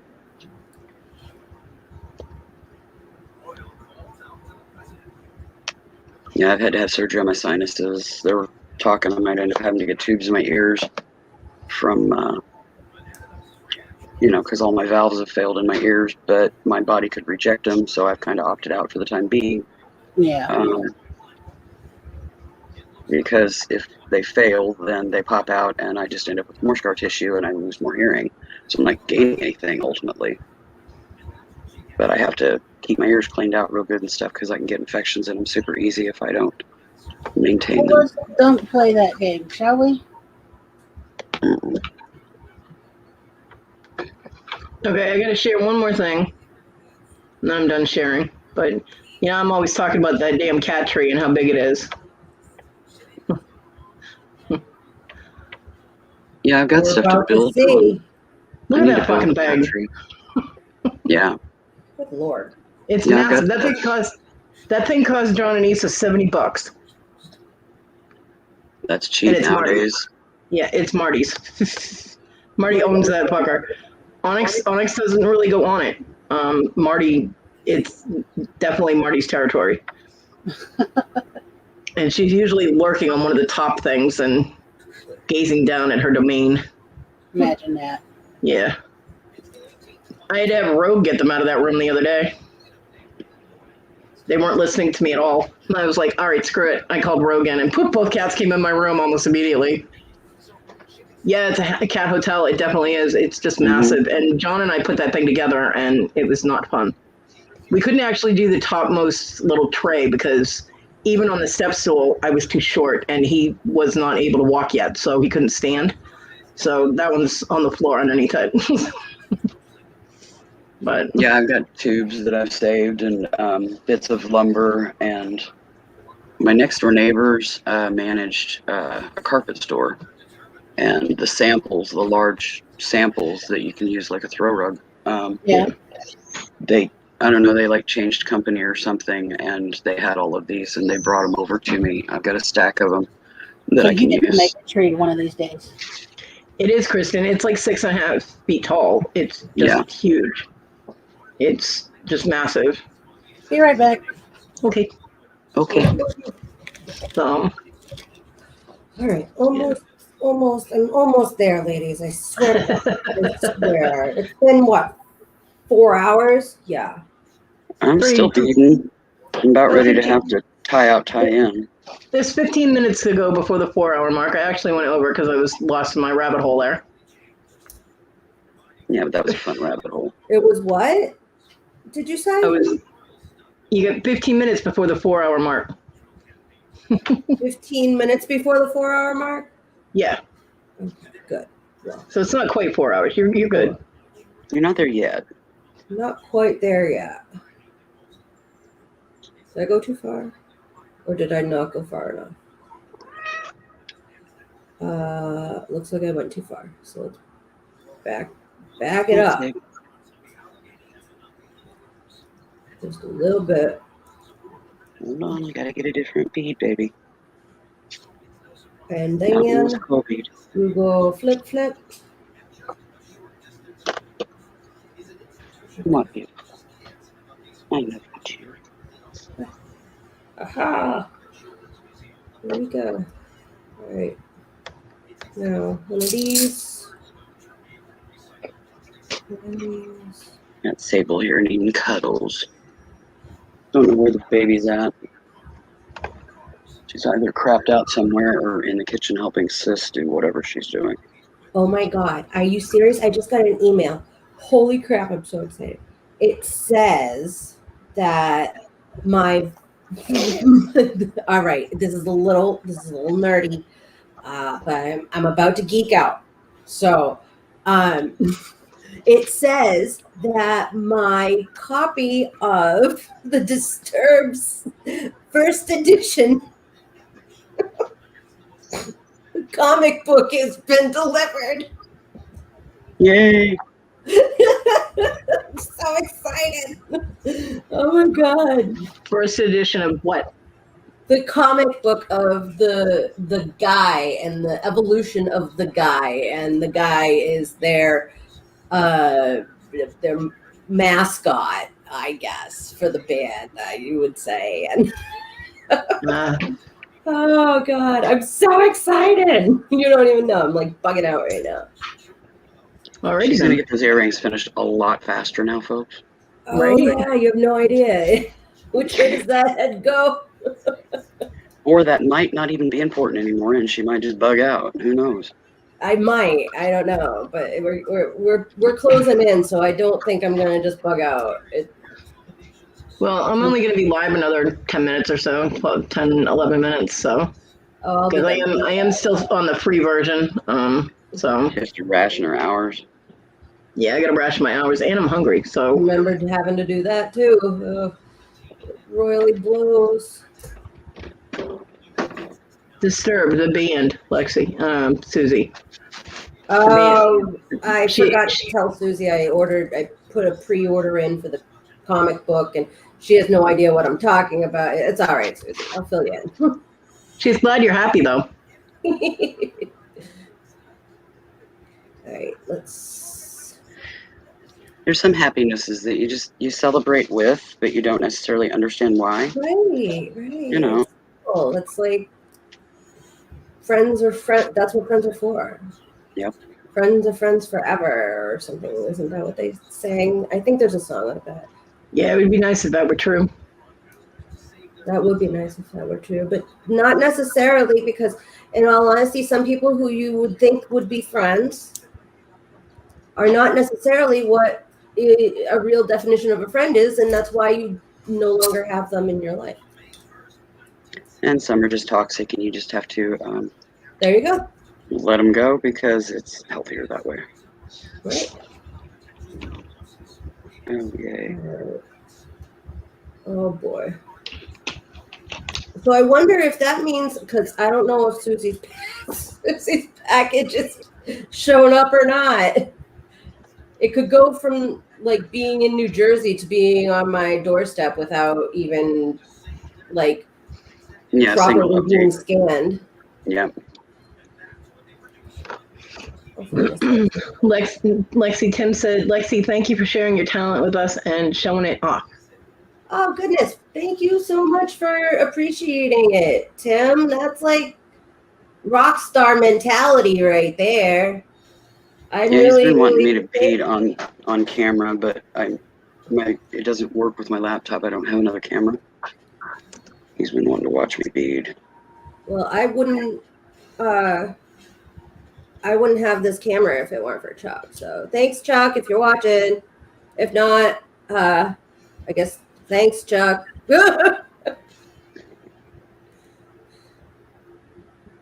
All right. That is not even close to right. That, I mean, there's so much room here, but I can fix that. So much better.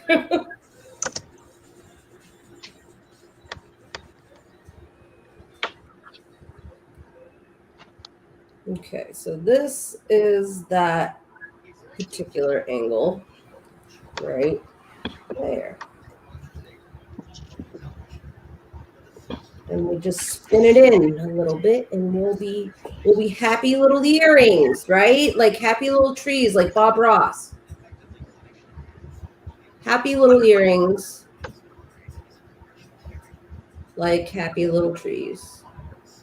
Sure, sounds good to me. All right. Now, come see, come saw. What does that even mean? I've heard that many times in my life. Come see, come saw. Bugger if I know. Come see, come saw. I forgot. I've heard it Probably many, something many like times. it is what it is, or you know, Yeah, it's some pretty much what it is. philosophical. It is what it is type thing. Yeah.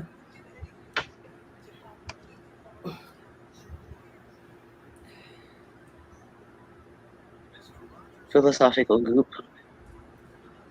Philosophical goop. Mm-hmm. My dad used to say "come see, come saw" all the time, and capiche. I'm like, yes, I capiche. Leave me alone. Yeah. Yes, I get it. Right? Okay. We're at the final stretch here, ladies, I swear. Cody, you have a message on Facebook from Kristen. Yeah, I see it. I saw it. Okay. Thank you. God, I keep screwing up now. No. Yeah, Let's they see. don't go that way. Let's get them all facing the right same direction here before we What the fuck did I do bend here? anything. I had to take my needle off and rethread it like 3 times in the past minute and a half. Oh, I hate it when I have to do that. It's like it breaks my heart because it's tearing down the integrity of the thread. It's like, stop making me do that. Well, I'm at the very end and I'm trying to do an end stitch, and then I gotta weave out. But I keep screwing up. Oh my god, I'm so excited. I can't wait to go check the mail. Okay, well, I am no longer on the limited plan. Thank you, Kristen. Come see, come saw means neither good nor bad. Well, thank you very much. I appreciate that, Papa. That is awesome. Thank you for doing that for her, Kristen. Thank you, Kristen. What happened? See, now y'all got to deal with me longer. Ha ha. They're tired of what's up. I'm back. What the hell did I miss? I now have unlimited StreamYard. Oh, shit. What? Oh, yes. But I'm sure.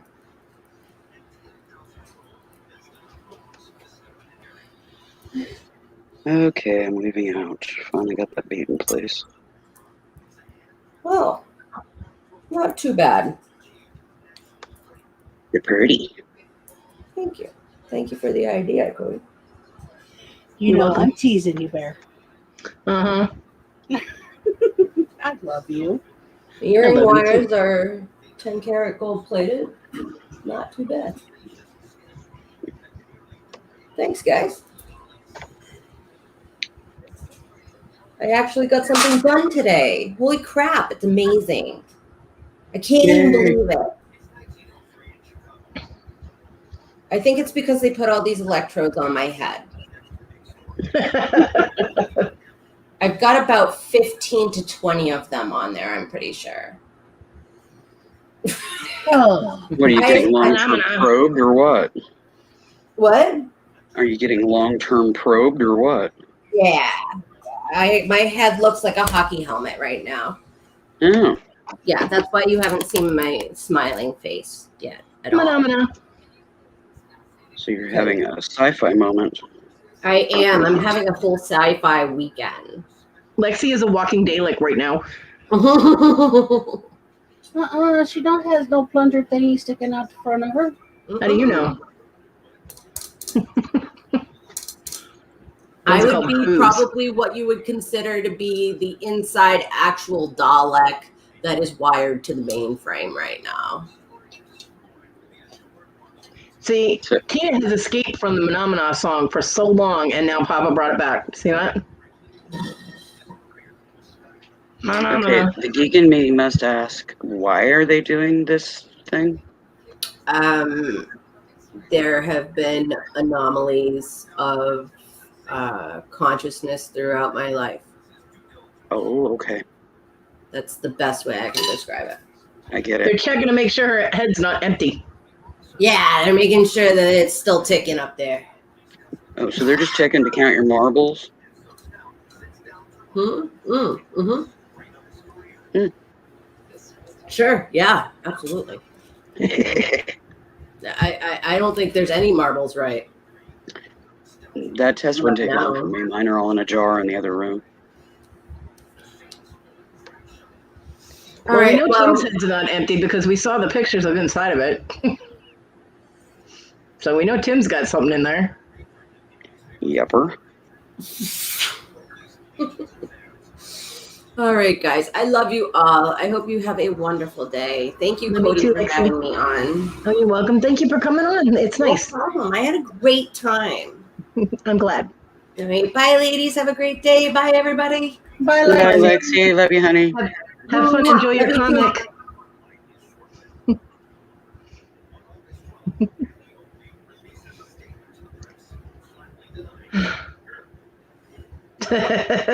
Your marbles are in a box in the shed? They must be awful dusty by now.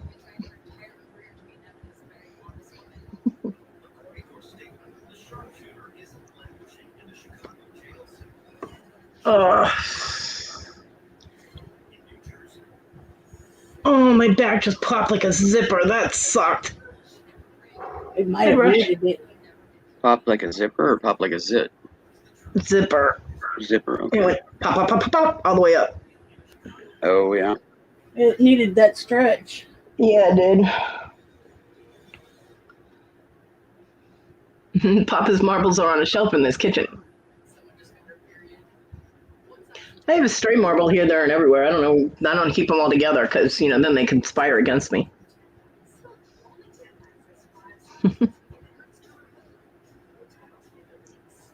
I have a cool carved marble. It's got a rose carved into it. It's kind of scratched up and dinged and everything. My son found it outside when he was little, and he gave it to me. Like I said, my glass marbles are in the other room in a jar. My gemstone marbles, of course, are in my witchy cabinet with my other orbs. Kristen lost hers. Oh, I got a new orb. Nice. It's selenite. I'm gonna go grab it. I bought one. I bought a sphere that turned out to be a bead. It was not advertised as one, and it's like really pale rose quartz, so I don't think the hole is really small in it for being so large. It's like a 25 millimeter bead. It's huge. But I don't think, I'm hoping they just didn't see the hole and didn't realize it was a bead, because otherwise I'd be very upset that they sold it as a sphere when it's not, But it's okay, I'll still use it like one. For display purposes, Kristen, I'm not sure I ever had marbles to lose. And if I did, I lost them the moment I had children. Yeah.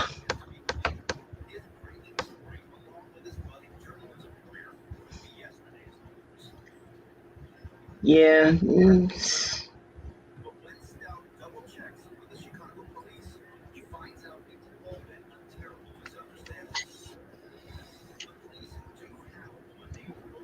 But I do now have a box of rocks. I bought them from Gary.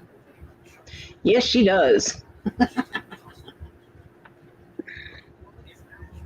Scoot over, you cushion hog. Wow, wow. See, my oldest is, what, 30, 31?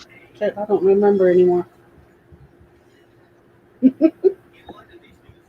Yeah, we won't discuss my children.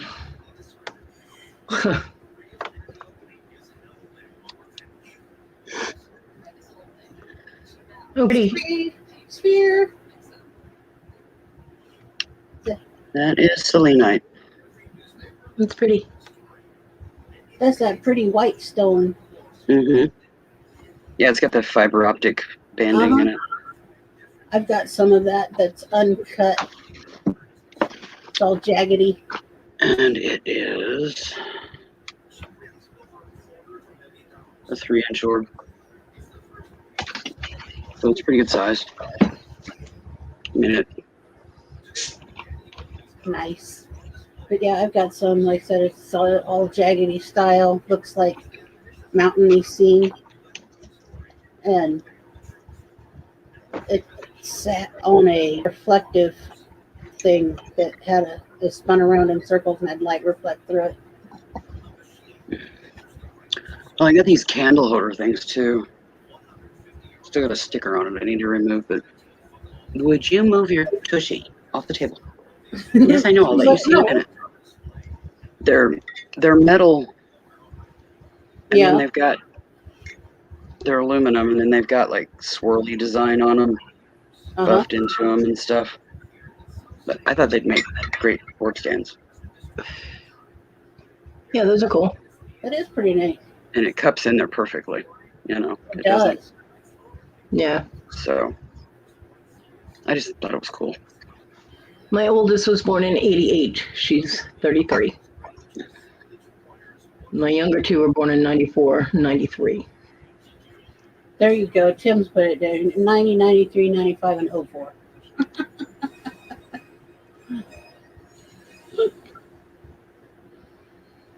It just makes it easier that way. It's easier to give years than it is that they were born in rather than their actual ages. Yeah, Jennifer, I'm getting ready to log it down because I'm hungry, and I know I'm going to have to pick up landmines in my living room and my kitchen. Hopefully, not too many. Now, and clean up liquid messes Yeah. with all the paper towels and whatnot. Yeah. I'm going to need more paper towels by the time this is over. Is he not coming over like he should? 86 was a pretty good year. That's when me and Timmy got together. 86 was the year I graduated high school. That's when Tim graduated as well. Willow, he messaged me last night about 1 o'clock in the morning. He left. He was here for quite some time.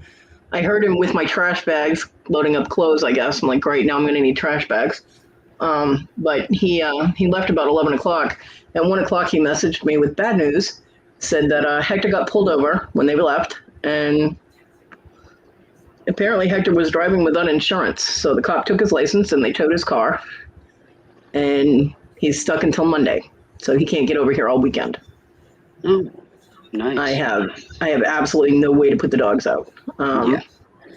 Even well, I mean, I could potentially, but the problem is that when we had set up the technique on how I would get the dogs out, and Tina sent me the walker so that I would be able to get to the back door. When my son was going to move out before, he was going to take the things that are in the way that the dogs can get wrapped around on the tie out. He was going to remove those from the area so they wouldn't get stuck.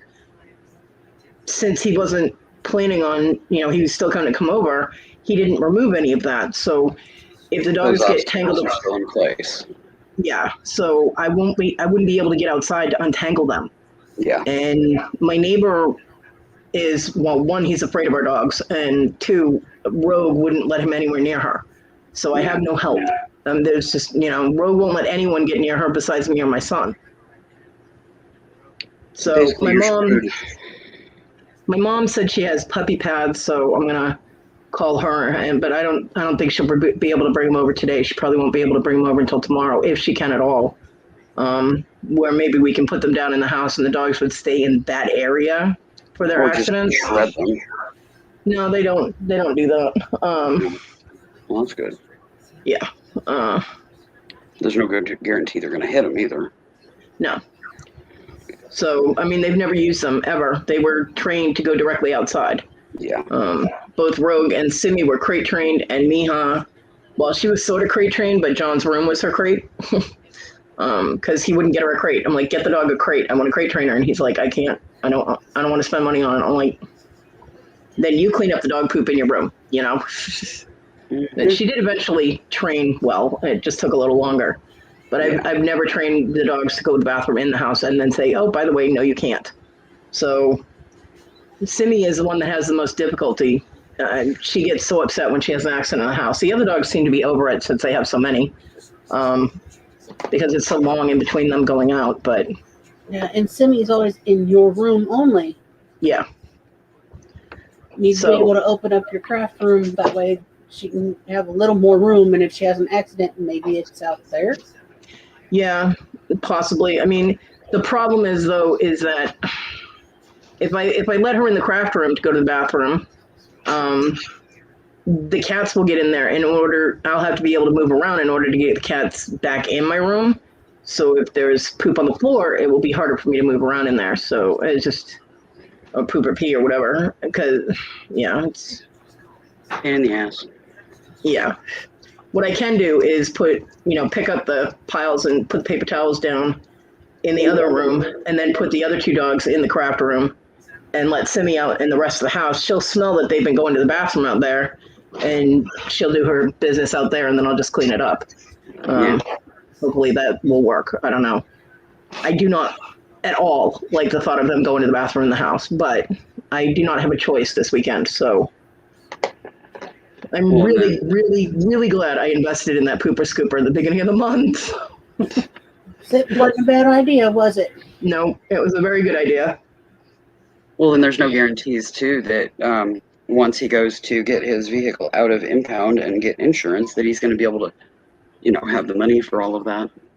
Well, I guess he was supposed to get the insurance with the paycheck he was getting this week, but I don't know what Hector's pay date is, so I don't know when he was supposed to, when he was supposed to do that.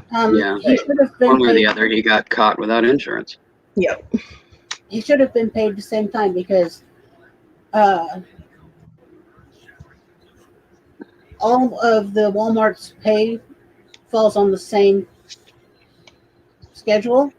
But I don't know his pay schedule. How would I know what Hector's pay schedule? Hello, I do. That's why I said he should have just got paid. Okay. Well, apparently he didn't have time to do it before yesterday. I don't know. Because he was probably at work. Probably. Well, I know he was working last night because my son got here and he walked here from work. And then he was I heard him with the bags and I heard him walking around, and then he came in and he actually spoke actual words to me. Oh yeah, Kristen, he will. It's automatic here. That's why the cop took his license. He has to pay that fine. Plus he has to pay the fine to get it out of the tow yard for however many days it's in there. And weekend rates are sucky here because they charge you more if your car is still there over the weekend. I know because that's what happened to my Trans Am. But so he's got to do the insurance. He's got to do his, license. He's got to do the fee. Hopefully he's got enough money for all of that. Otherwise they won't have a vehicle. And then my son won't be able to get to work this weekend. Hector and Dorothea, I guess, have a friend that's giving them a ride to work, one that they work with at Walmart. But my son has no ride. So hopefully he doesn't lose his job. But even if he did, his work clothes are in Hector's van that are sitting in a lot somewhere. So he wouldn't have any clothes to wear to work anyway. Because he finally took his clothes out of the house. That's what the garbage bags were for. He did the laundry. Hopefully I still have some laundry pods left. Yeah, I know. So. Yeah, that's going to be a pricey. Yep. Pricey little boo-boo. So. See, I have our insurance set up where it just comes out of a paycheck, or comes out of the bank account every month on the same day. But my son finally put his got his clothes together and took him out of the house, and now they're stuck in a tow yard somewhere. Yeah. I know, Kristen. I know. I am aware. So, just have to deal with what I have. Even if I was able to use the prosthetic, I still wouldn't be able to go down and untangle the dogs because I can't go down the stairs with them with it. Yeah. Well, that if he stayed at your house, then he'd just be your food and being a shit. Yeah. So. Yeah, he would eat my food. Well, he wouldn't have these games to play, so that's probably all he would do is eat or sleep. No, he doesn't have extra uniforms. There's no extra uniforms there. They have to order them. And they definitely do not have his size pants. He has to buy those.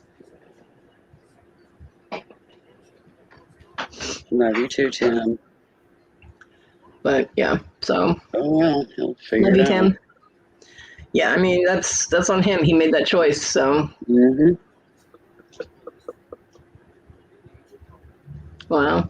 Jeez, Papa. I'm surprised theirs doesn't. I mean, they have to prove that any animals in the house are updated on their shots. You know, which is one reason Rogue is still in this house.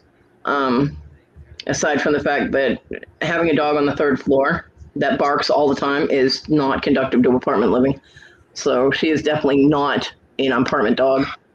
But the problem is it would, after I start being able to use my prosthetic, it's going to take a really long time for me to be able to do stairs. One, because I have bad knees, and two, there's only one railing on one side going down my steps.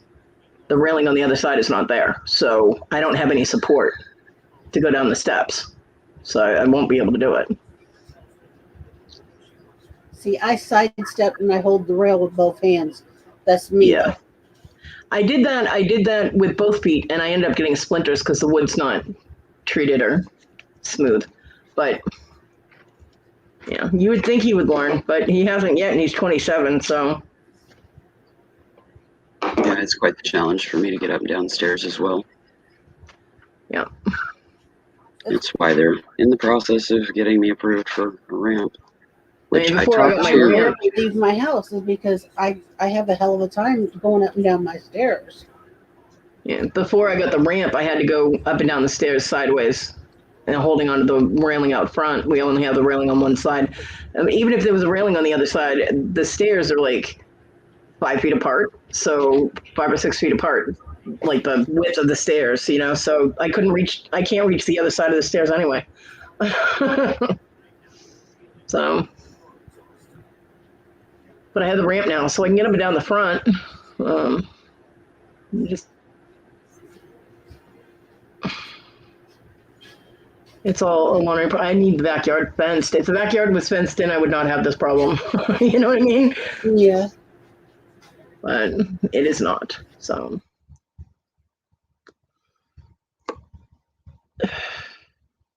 because then I could just open the door and I could let Miha and Rogue out at the same time, then bring them in, and then let Simi out, or let Simi and Rogue out at the same time. You know what I mean? Because Simi and Rogue get along great, and Rogue and Miha get along great. It's just Miha and Simi that do not get along anymore. So,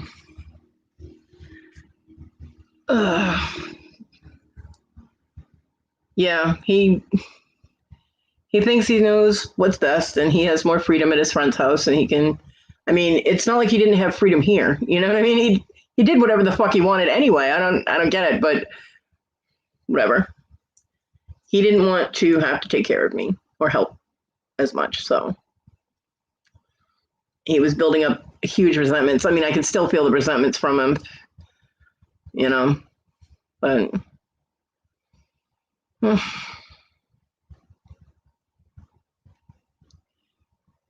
But we did have a conversation early hours of the morning, you know, through Messenger, which was a little more than usual. So something anyway. I don't know. But we'll just make do for the weekend and see what happens. Hopefully Hector can get the car situation straightened out on Monday. Because otherwise the kid will lose his job again. And that won't be good for anybody all around. Because he won't be able to give Hector and Dorothea any money, and he won't be able to help me like he said he was going to. So, you know. I have a Noid looking at me.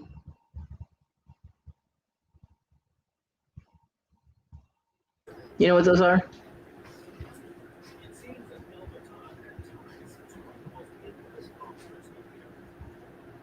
It's either a Noid or it's a Nerd Bunny. I'm not really sure what the fuck it's supposed to be. John got it for me.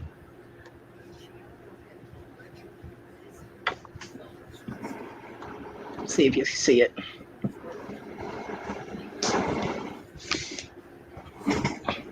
See it? That's a nerd. The purple thing. Yeah. John got it for me a long time ago. Because he said, it's purple. I got this for you. I was like, thank you. It still has the candy in it because I don't like them. Yeah, it's a nerd. And yes, she's back in the box full of my stuff. And yes, something has already hit my floor. Imagine that. I don't know what it is because I can't see it, but I know it hit the floor. Oh, I don't know about that. He'll figure out a way to do whatever it is that he can not to be back. I'm telling you. Yeah. Yeah, he will.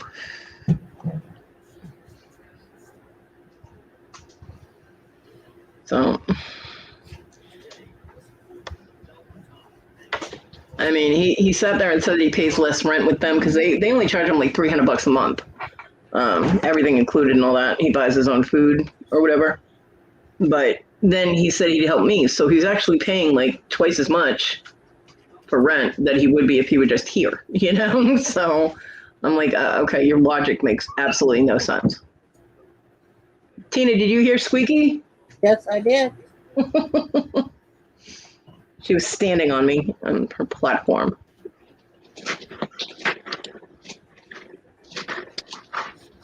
So, Oh, that was yours. For a second, I thought, because I was pulling my table towards me, I thought it was my little one squeaking. no, that's how Marty meows. She squeaks. I know, but I couldn't discern where the noise was coming from.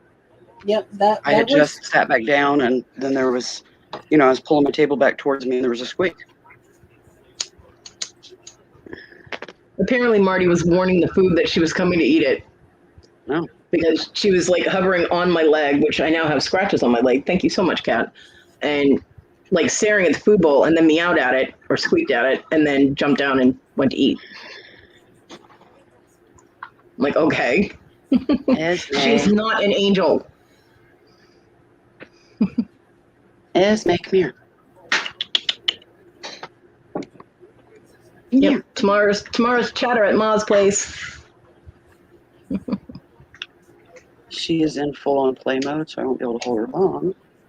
But I will show you the munchkin. She ain't so little anymore. no, but she is still riled up, boy. She loves to play.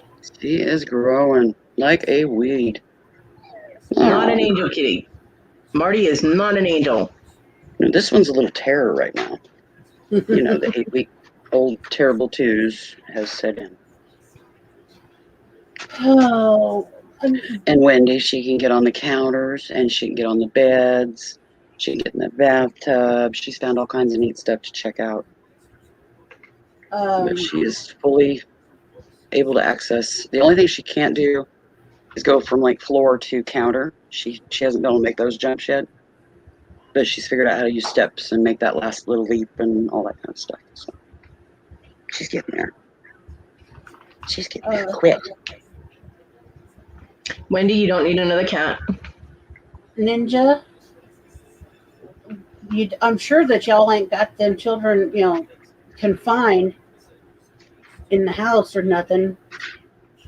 So, what's making them lose their damn minds now? Quit. Quit biting. Quit biting.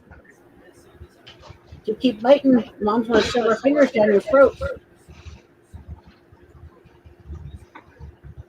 No, I don't do that because I have nails. Amy. I don't want to injure her. No fucking way.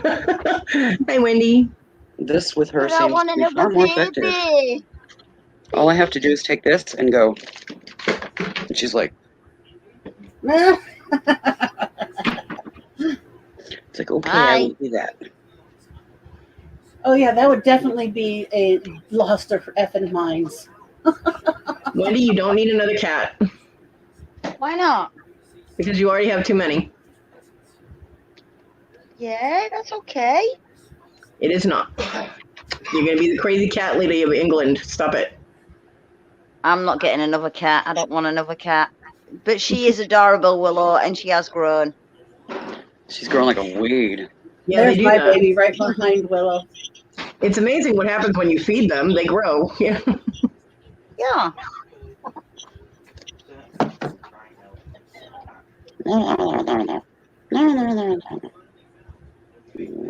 Onyx is firmly ensconced asleep on my wheelchair. She looks so offended when I make her move because I need to use a wheelchair. She's like, "It's mine." I'm like, "Move it, or you become a furry seat cushion." You know. Here, chew on that.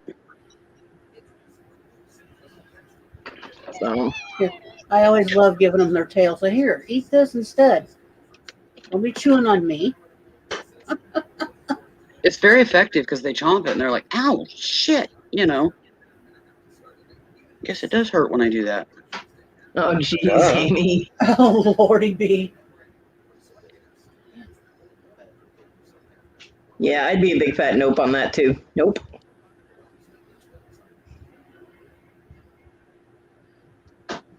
Yeah, no. I'm the cool mom, but I'm not that cool, so no. Yeah, no. My kids always said I was the fun sucker. I sucked the fun right out of everything. What do you think you're doing, young'un?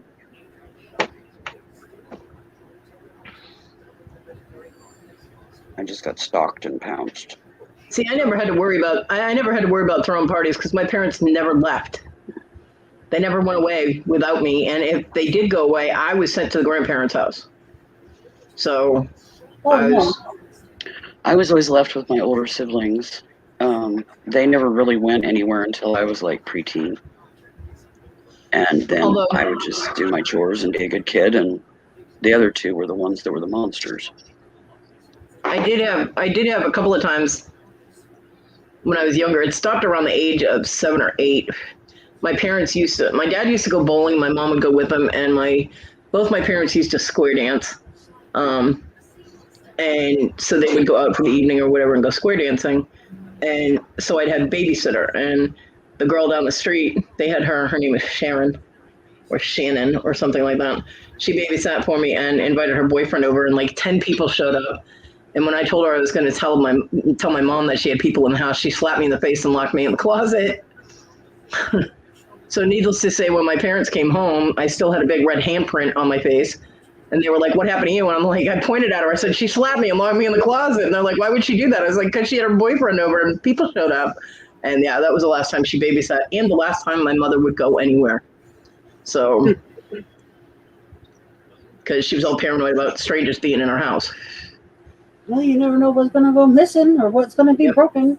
Or whose child, who's going to slap me and throw me in a closet. I was in that closet for 3 hours. I was not happy. I was a very pissed off kid. So, yeah. Because I don't think she realized, because she didn't actually slap me that hard. It was just to startle me. But being a redhead and having very pale skin, those marks stay for a long time. Yep. So 3 hours later, I still had this very distinct handprint on my face. So, yeah. No, by the time I was, I don't know, like 10, 8, 10, somewhere in there, Mom would go to the store. If I didn't want to go, I could stay home. And she was fine with it. I was never allowed to stay home until I was, I want to say like 11 or 12. Well, by then they had the business downtown. Dad had his lock business downtown. And I'd get home from school and, the other kids, they had gotten home earlier because high school lets out sooner. And they'd done come and gone. So I was there by myself. And I just do my chores and whatever Mom needed me to do, peel potatoes or put meat out to thaw. I wasn't allowed to do anything in the kitchen. But I was school also got out earlier. no, I was 12 years old because I was working at the barn then. So on the days that I, had half days of school, I asked my mom. I said, "Well, can I ride my bike down to the barn? Because I'm hanging around the house doing nothing. It's boring." So I'd go down to the barn and go, riding and do some work in the afternoon and whatever. And she was all paranoid about me riding my bike, and I'm like, oh. So I did do it. I did it. Well, I did it for about 3 weeks before I asked her if I could do it. And they never knew that I did it. I could have kept going, but I finally was like, "Can I just go to the barn?" And she's like, "I don't want you riding your bike that far. It's too far." And I'm like, "Well, I've been doing it for 3 weeks. Can I just keep doing it?" And she's like, "What?" She freaked out. I was like, "What? You told me if I was in the house to keep the doors locked. No, no, no. You didn't tell me I had to stay in the house. So I was bored. But I did go to other people's houses when their parents were away and they had parties. We actually had to call the cops on one of our own parties once because all the jocks showed up and they all brought booze, and we were supposed to have a quarter keg and there were supposed to be like 12 of us there, and that was it. And so we ended up hiding our quarter keg under the porch because all the jocks would have drank our beer. And the party was so out of control. She was freaking out because people were getting drunk and they were breaking stuff in the house, and they were fucking with her parents' stuff. And these people had money, so their stuff was expensive. And she was like, "I don't know what to do." And I was like, "Well, it's fairly simple. You call the cops." And she goes, "I can't call the cops in my own house." I'm like, "Yes, you can." And she goes, "What am I going to say?" I was like, "Just call them and I'll talk to them." And, I was 15 at the time, and she's looking at me like I have 10 heads. And I'm like, just call them. So I went outside to wait for the cops to show up, and I explained what was going on. And I said, all these people showed up, and they're not supposed to be here. There's only supposed to be 12 people here, and we have permission. We did have permission from our parents to be there, to keep her company and whatever, and have a sleepover. Although I don't think they knew that there were going to be guys there. So they were like, "Well, what do you want us to do?" And I was like, "Well, it's a bunch of teenagers underage drinking in there." I was like, "Just walk in the front door." I said, "They'll run." And the cop started laughing. He goes, "You're right." And so they did. Like 3 cops went in the front door and the back door exploded. One guy ran down the stairs so fast. His name was Jamie Curley, and he was huge. He was like 6'4". And he had graduated 2 years before, our star football player, obviously. And he took down the back fence with him because he was going so fast down the back stairs that he didn't stop in time and traveled the 4 or 5 feet, hit the fencing, and the whole panel just collapsed. I was like, "It's okay, we'll fix that." They only grabbed about, I think, 4 or 5 kids that couldn't even walk, so they grabbed them and hauled them off to call their parents and have them come pick them up. They did grab the one kid. His name was Joey, because of course the cops were also confiscating the beer. I was like, "You guys are gonna drink that later, aren't you?" They're like, "You're damn right we are. Free beer, And they were putting it all on the back of a cruiser. Well, this fucking idiot is trying to open the police car door in the back to get his beer back. He's like, "That's my beer. I paid for that." The idiot, right? And the cop's standing behind him, watching him trying to open the door. "Bye, Amy. Have a good nap." Hi, Amy. Bye, Love you, Amy. honey. And finally, another cop comes over and goes, he's like, "What is this kid doing?" And the cop looked at him and goes, "Trying to get his beer." And they all both started laughing. Then they kind of just shoved him against the car and handcuffed him and said, "You want your beer that bad? Here you go." And they put him in the back, laid him on the back seat on top of all the beer, and took him to the station. I'm like, "You idiot."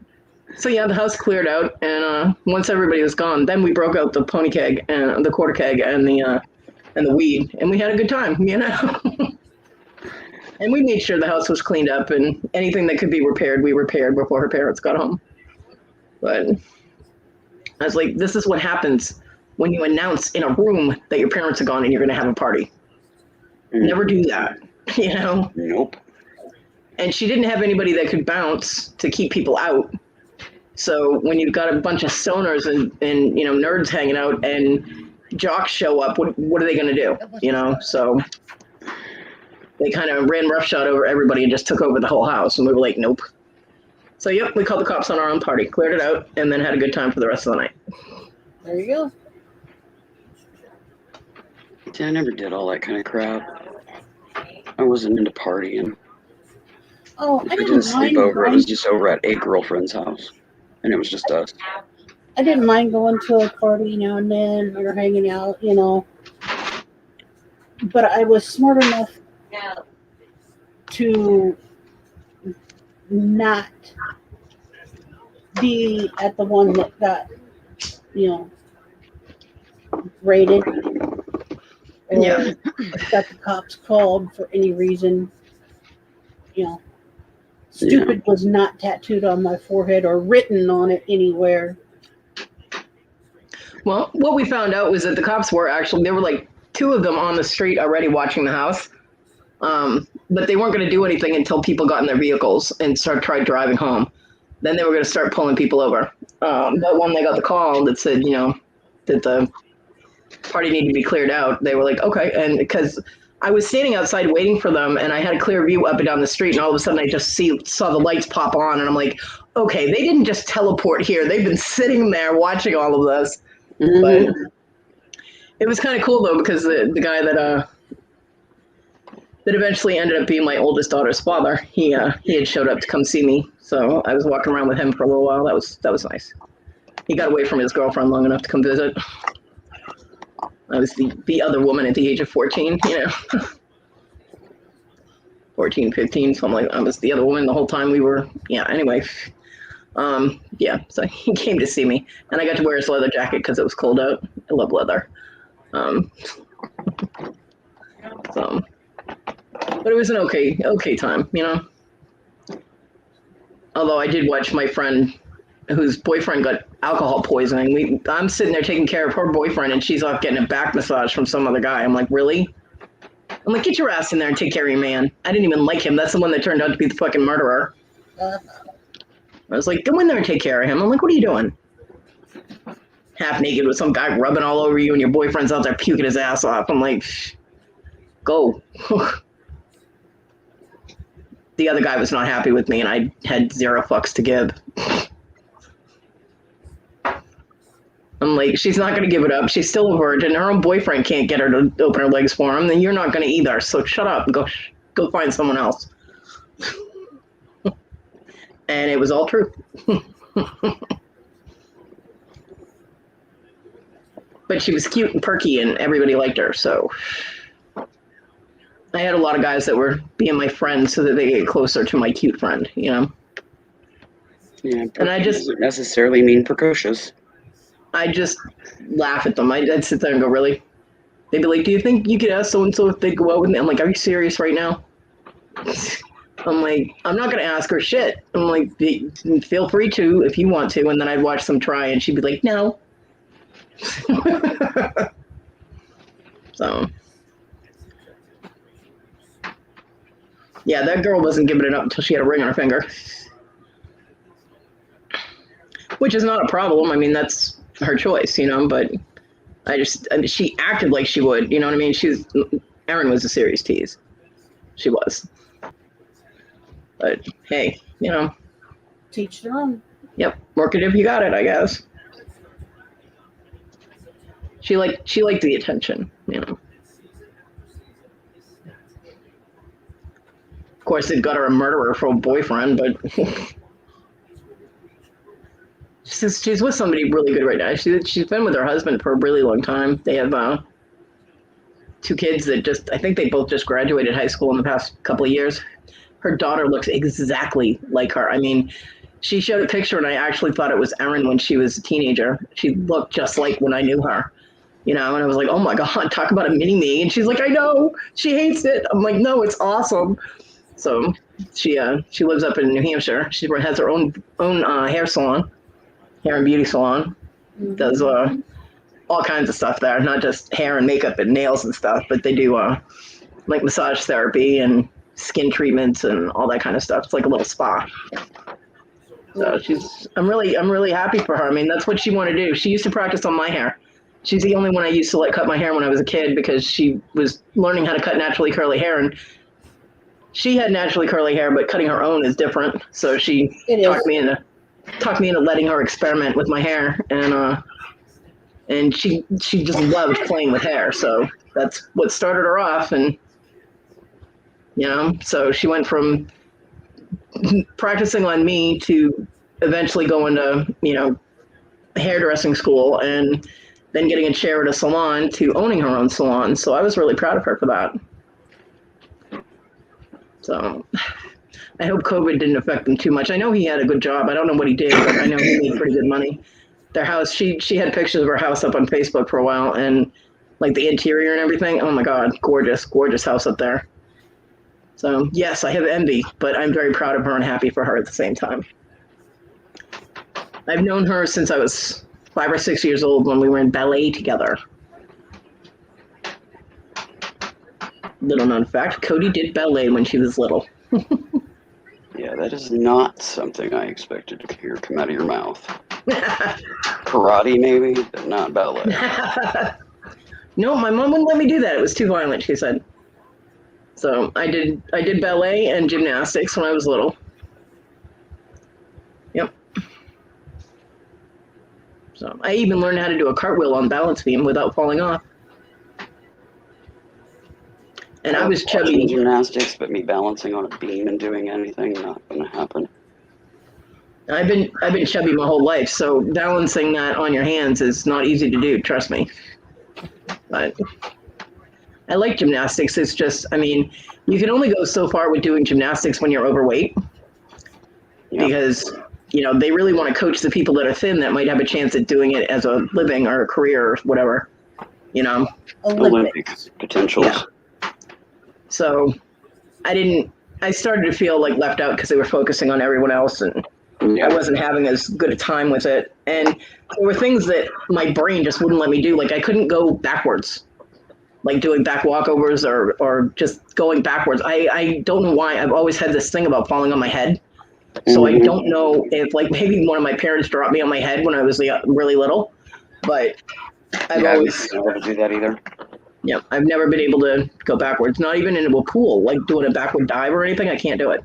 Yeah, any type of blind landing. Yeah. And I couldn't do the flips. I could do cartwheels and I could do round-offs. I could even do one-handed cartwheels, but I couldn't do flips or any of that stuff. So my potential for them to bask in my success and feel that they succeeded at something waned. So, I stopped going after a while. And of course, the same with ballet. How far is a fat kid going to go in ballet? You know what I mean? Yeah. So it was just girly, and my mom thought I should do it. So there it was. I never wanted to do ballet. See, I didn't like that. wanted to take tap, and I wanted to do piano. Mom wouldn't let me do either one. I did tap for I think 6 months. I did tap, and it drove my father crazy because I had to practice in the kitchen. That was the only floor that we had that was a hard surface. And the kitchen was right above his work area in the basement. So I'm in there tip-tapping away, and he's like, oh, my God, stop it. Yeah. So that ended rather quickly. But I had my own little tap shoes and everything. It was cute. So, yeah.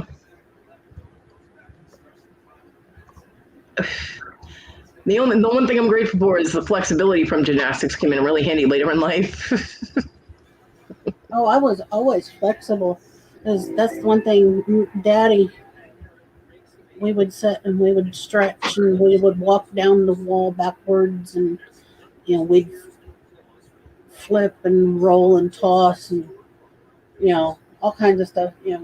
We'd get in the floor and we'd stretch and then roll back and we'd put ourselves where we put our knees to the floor behind our heads at our shoulders and stuff, and stretch ourselves. My daddy would, keep me limber, because my dad was limber, None of us limber anymore. I went from the gymnastics and ballet, and there was a period of time where I wasn't doing any outside activity, and then I don't know how. I think there was we had it's kind of like a rec center. Not really. It was a community center, and they had different activities. That's why I used to do gymnastics. And one of the parents was talking to my mom saying that they needed kids to play soccer for the town soccer team. And my mom was a little worried that there were going to be boys on the team and that I was going to get hurt. And they're like, no, they have, an all-girls team, blah, blah, blah. So she signed me up for that. And the next thing I know, I'm playing soccer. And I did that for a couple of years. I like playing soccer. But I was going to try out for the school team. But when I went to tryouts, the girls that were already established on the team were just really jockey. And they were Oh yeah, they're a clique now, let me tell you. very snobby and like very negative towards anybody that came out to try. And I was like, fuck that. I don't have time for that kind of attitude. So I didn't bother with the school team, but I did play for town soccer. And eventually I was on a mixed team where it was, boys and girls. Oh, And yeah, my granddaughter did gymnastics until COVID. Matter of fact, my granddaughter is very tall. She's like 5'7", and she's like runway model. The girl's gorgeous. And she, see if I can go back into my pictures again. Rabbit hole. She got recruited to be on the team for competition, which is unusual. Usually you have to try out and all that. And the coaches were watching her because she was doing just recreational gymnastics for something to do. And they recruited her to be on the competition team. And someone sponsored her because it was like $150 to be on the team. Plus she had to buy all the, the team uniforms and leotards and jackets and sweatsuits and everything had to coordinate. And so my mom couldn't afford all of that. And my daughter wasn't going to pay it. So they sponsored her and paid the $150 for her to be on the team, which was very nice of them. And as you can see, she won three medals with her first competition. That's my granddaughter. Isn't she beautiful? Yes, she is. So. And I just had bacon and eggs delivered in front of me. What I found funny is that even though they recruited her, they still wanted her to do like a tryout type of thing with the other girls that, wanted to try out. And there were only 3 balance beam and there were 4 girls. And instead of having them take turns on one of them, they put my granddaughter on the balance beam with another girl. Now, Sadie has legs like up to her neck. I mean, she's very leggy. And they had them do this move, and she ended up accidentally kicking the other girl in the face because her legs are so long. I'm like, why didn't they put 2 short girls on one balance beam? Why would they put the tall girl with someone else? I'm like, that's ridiculous. The girl was not hurt. She did recover fine. And Sadie felt so bad. But the coaches should have known better, Mm-hmm. But yeah, she was doing really well, and she enjoyed it. That was a couple of years ago when my daughter was still talking to me. So she actually sent me videos of Sadie when she was competing in practices and stuff. And she was good. She's getting down there, getting her rhythm. And unfortunately, then COVID hit, so all that stopped.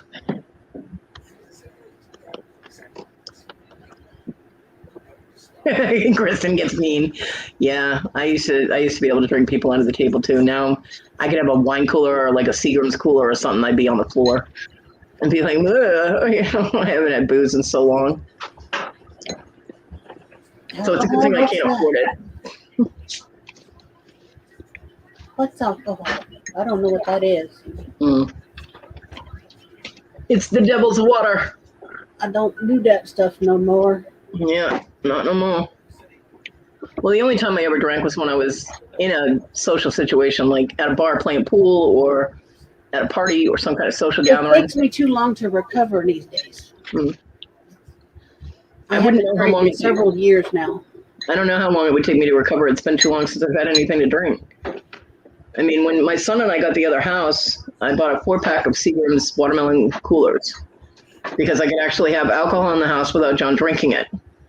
And so those things lasted me like 5 months, 4 months, 6 months, something like that. And even one. It takes too long to recover, so I just don't. because my favorite is schnapps, and I will drink that stuff like it is water. I can't drink peppermint schnapps. I can't even smell it. Peach. Peach. Mine is peach. I got peach schnapps poured on me once. That shit burns in certain areas. That's all I'm gonna say. Yeah, well, you ain't supposed to pour it there. That was a very interesting time of my life. It's when I was 18. But the same period of time we had peppermint schnapps, and I got so drunk on the peppermint schnapps that I was just hurling my guts out, and it was horrible, and I can't even look at a bottle of schnapps without wanting to throw up. So I can't even get near that shit. I'm surprised I can still eat peppermint candy. You know what I mean? That's how bad it was, because that stuff does not taste any better going down, coming up than it did going down. It was not. It tastes worse. It was gross. So, and I mean, it was very humiliating. It was when I was 18 and had my apartment, and we had a house full of people, and I'm in the bathroom puking. I puked so hard that I ended up peeing myself, and I had to walk through the entire apartment to get clean clothes and then go back to the bathroom so that I could take a shower and get changed. I was not happy at all. The whole experience was very traumatizing. And I was like, nope, never again. And I never did get that drunk again, ever. But Oh, probably being so drunk that you're at the bar, not at home, but at the bar. You had worked all day, you was at the bar, you was drinking, and you was on an empty stomach. Mistake number one. Drinking, dancing, carrying on, being full, and you're doing aerial shots and everything, and you're finally so drunk, and you know you're drunk, and you go into the bathroom and you're hurling, and not only are you hurling, but you have just shat yourself, and your husband has to come and rescue you and take you home and try to clean you up. yeah, Yeah, that's not embarrassing. fun. Not fun at all.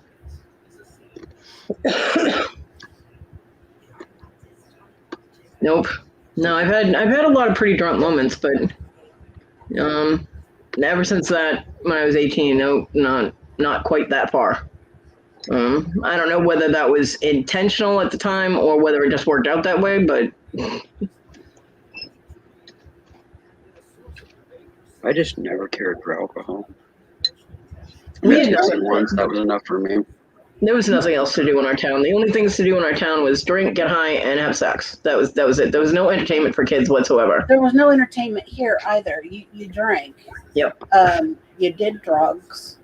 You cruised up and down, the main street, parked in front of the Hardee's or whatever, or went out to the lake and drank. We didn't have any fast food restaurants in my town, and the only strip we had was about 25 minutes away in Lowell. So we had to travel to get to the.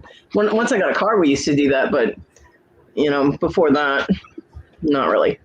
So we just sat around in someone's house or out in the woods and partied. Hell, half the time I was at school drunk, drunk or high or both. It's probably why my grade. That's why my grades tanked. I can't really say that for myself. I mean, I never even skipped school until I got to high school. Yeah, I didn't either. I can honestly say I never, ever skipped school. Oh, I did.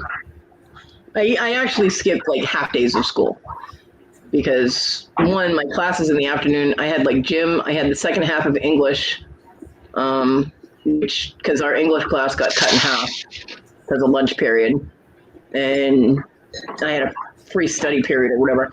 And it was just, there was no reason to even do it because English, I was tanking English anyway because the teacher was an asshole. And so I used to keep up with Steven on his dirt bike, and we just drive around and fool around, and then he'd bring me back to school so I could catch the bus. So Steven was Desiree's father, my oldest. So those were my school days. So the weekends, during the week I was a good kid, and then on the weekends not so much. Yeah. Um, yeah. I don't know. I guess it was just never on my radar to do that stuff. I don't know. I had a lot of emotional shit that I was going through that I guess, like, outward appearance wise, I could deal with it, but internally, I was having a hard time dealing with being made fun of by everybody. Because once we hit high school, the two junior highs combined, so I was getting made fun of not only by the kids that I had been going to school with, but now I had a whole new group of kids that were teasing me, picking on me, and being all around dickheads to me. And outwardly, I just punched them in the face and walk away. But inwardly, it still affected me, So I was having a hard time dealing with all of that. And escapism, man. I mean, Yeah. So. I was dealing with stuff too, but I don't know. It was never on my radar. If I didn't feel good, I wasn't up to going to school. I just tell mom, and she'd call me in. Yeah. My parents were very stay home, or I'd go help dad with jobs or whatever. My parents were very out of touch with reality. So my mom Dad has her tended moments. to get more upset about it than mom. Mom was pretty cool with it. Yeah, my dad didn't really care. And dad would get uptight about it until he figured out that, I was home. I could go help him do a job and get it done faster. Yeah. Then he was like, oh. Yeah, I was still partying. When I was 18, my apartment was like one big party apartment. But when I found out I was pregnant, I quit everything. I stopped drinking. I started smoking weed. I didn't do any more drugs. I switched from regular cigarettes to light cigarettes. And I moved back in with my parents. And when I was 19, I was able to get the job at the pet store and get enough money to get the fuck out of that house because my mother was going through my damn mail and shit. She was annoying the crap out of me. Me too, Maggie. I hated school. Yeah, I did too. And I actually found out that I learned better on my own anyway because I had to take a correspondence course for English. The same teacher that was being a dick, I was failing it already. He taught on such a curve that it wasn't funny. He'd have a pop quiz with 10 questions, and you'd answer all the questions. You get one question wrong, and that would end up being the answer, the question that was worth 50 points, whereas the other ones altogether, each one was worth 10. But then that one question was worth 50. So if you got that one question wrong, you failed the whole thing. It was ridiculous, his grading system. And I could be asking him a question, and in the middle of my sentence, and if one of the guys raised their hand because they had a question, he totally cut me off and asked them what their question was. And it's like, so my question isn't as important as a boy's question. It used to piss me off so bad. I actually got kicked out of his class a couple of times and had to go sit in my housemaster's office. Yeah, I didn't either, Kristen. Not any of the times I was pregnant. I refused. Oh, well, I smoked, but I didn't drink and I didn't do any drugs. None while I was pregnant. So I figured the stress of living back home and the stress of being, pregnant, I wasn't giving up my cigarettes. So I did cut down to lights and cut back though, which wasn't hard to do since I had to smoke outside at my mom's house. I smoked cigarettes the entire time I was pregnant with all of my children, but I didn't drink or do any other. I didn't smoke weed or anything. And that whole thing about, cigarettes contributing to low birth weight was bullshit for me. My kids kept getting bigger. No, Each mine one of kept getting a little bit smaller. My kids were average. Nora was my biggest. She was 8 pounds even. But the others, they were, 7 something each. Well, So, they were average. My labors got shorter, but my kids got bigger. My oldest, I was in labor for 72 hours from start to finish. And she was 7 pounds, 12 ounces. And then Kayla was 48 hours labor, and she was 8 pounds, 15 ounces. My son was 36 hours of labor and he was 9 pounds even. I was like, I'm done. Because next I'll be popping out a 10, 12 pound baby. I'm done. I'm like, no. So, yeah, got my tubes tied after that. Yeah, Mom, she had us 4. The first one, Randy, he was 11 pounds something. I was the last, and I was 6 pounds something. So the doctor that I talked to about getting my tubes tied tried to talk me out of getting my tubes tied because I only had one son. I'm like, I'm sorry, what? I have 3 children, but you only have one son. I'm like, so? Yeah, and your point's what, Doc? He was from India. Ah. So The whole Aaron bear. yeah, I was like, no, I want them tied, and if you're not going to do it, refer me to somebody who will. So I did get them tied, but the welfare version, they pierce your fallopian tubes. So I have internal piercings as well as, my ears and my nipple. My fallopian tubes are pierced. I'm like, yay. So, but yeah. All of my shit is closed up. All my shop is completely broke down. There ain't nothing working down there. Yeah, I still got all my bits, but I mean, I still got all my bits, but it's been, disassembled. yeah. Mine were just frozen. Scraped and frozen. So they shriveled up into a little walnuts or peanuts or whatever. Everything has been burned. There's been a fire down yonder. Yeah. Well, I mean, it wasn't just the kids. It was the fact that I was on welfare, and I didn't want to stay on welfare. And if I kept having kids, I was going to stay in the system, and I didn't want to. So, because I refused to put my kids in any kind of daycare until they could talk. During that time frame, in 93 and 94, 95, there were a lot of incidents with daycares in the city that I lived in. So I refused until my kids could tell me if something happened. I refused to put my kids in daycare. And so once they were old enough, then they did go into daycare. And I also had their father's mother helping out.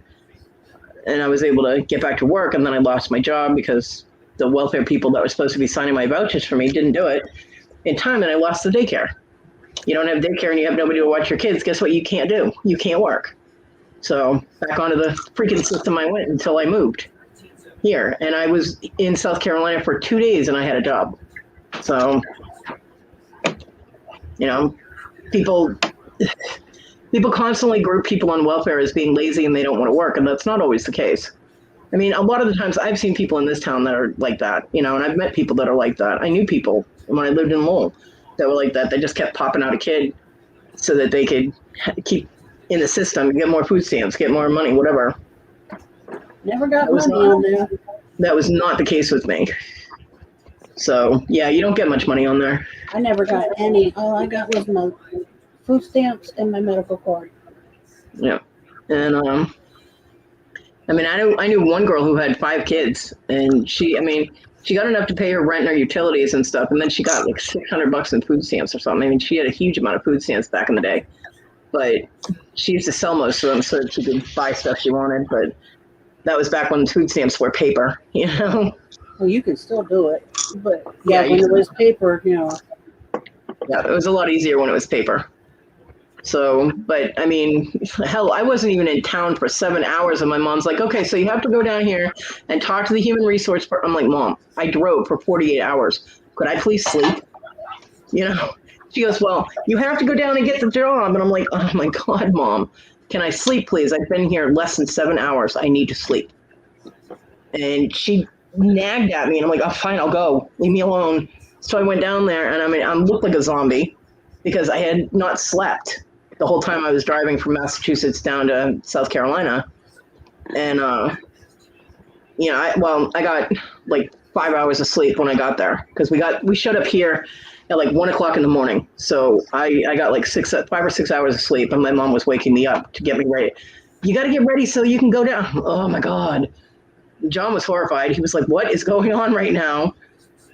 So I went down and I went in there and I talked to the lady because my mom worked at Kmart. She worked at Kmart part-time, and that's where she got me the interview.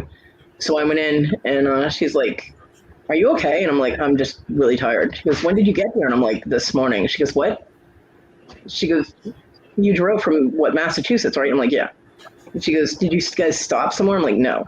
She goes, so you drove all the way through? I'm like, yes. She goes, go get some sleep. We'll start you on, I think it was like Monday when I got down there or something. And she's like, you can start on Wednesday. That should give you plenty of time to rest up. I'm like, thank you. So that's when I was working at Kmart as a straightener at night and ended up getting tennis elbow from straightening jeans, having to fold on them heavy fucking things. But, yeah. Well, they have a limit now, Kristen, but back then there was no limit on how many kids you can have. They put a limit on it. I mean, there's a limit now. They did that. I don't know when they did it in Massachusetts. It was, I don't know, 96, 97, I think they did it. And there was no job requirement. And there was no donating your time or any of that, like community service type of thing then. They put many more stipulations on getting welfare benefits now. But yeah, back in the day. But I mean, they still treated you like crap, you know? I mean, getting any kind of assistance. When I had Desiree, all I wanted was the food stamps because my parents were paying for my food. And I didn't think that they should have to pay for all my food. So I wanted food stamps. One, that way I could get food I wanted. And two, they wouldn't have, my parents had money. They didn't really bother them, but I felt like, you know, it was a lot of a burden. So I went down to get food stamps and they treated me like I was the biggest whore on the planet. And I'm like, what? And yeah, it was not a fun experience at all. Oh, really, Kristen? Well, they didn't in Massachusetts. So, yeah, it's not a fun thing being on welfare. I don't know why anybody would voluntarily do it if they didn't have to, you know. There are some people that do, though. But it's not a fun experience because you're constantly stressing over if you're going to be able to pay for this, if you're going to be able to get your kids the things they need, you know. It's not anything I'd volunteer for.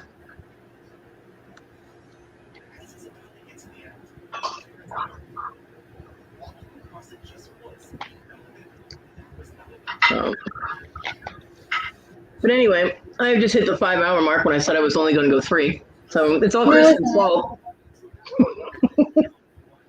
It's Kristen's fault. I'm gonna. Honestly, I don't know that there's really any limit here in Illinois. I'd have to research it because I mean, I had the four kids, and I got medical cards, but I didn't get food stamps. So, you know, I got medical cards on all of us, the entire family. Yeah. Because you know, I didn't want to get, you know, food stamps. But you know, it's just weird. You know, you never know because it's just something I've never really researched. But you know, back when my girls were younger and we didn't have a whole lot of income, Hi, Papa. working as good trucking jobs and stuff like that, you know. Yeah. You did get, you know, food stamps when it was just me, him, and Laura. You know, that was back in the day when we still got the paper ones. So we were lucky because back then you had to turn everything in, you know, every single month, your income.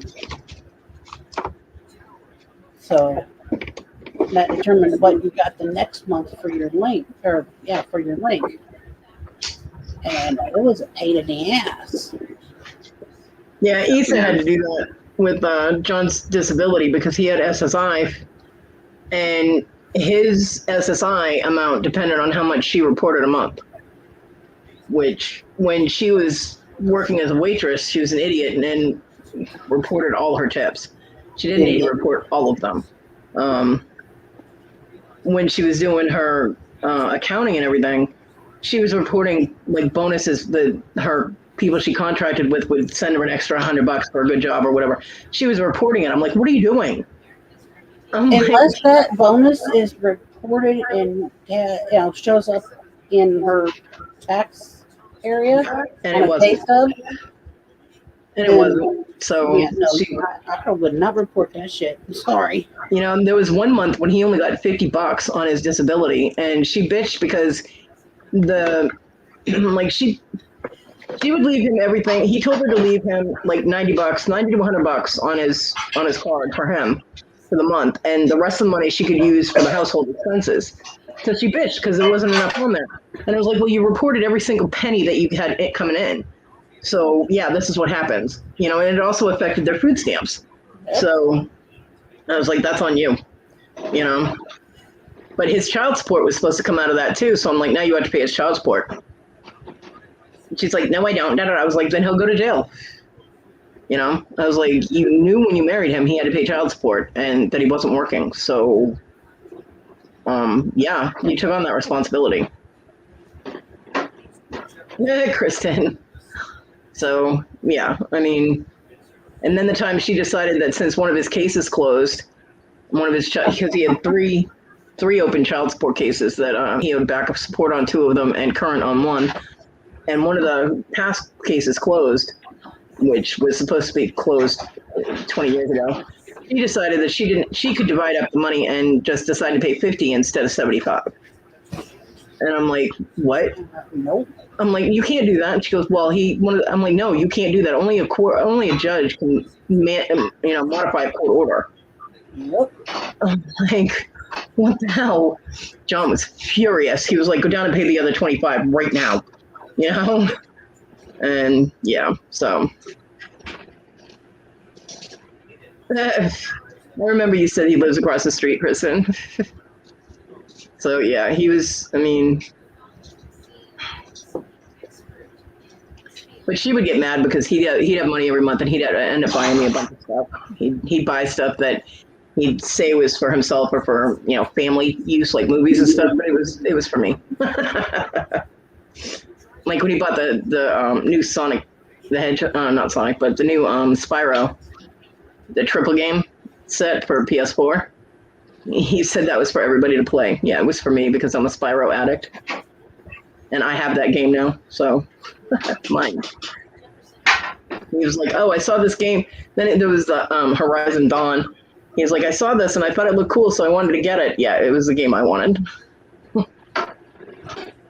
And he'd pick up little knickknacks here, there, and everywhere, like that purple nerd thing. He got me a little purple gumball machine, too. It's a little tiny thing. It's like 4 inches high. And it actually has gumballs in it. It's cute. It's all good, Miss Kristen. And, 5 hours, 9 minutes, and 37 seconds, whatever. I love you. I'm going because I'm going to go fix me some lunch. I'm hungry. My trail mix is gone. Yeah, I got to go to clean up and make me some food. All right, everybody. Thank you, everybody, for coming in and playing with us and chit-chatting and looking at all my pictures. Rabbit holes. Going down your rabbit hole with you?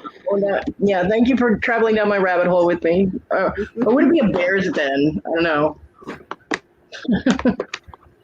There were no bunnies harmed in this rabbit hole. I hope everybody has a good day and a good weekend. And don't forget, Tina's show is tomorrow at 12:30 Eastern, 12:30 Eastern. Central. So we can do this all over again tomorrow. Maybe not all of it, but yeah. She's like, yeah, maybe Kodi won't talk as much. Keep dreaming, Tina. Oh, he's already there. Okay. Yay. Bye, everybody. Bye, everybody. Talk to you all later.